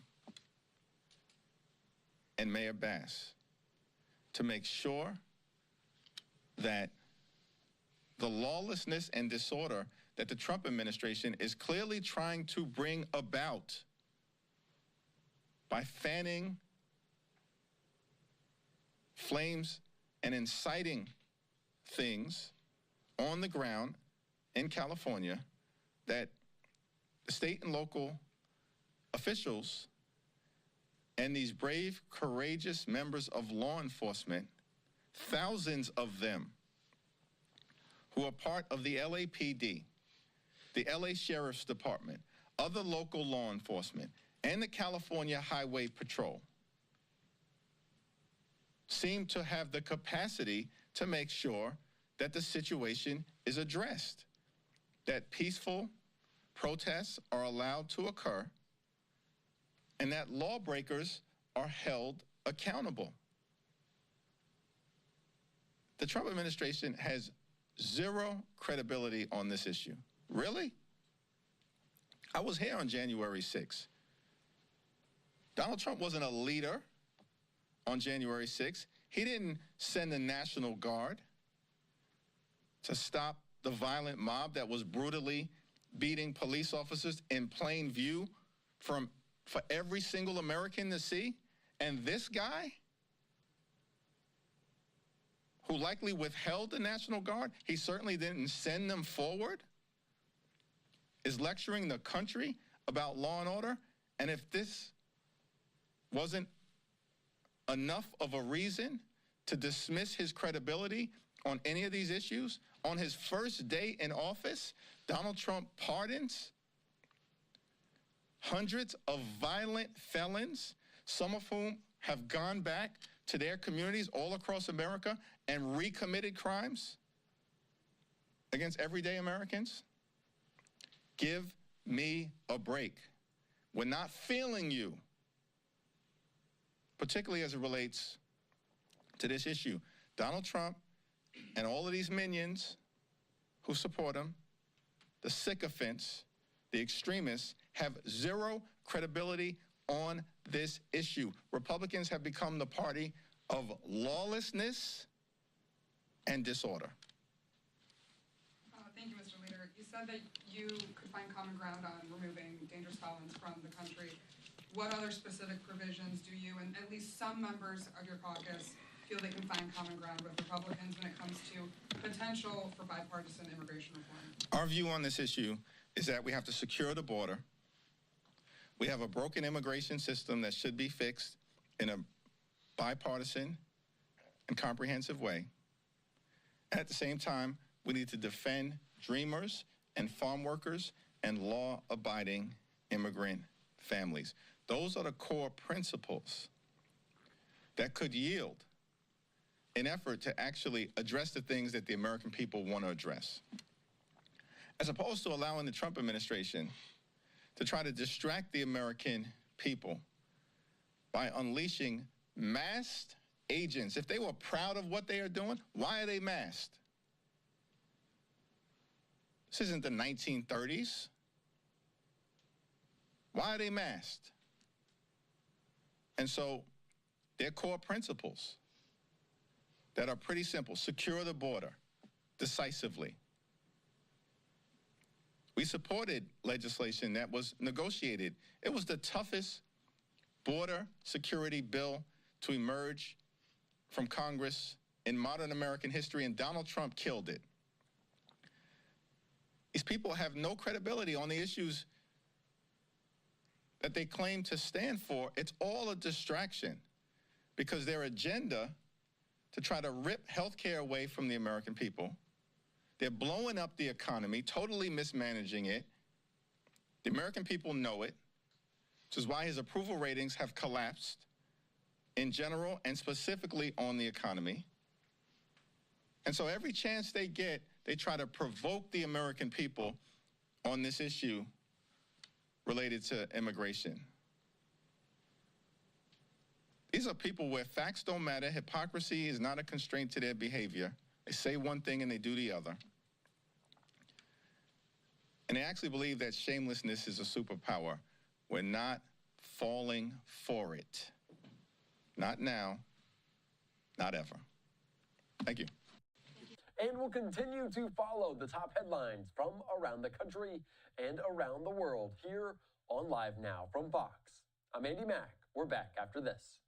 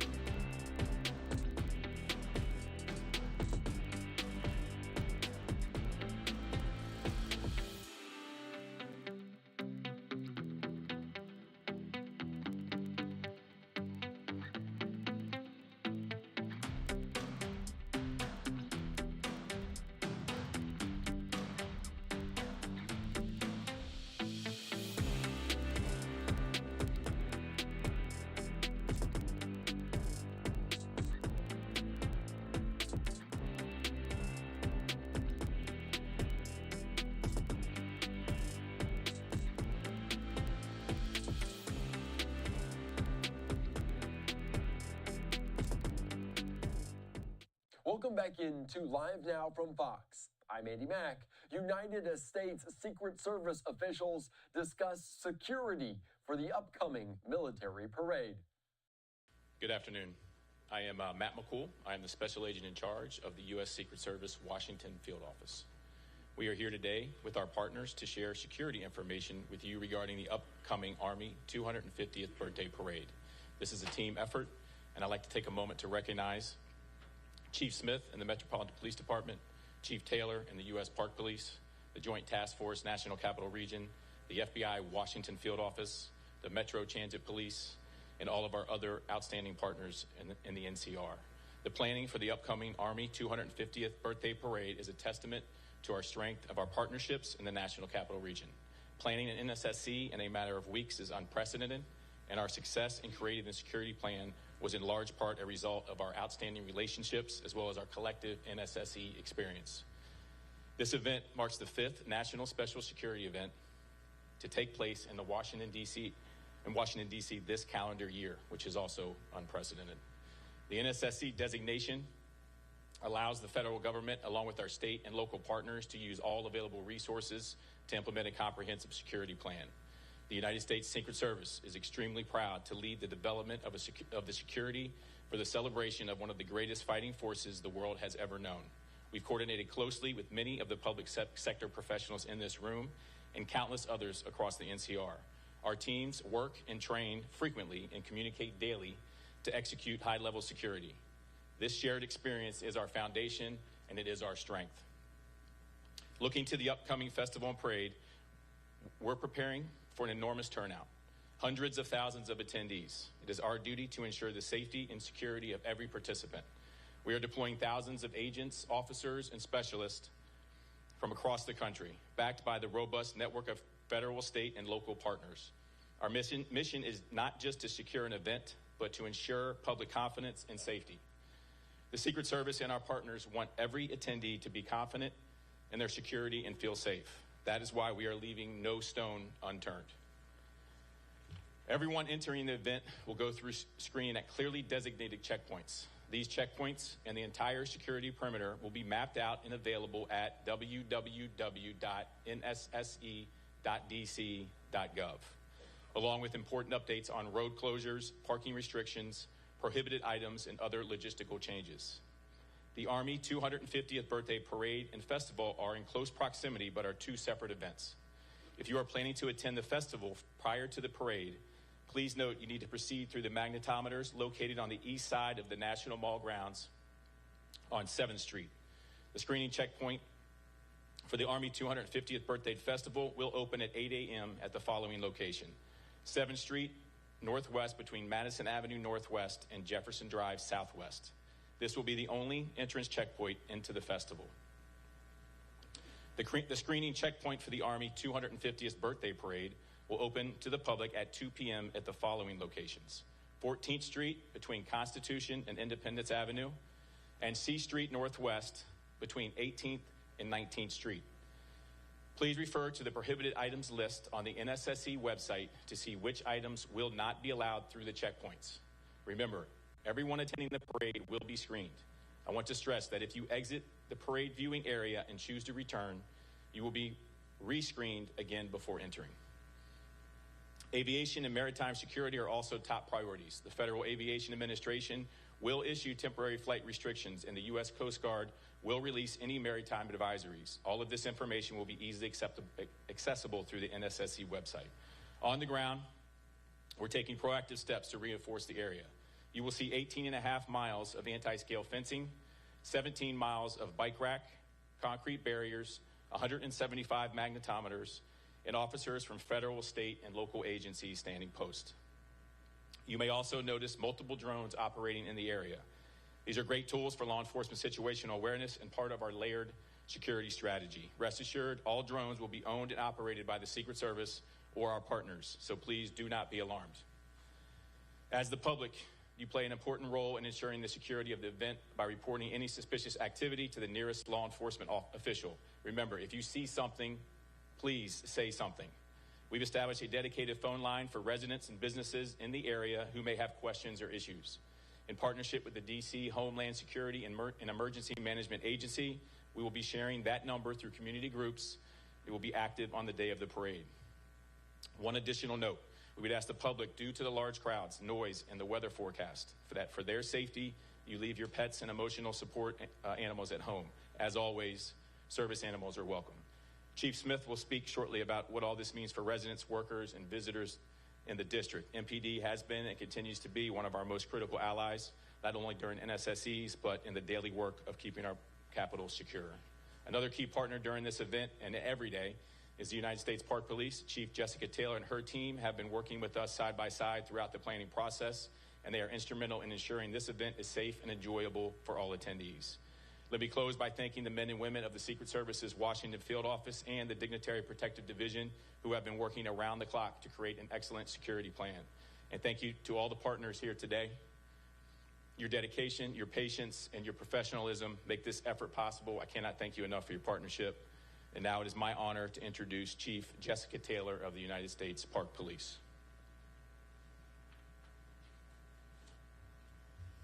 Thank you. Good afternoon. My name is Jessica Taylor, and I'm the Chief of the United States Park Police. The Park Police has significant experience with large-scale special events, especially in and around the National Mall and on National Park Service lands. We're, of course, working under the NSSE umbrella with our partners at the Secret Service and have members on all of the subcommittees. Ensuring a safe event and keeping the public safe is our #1 priority. We'll be on full activation. All of my officers are working on Saturday and leading up to Saturday with road closures and site security. We are particularly grateful for the support of multiple local, state, and federal partners who are sending in their officers and their agents to help us with manpower on Saturday. That being said, plan ahead before you come to the event, right? We're expecting families, we're expecting some children. Parents, take a picture of your children that morning so we know what they look like. In the event you get separated, you can easily show the officer the picture. We'll have family reunification tents, and we'll have officers everywhere you look on hand to assist. I am extremely confident in the security site footprint we've put together for this event, and we're looking forward to a safe and enjoyable event on Saturday. Thank you. I'm sorry. I'd now like to introduce FBI Special Agent in Charge Bates. Thank you, Chief Taylor. Good afternoon. I'm Philip Bates, Special Agent in Charge of the Washington Field Office of the FBI. I appreciate the opportunity to be here today to discuss the FBI's partnership with federal and local agencies to prepare for the Army 250th birthday celebration. As was noted, this is our 5th NSSE of the year, and each one brings different challenges that we must address. But the partnerships remain the same, and our understanding of each agency's unique capabilities and strengths makes us a strong team. For this event, the FBI has lead federal law enforcement responsibility for crisis management, counterterrorism, and intelligence analysis. The FBI will activate a command post at our Washington Field Office. The command post serves as a central hub for employees to gather intelligence, assess potential threats, coordinate investigations, and surge resources as needed. We're not currently aware of any credible threats to the Army 250th birthday celebration. However, we continue to work closely with our partners and share information to identify and disrupt any threats that may emerge. As always, we remind the public to remain vigilant and to report any suspicious activity to law enforcement immediately. We look forward to working with our partners to ensure that the event is held safely and securely. I'll now turn the podium over to Chief Smith from MPD.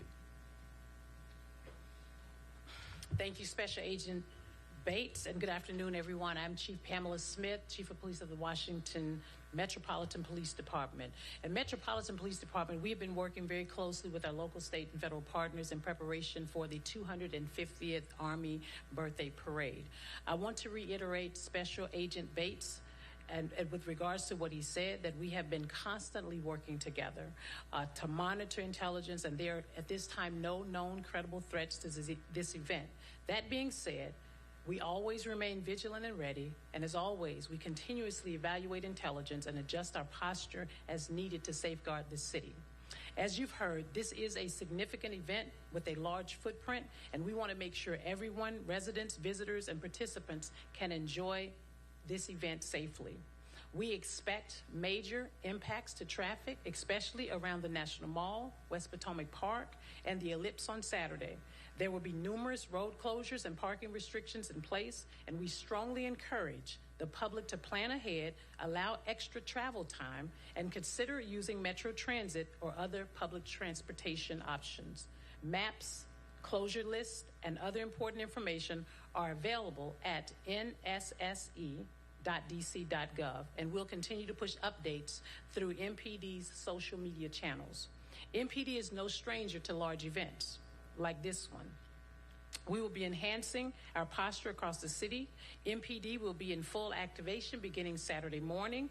This ensures that we have the staffing and resources available to support this event while still answering calls for service and maintaining coverage across all 7 of our police districts here in DC. I cannot emphasize enough, your safety remains our #1 priority. We are deploying specialized teams to support our federal partners and staying ready to respond whenever needed. As always, we also rely on the public to be the extra set of eyes and ears. If you see something suspicious, please say something. Call 911 in an emergency or reach out to our tip line at 202-727-9099 or text 50411. We thank everyone in advance for your patience and cooperation, and we look forward to a safe and successful event. Thank you, and I will now turn it over to Maurice McKinney, Deputy Chief of Metro Transit Police Department. And coming up after the break, we'll take you out to the remainder of these remarks.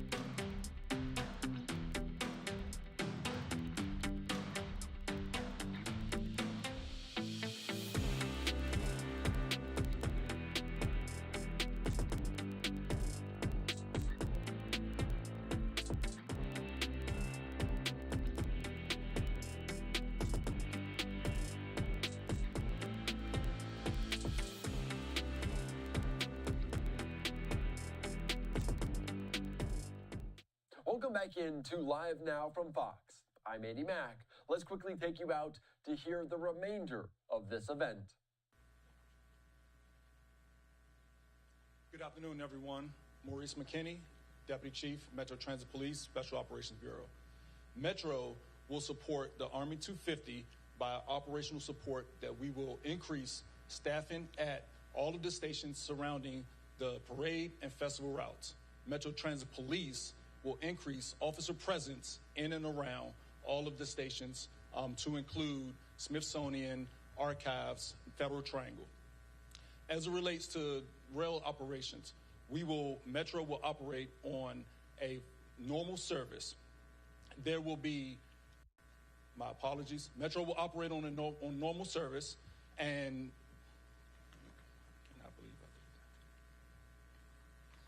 those heading to the National Mall for this festival are advised to use other stations to include Federal Triangle, Federal Center, LaFont Plaza. Due to the security perimeter at the National Mall, the Smithsonian station on the Jefferson side will be closed. Customers can access the Smithsonian Metro station through the Independence Avenue side. Those viewing the parade can access the station through Farragut West, Farragut North, Federal Triangle, and Archives Metro Station. The following Metro bus routes will have detours or delays: the 7A, the 10A, the 16A, the 16C, the 16E, the 22A, the 32, the 36, the 70, the 79, and the P6. Customers are encouraged to download the Metro Pulse app for real-time bus and rail operations. Thank you. And with that, we'll take your questions. Will there be any changes to protocol, ramping up additional security? Okay. I'm Jackie with News Nation. Will there be any additional protocols, ramping up of security, anything in response to what is currently taking place in LA regarding ICE raids and protests there? So given that this is an NSSE, we plan for those things ahead of time. So since April 22nd, we've been planning for this, which is shorter than normal. But we are paying attention, obviously, to what is happening there. And we'll be ready for that if it were to occur here for the Army 250. Next.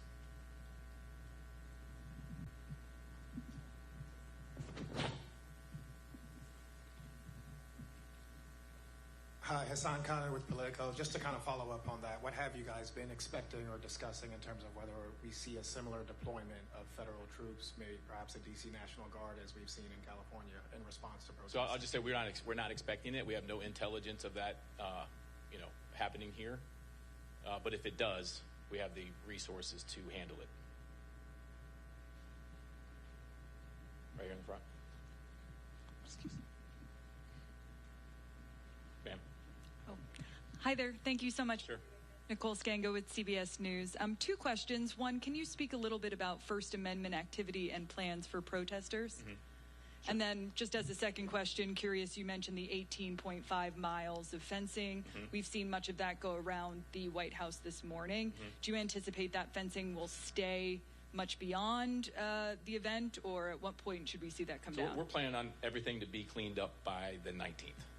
And then as far as the First Amendment activity, from a Secret Service perspective, if it's simply people, using their First Amendment right to protest, we're not going to do anything with that. But if that turns violent or if any laws are broken, that's when MPD, Park Police, Secret Service will get involved, and that will be handled swiftly.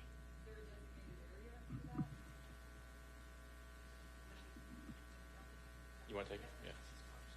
So the National Park Service handles the permitting process, right? So we have several permits.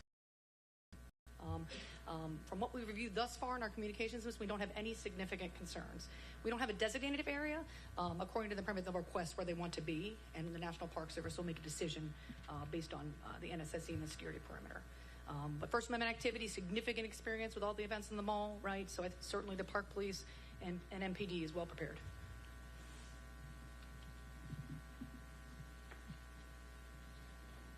Hey, Matt, it's Holmes Labyrinth from CNN.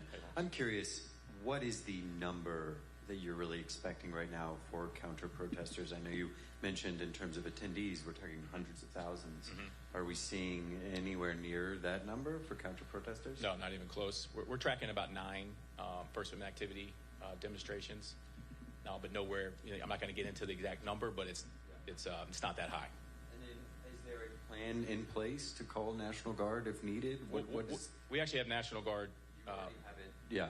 They're working the event, so they will be here, but we also have a robust plan for civil disturbance. What's the number of National Guard here? Again, I'm not going to talk about numbers just for security reasons, but between CDU units that we have from multiple agencies and the National Guard, I'm very confident in the plan we have. Thanks. Yep.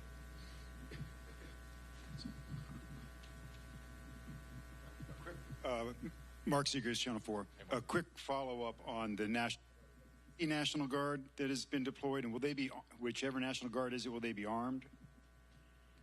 They will not be armed, and I believe it's not just D.C. National Guard, but D.C. National Guard is involved. Ask about the logistics of spectators who want to get in. So there's a festival area and then there's the viewing area. Can you go from the festival area to the parade viewing area without going out and in through new security? And you want to answer that? Sure. You have to go through security for both. So, but if once I'm in the festival area, I could just go. No, you'll go out and you'll go through. Okay. Now we have a ton of magnetometers, so I don't. Depends on how many people show up, right? If 1 million people show up, there's going to be a line. And then, how many people are you prepared that can actually sit on those? Is it like 3 or 4 blocks where there's actually bleachers for the parade route? There will be no bleachers. So it is just standing along Constitution Avenue? Correct. And so, how many people do you think you can accommodate there? Hundreds of thousands. You can. Yeah. Okay. And none of that is ticketed. It's open to. Not ticketed. Opened. Yep. And then, can I ask a housekeeping question for press? Or do you want to have somebody hang back and answer those after? We'll do that after. Okay, thanks.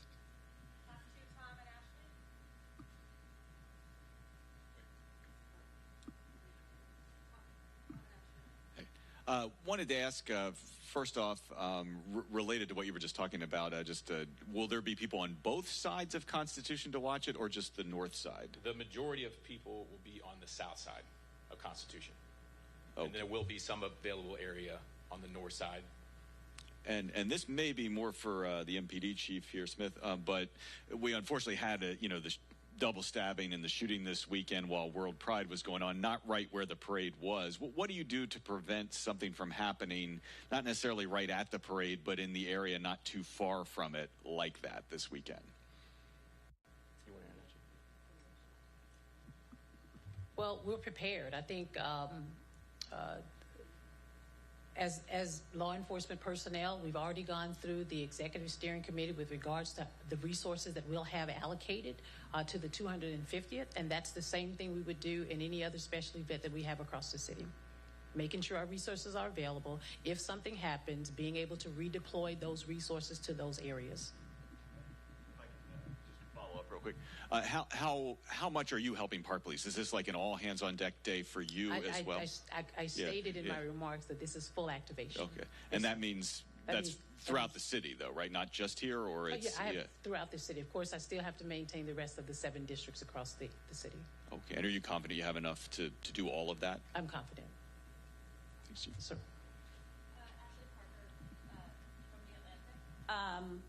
This might be more for someone from the mayor's office, but the White House had said that they were working with the mayor and her team to make sure there were precautions in place so that, for instance, the streets would not be damaged from the tanks. They mentioned potentially putting down steel plating, but they weren't sure that had been confirmed. Can someone talk about what steps the city is taking, again, to help protect the streets from the wear and tear of the tanks and other equipment? Yes, thank you for the question. I'm Colonel Jess Curry, an engineer on the Army staff, as well as part of the U.S. Army Corps of Engineers. So if you go out to the parade route, even today, you can see some of that work being put into place. And what that is it started weeks ago with assessments, working with National Park Service, Federal Highway Administration, and really bringing to bear the engineers from the U.S. Army Corps of Engineers, our expert engineers that around the world assess the impacts of these types of vehicles on all types of pavement. So they've done that assessment. Based on that, we put together the plan that you'll see being put at key locations around the route. Primarily, it is metal plating that's being put down to address those areas where tanks have to steer sharply, and we get some of it a grinding reaction from between those tracks. Throughout the straightaways, we really have very little or low concerns that there will be any other damage. The plates and where we're putting them is designed to minimize or eliminate all possible damage. So that's ongoing now. Will be in place before the parade begins, and will come up immediately after. Is there anything beyond the plates, or is that kind of the bulk of it? Well, thanks for asking, because there is. That is certainly the most visible thing that everyone's going to be able to see out along the parade route. But in addition to that, we're putting down a lot of matting in the staging areas, things, again, to just mitigate any potential. We're using an abundance of caution. We want to protect these streets. This is our capital city as well. So we're committed to ensuring that we minimize any possible damage. But in addition to the protective measures being put on the road, what you can also see during the parade is the tanks all have brand new rubber track pads placed on them, which increase the padding that they have underneath each track to minimize that potential damage. And it's a parade, so they're going to be moving slowly. They're going to be very careful. The operators that are coming with the units to this parade they're very, very well trained at what they do, and give us complete confidence that we're going to be able to execute this parade with little to no damage to the DC streets. Thank you, everyone. Hey, good afternoon. Sharon Kirschbaum from the District Department of Transportation. So while the parade route itself is on National Park Service roads, for the vehicles to get to the parade route, they will be riding on district government DC land and roads. And one of the other things that we do, as we would for all oversized and overweight vehicles, we require that they receive a permit. And when they apply for the permit, we take a look at the weight, and then we work together on the route to make sure that if they're covering any bridges or any other vulnerable roadways, that they can withstand the weight. And then we give recommendations in terms of the spacing and in terms of the speed to make sure that there's no other damage done. And we'll continue to follow the top headlines from around the country and around the world here on Live Now from Fox. I'm Andy Mack. We're back after this.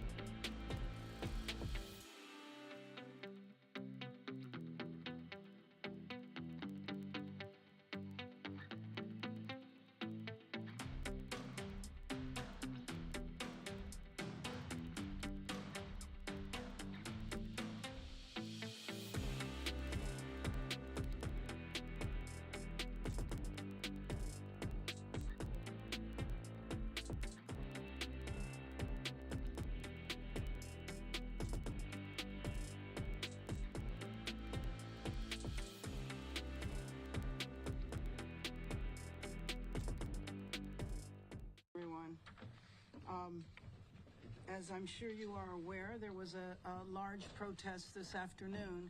Protests, and then also David Huerta, our esteemed labor leader in charge of SEIU, USWW, was released from custody this afternoon. So there was a rally around City Hall that ended up at the Federal Building. It was peaceful. It's my understanding that there's a few hundred individuals that are at the Federal Building now, but that there is no reports of violence that have taken place today or of vandalism. Of course, with the crowd just there, we will worry as it gets dark as to whether or not there are problems, but we certainly hope that there will not be. I just want to say I started off my morning with a meeting with a number of the leaders from the immigrant rights organizations. And as far as we know right now, there have been 5 raids by ICE throughout the region. I don't know. I know of at least 1 or 2 that took place in the city, but we're still compiling that information. As you know, ICE does not tell anybody where they're going to go or when they're going to be there. But I think the thing that was most important about the meeting today was listening to the stories of the people. For example, there was a woman, a mother from Guatemala, who was looking for her husband. She wasn't able to hear about her husband and son that were detained at the Ambiance warehouse. She's not been able to locate him or to communicate with him. And for the most part, the people that have been detained have been denied access to legal representation. This is unprecedented. In the past, when there were raids, lawyers were able to go in and meet with their clients. Those visuals that you're showing to us, these do belong to those people who died or who've been injured, we believe. What is happening now? Investigation is taking place. Yes, what's going to happen now? This is that very place where people were found to be lying off the tracks, and this is the Mumra railway station from where the incident was reported. Now what you're seeing in the visuals are the belongings, the footwear, the handkerchief, and all of the belongings of the people who were there, not just here but also as a way to end the war that would see Ukraine still being able to defend itself.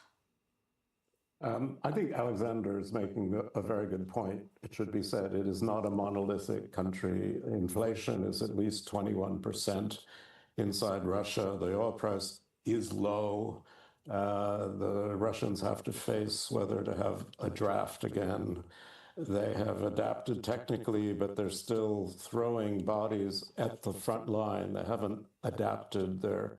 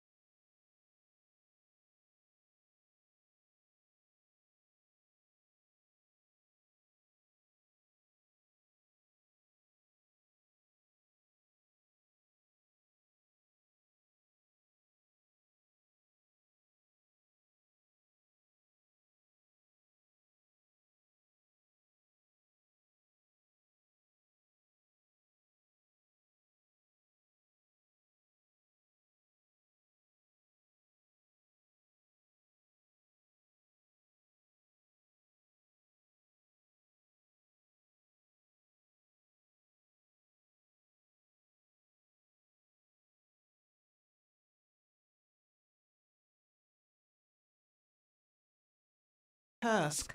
It's been 5 months with no information. Commanders don't say anything at all. They said they were searching for him, but couldn't find him anywhere. We came here with hope that someone saw him and can tell us something. Elena's husband was last heard of during a battle north of Crimea last year. He went missing on the 12th of August. There was a firefight and they lost comms with him. But just before that, he said there were Russian soldiers close by. I still hope he is in captivity. This is the first batch of what's hoped will be at least 1,000 prisoners exchanged by each side. Russia has also agreed to repatriate the bodies of 6,000 Ukrainian military personnel. Moscow expects Ukraine to return its killed servicemen also. We're always under a lot of pressure from the families because after each exchange we're accused by relatives of those who are still in captivity of not doing enough. We understand, but Russia doesn't want to release them. That's why we're trying to do our best, but unfortunately it depends on the Kremlin. This is the 66th prisoner swap since Russia's full-scale invasion of Ukraine. The prisoner exchange is the only significant outcome from the second round of face-to-face talks in Istanbul after Russia refused an unconditional ceasefire. The process is expected to last a few days. Charles Strafford, Al Jazeera, in the Chernihiv region, Ukraine. NATO Secretary-General Mark Rutte has held talks focused on defence spending with Britain's Prime Minister Keir Starmer in London. Rutte says the alliance needs to ramp up spending on air and missile defence capabilities by 400%, citing rising threats from Russia and China. He's pressing NATO members to commit to a spending target of 5% of GDP ahead of a summit in the Netherlands next week.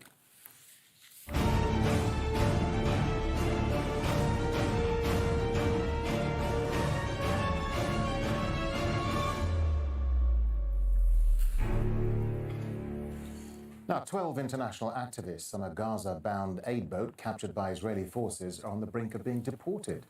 They're being held at Ben Gurion Airport in Tel Aviv. Their boat was towed into Israel's Ashdod port late on Monday, less than 24 hours after it was intercepted in international waters. The vessel was launched by the Freedom Flotilla coalition in an attempt to break the blockade of the Gaza Strip. It was about 185 kilometers from the Gaza coast when it was boarded by Israeli forces. Well, Israel's foreign ministry has released a statement saying that the passengers from what they're referring as the selfie yacht arrived at Ben Gurion Airport to depart from Israel and return to their home countries. Some of them are expected to leave within the next few hours. Those who refuse to sign deportation documents will be brought before a judicial authority to authorize their deportation, and consuls from the passengers' home countries have met them at the airport. Al Jazeera's Noor O'Day has more now from the Jordanian capital, Amman. She's there because the Israeli government has banned Al Jazeera from reporting inside Israel and the occupied West Bank.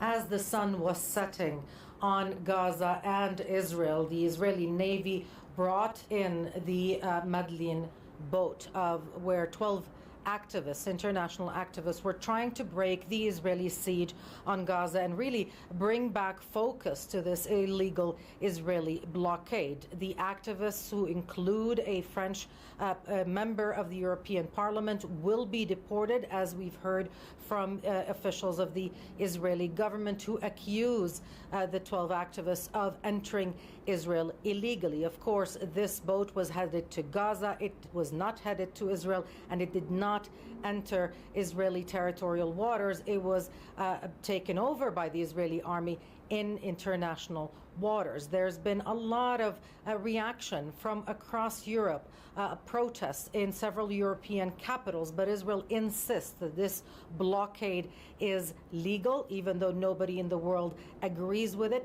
Certainly the world courts do not agree with that assessment, and it insists that it will not allow anybody to break that siege. But for now, one can almost say that these activists, who are now awaiting deportation, who will be detained in solitary confinement as they are processed, they did succeed in focusing international attention on the Israeli blockade, on the fact that more than 2 million Palestinians are being starved in Gaza in contravention of international law. It remains, of course, to be seen what European capitals will take by way of measures to protest these Israeli actions. But for now, the activists will be taken in by the Israeli authorities. A prominent Palestinian-Israeli human rights organization will be representing them, trying to safeguard their rights as they are processed and deported. Noor O'Day, Al Jazeera, Amman. Meanwhile, on the ground in Gaza, Israeli forces have again shot and killed Palestinians desperate to find food. 2 people have been killed and nearly 100 injured in an attack near an aid distribution center in central Gaza. And at least 14 Palestinians were killed near another aid distribution point in the south of the Strip on Monday. Israeli forces have carried out raids and demolished homes across the occupied West Bank. Many families in the Tulkarem refugee camp have lost their homes more than once since the Israeli army began its assault in January. They now fear they'll never be able to rebuild, even if Israeli forces withdraw. And late on Monday, the Israeli military issued new demolition orders against 100 homes in the Jenin refugee camp. Nida Ibrahim reports. Samah Shhade watches on as Israeli bulldozers demolish her home in the Tulkarem refugee camp in the north of the occupied West Bank. A feeling she'd experienced before, still a scene too difficult to bear. She says Israeli forces destroyed her house not once, but 3 times. The Israeli forces fully burned my home last year, but I rebuilt it. I fixed the damage and furnished it. We barely lived in the renovated house for 1 month before the Israeli forces raided the camp. In January, Israeli forces started a major assault in the north of the occupied West Bank. The raids targeted 3 refugee camps, demolishing hundreds of homes, destroying facilities, and forcing tens of thousands of Palestinians out of their homes. A recent Amnesty report says Israel's military operation in the past 4 months has led to the largest forced displacement of Palestinians in the occupied West Bank since Israel occupied it in 1967. Palestinians say Israeli forces are demolishing buildings to widen or create new roads, making it easier for them to raid the camps in the future. For 2 years now, the Israeli occupation has been destroying the camps and making them uninhabitable, re-engineering the demography and geography of the camps in a way that changes their symbolism as places that resemble the right of return. The destruction in the camp requires months to rebuild. People like Samah fear that they might not be allowed to do that or return to their homes. If they leave me a small space fit for a room, I will renovate it and live in it. I just want to be in the house that has the memories of my late son. He was 24 years old when Israeli forces killed him. I want to be back in my home. At the end of last month, the Israeli government said it will establish 22 new illegal settlements in the occupied West Bank. I am confused and dazed sometimes. Everyone is displaced. What are we going to do? Where are we going to go? Karim, Palestinians fear that their displacement is another example of Israel's long-term plan to annex the entire occupied West Bank. Nida Ibrahim, Al Jazeera. Time for a short break here in Al Jazeera. When we come back, prayers for a politician. The wife of a Colombian presidential hopeful shot in the head says he needs a miracle. More on that. Stay with us.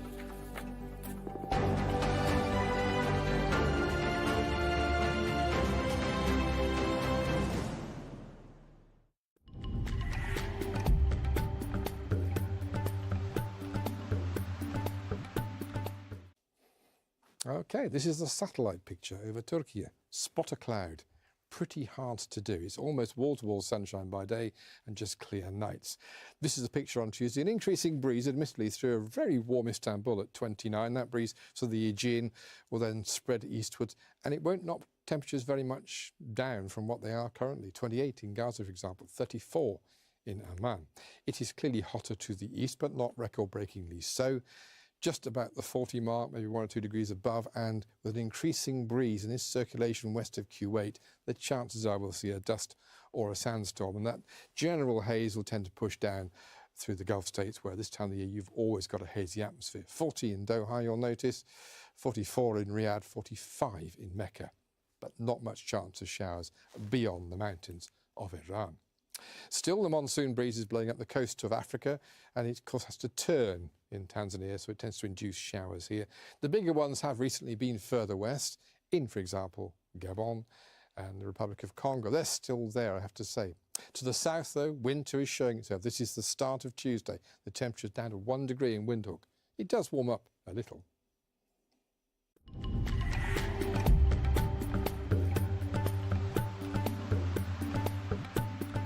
African narratives from African perspectives.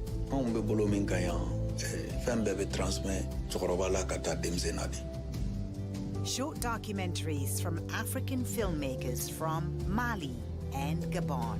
Je suis une Africaine 100% Afrique de l'Ouest. Medini heritage and making her future. Africa Direct on Al Jazeera.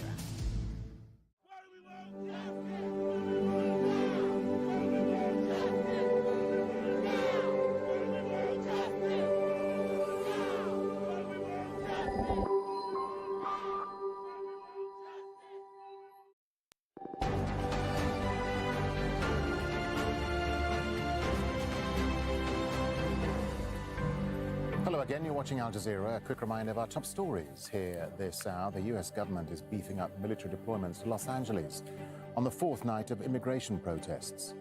Officials say an extra 2,000 National Guard and 700 Marines will be sent to the city. California says it will sue the Trump administration over the deployments. The UN's nuclear watchdog is stepping up pressure on Iran amid fears it's just months away from a weapons breakthrough. There's talk of triggering sanctions against Tehran. Al Jazeera's Hashim Al-Bar reports from a key meeting in Vienna. The Board of Governors meets at a delicate moment for the International Atomic Energy Agency.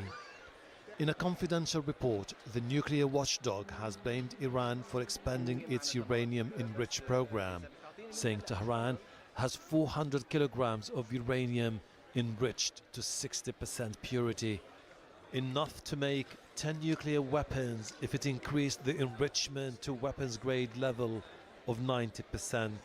When you accumulate and continue to accumulate, and you are the only country in the world that is doing something like this at a level which is very, very close to the level that you need to have a nuclear explosive device, then we cannot ignore it.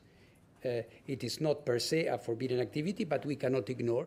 The agency also said it found man-made traces of uranium in 3 secret locations where Iran was apparently conducting critical tests. The agency's inspectors had access to the 3 sites, Varamin, Marivan and Turkuzabad, in 2019 and 2020. Uranium particles were detected at the sites. Iran dismissed the report as politically motivated.